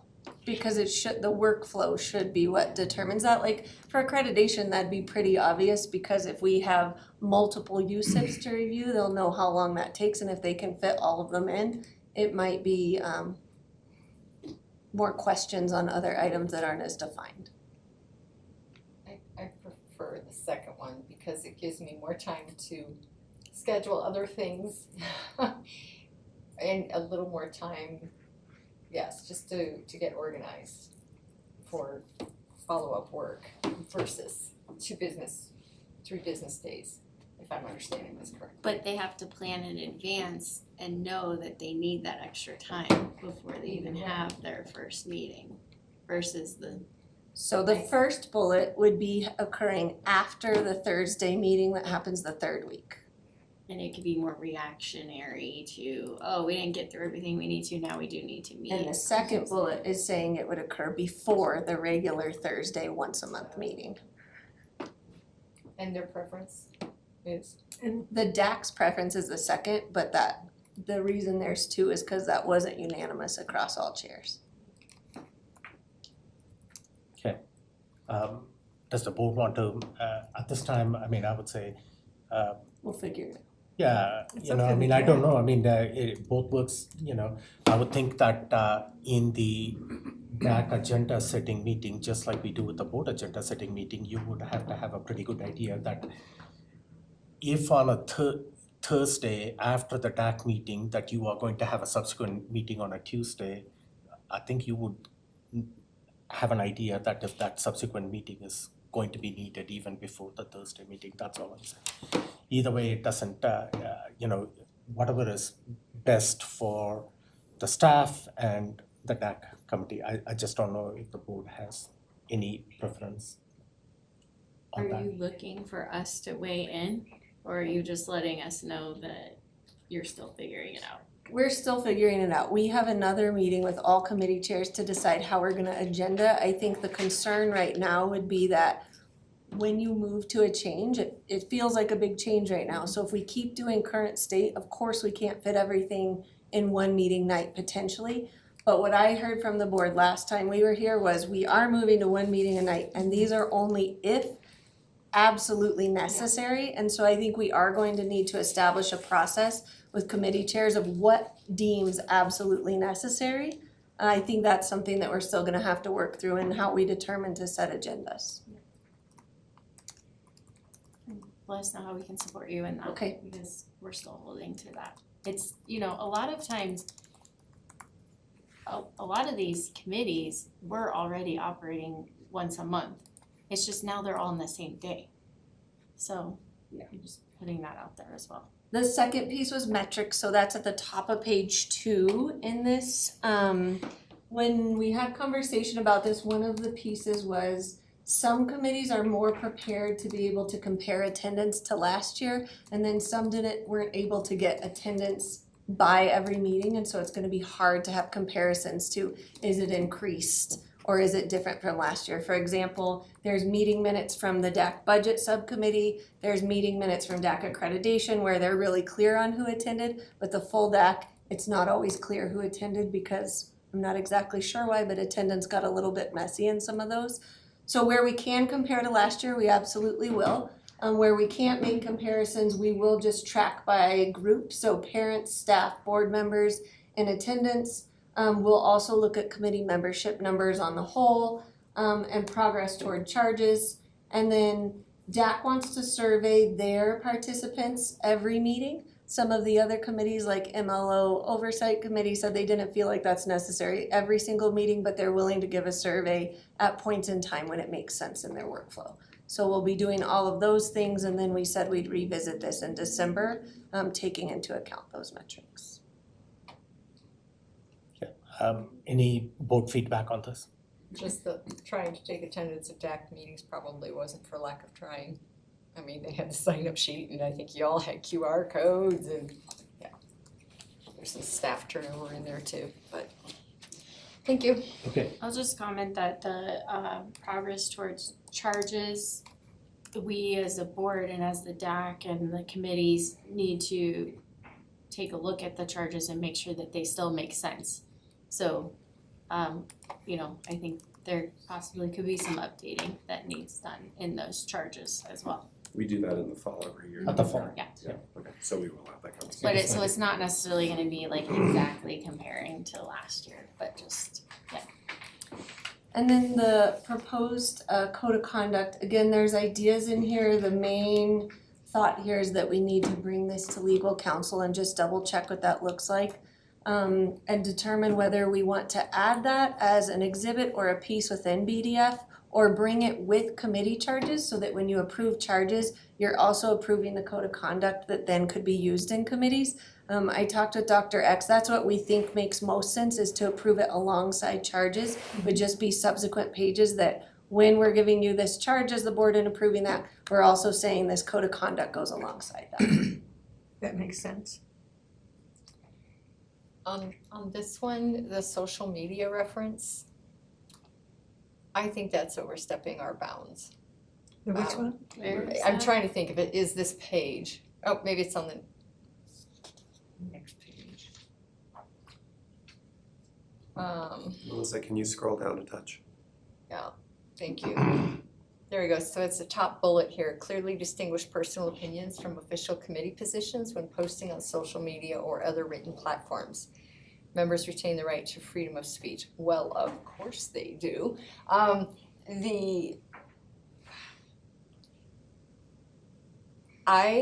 have it personally, because I am a publicly, elected official, I have a personal page and I have a district page.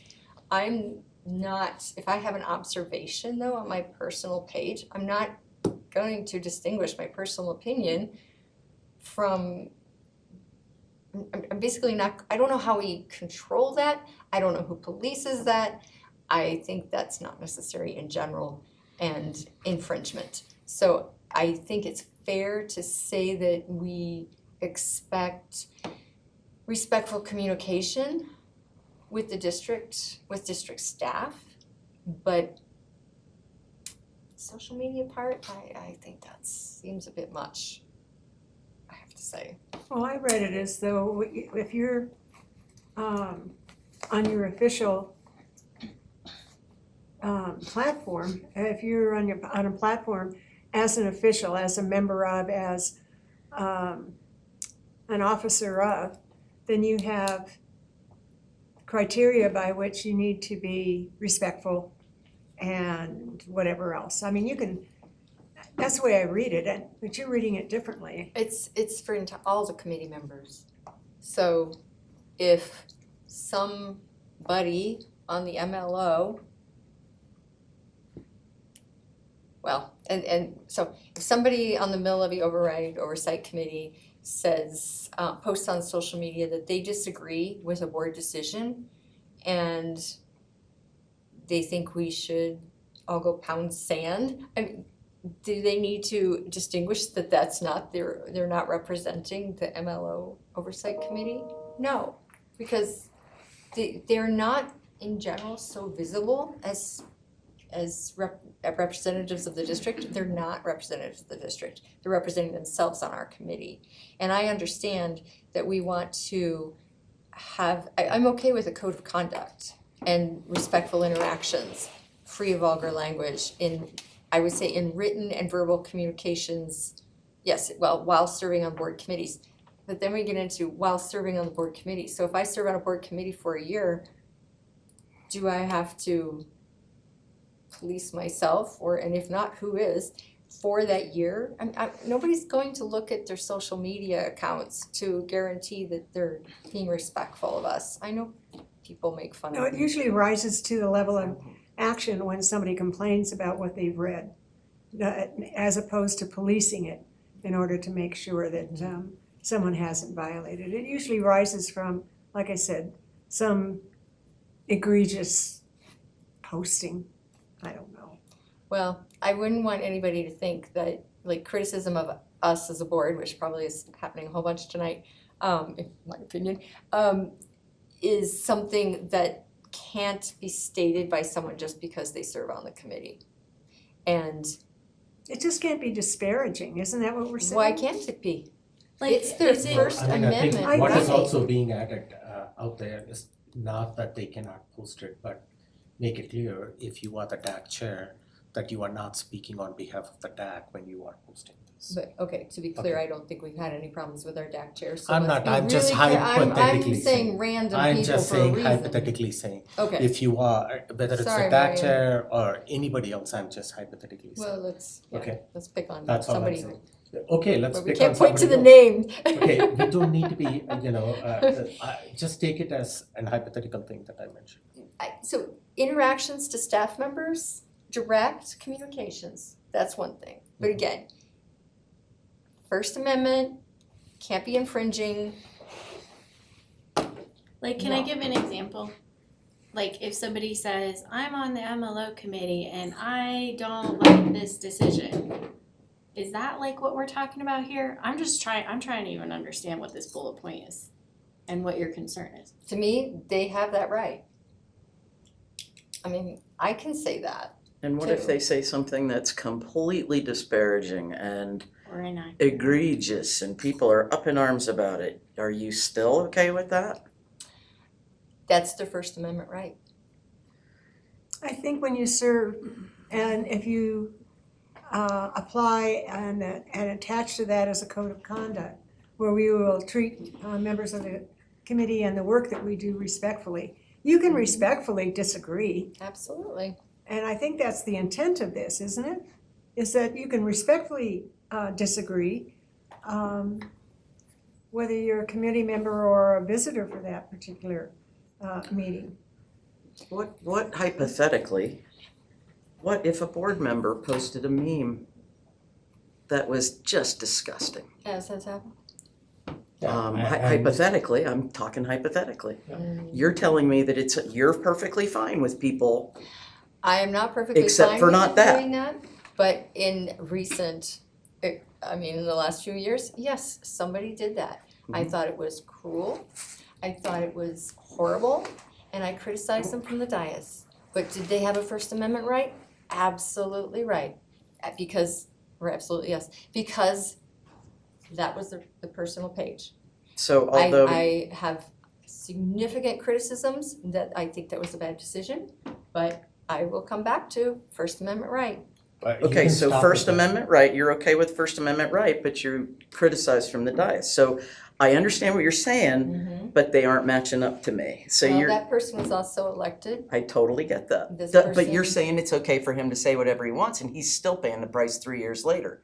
Even though, like you, I was not happy with that. I wasn't on the board, I was still in the classroom. I never met any board member at that time, and yet that's when I started writing letters to the board. With that very one. And my concern is that, yes, we are elected. Yes, committee chairs are Chairs are members. Committee certainly, members. Yeah, certainly, let's say but they are, people know them. That's right. And so when people write things, I don't post anything that my mother can't see. It's just not who I am.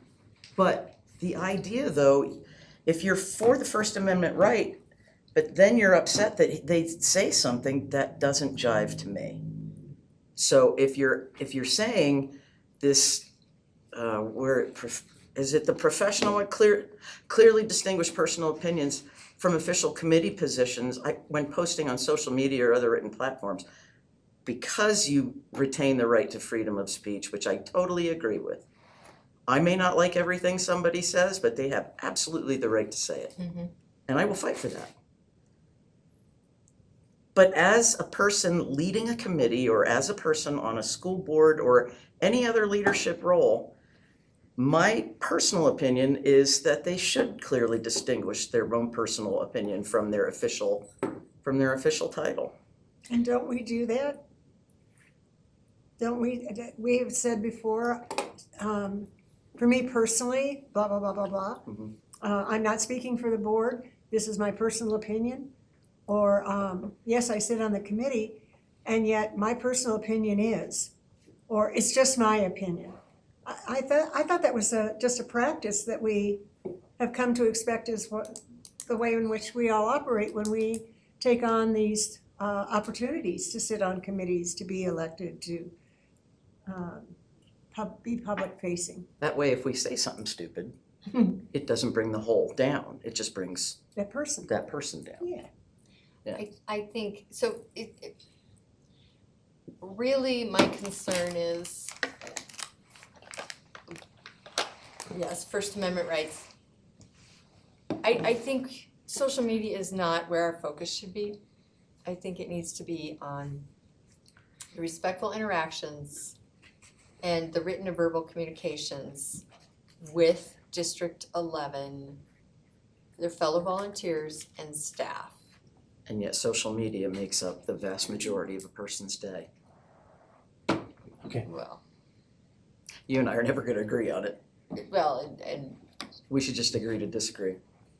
I think there's probably more agreement than you might expect, but Do the district Yeah, have I'll leave a expectation for employees in this regard? Yes.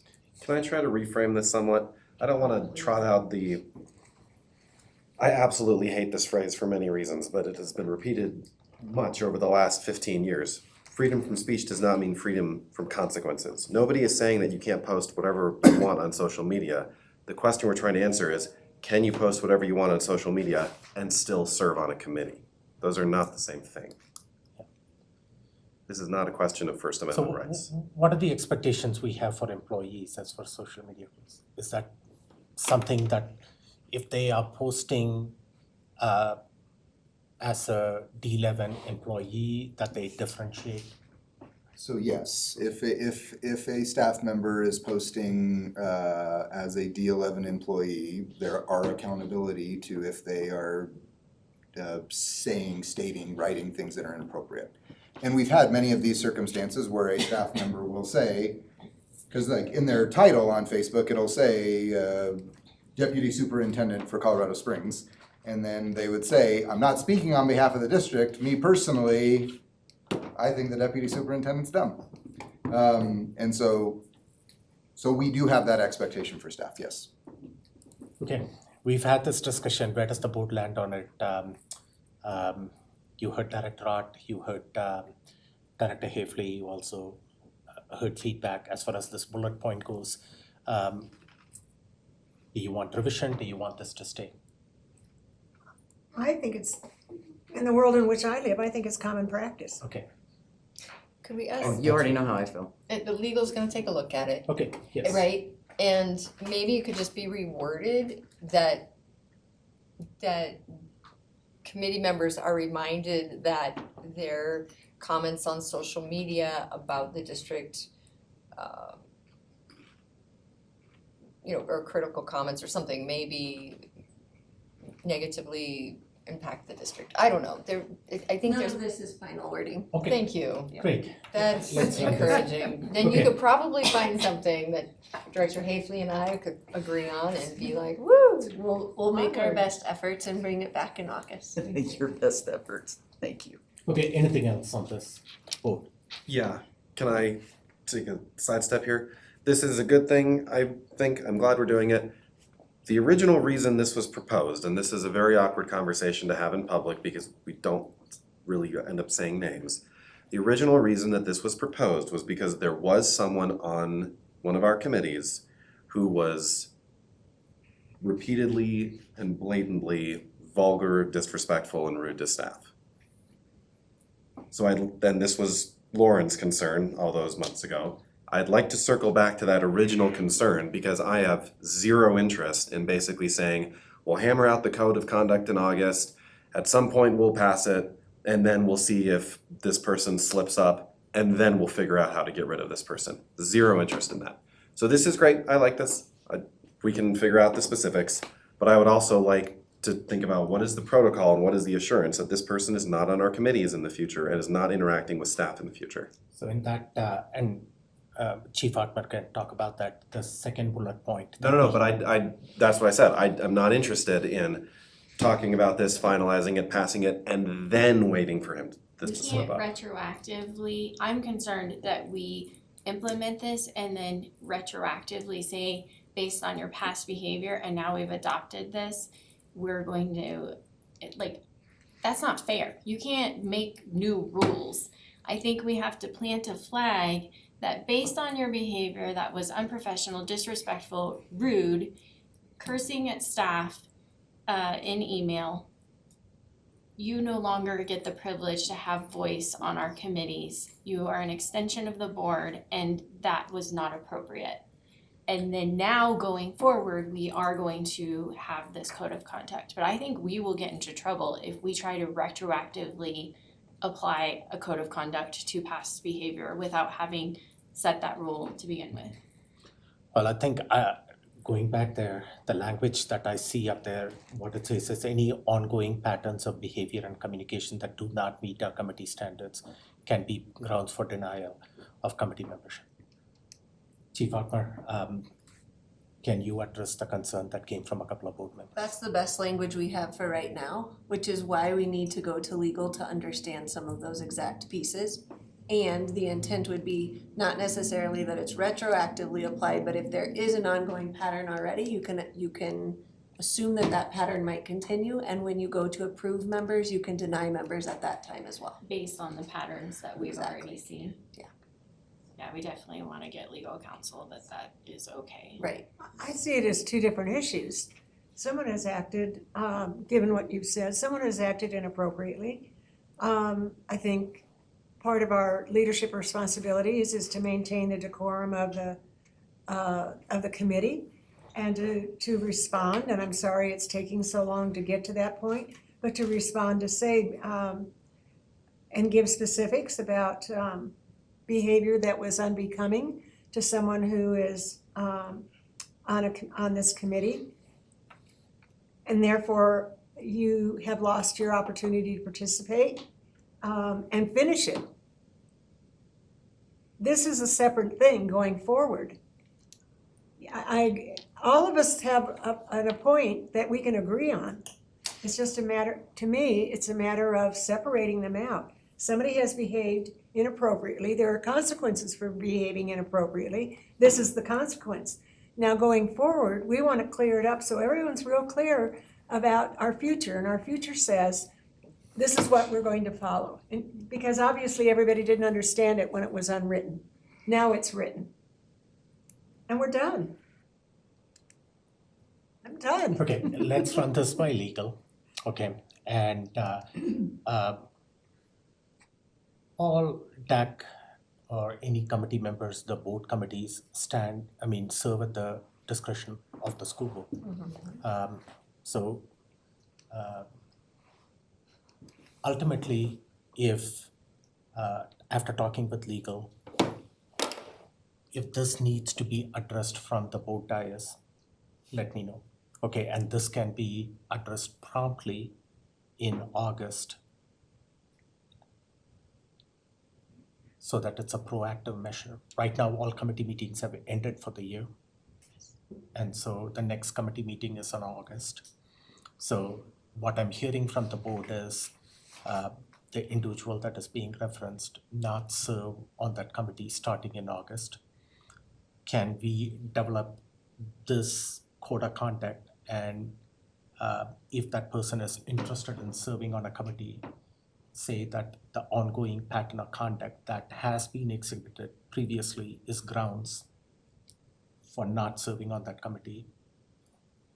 If not, does that require board action from the board dais? Absolutely, we'll check with legal. But aren't committee members serving at the will of the board? Does it need Yes. to go into that much? I mean, I feel like we're Making more of a making a deal. bigger Then hole we here don't- than we that's need what to. I'm saying.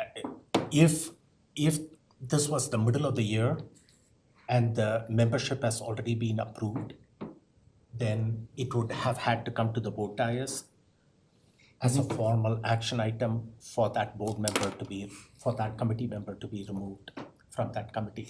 But all the committee memberships have ended for this year, and new committees are being formed for next year. So any individual can apply to serve on that committee, and the board or the district can step in, and then the district would step in on behalf of the board. Okay, Or could we just send an email to the individual and notice that based on we will not approve your membership on the committee for this next Great. year? and that's an option as well. Let's go through legal and follow the legal advice on this, but you heard the will of the board in this, and so how do we proceed in a manner that checks the legal boxes? Okay, thank you. Okay, Good, are we done? I guess so. Let me make sure. Is there anything that I haven't addressed, Chief Fatma? Great. Okay, this has been a great productive year, I have and another. okay. Okay, let's address I that. didn't know if you were about to Sure, adjourn. go ahead. So this is I requested this a long time ago and it's too late now, but I think it's official for us to do cap money. It was $90 million, and I think us communicating and presenting on how we spent that would we can entertain a bond conversation that is people in the community say, what'd you do with all that COVID money? We would be able to answer that. And I know the staff have prepared a presentation and it just never came on an agenda.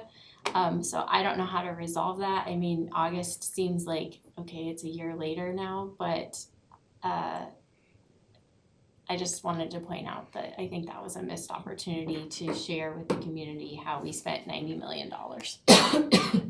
Was that captured on the board calendar as a board request? Because when I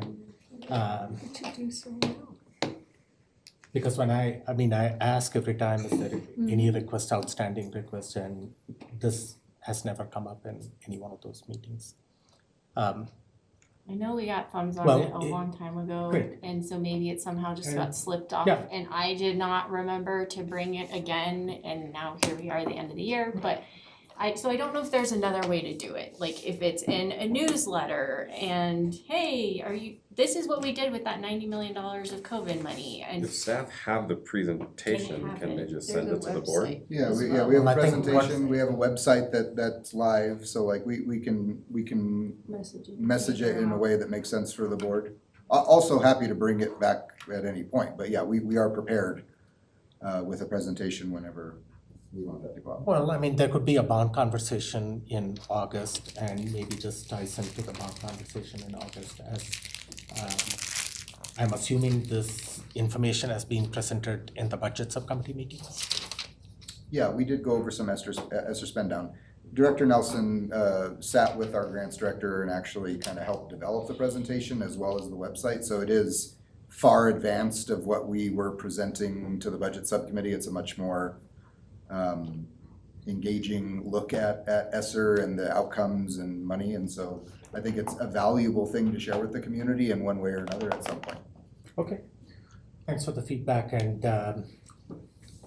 whether it has to come in a Mars report and then a newsletter link that is provided in the newsletter to the community, or early August sometime with the bond conversation. There are different options to consider out there.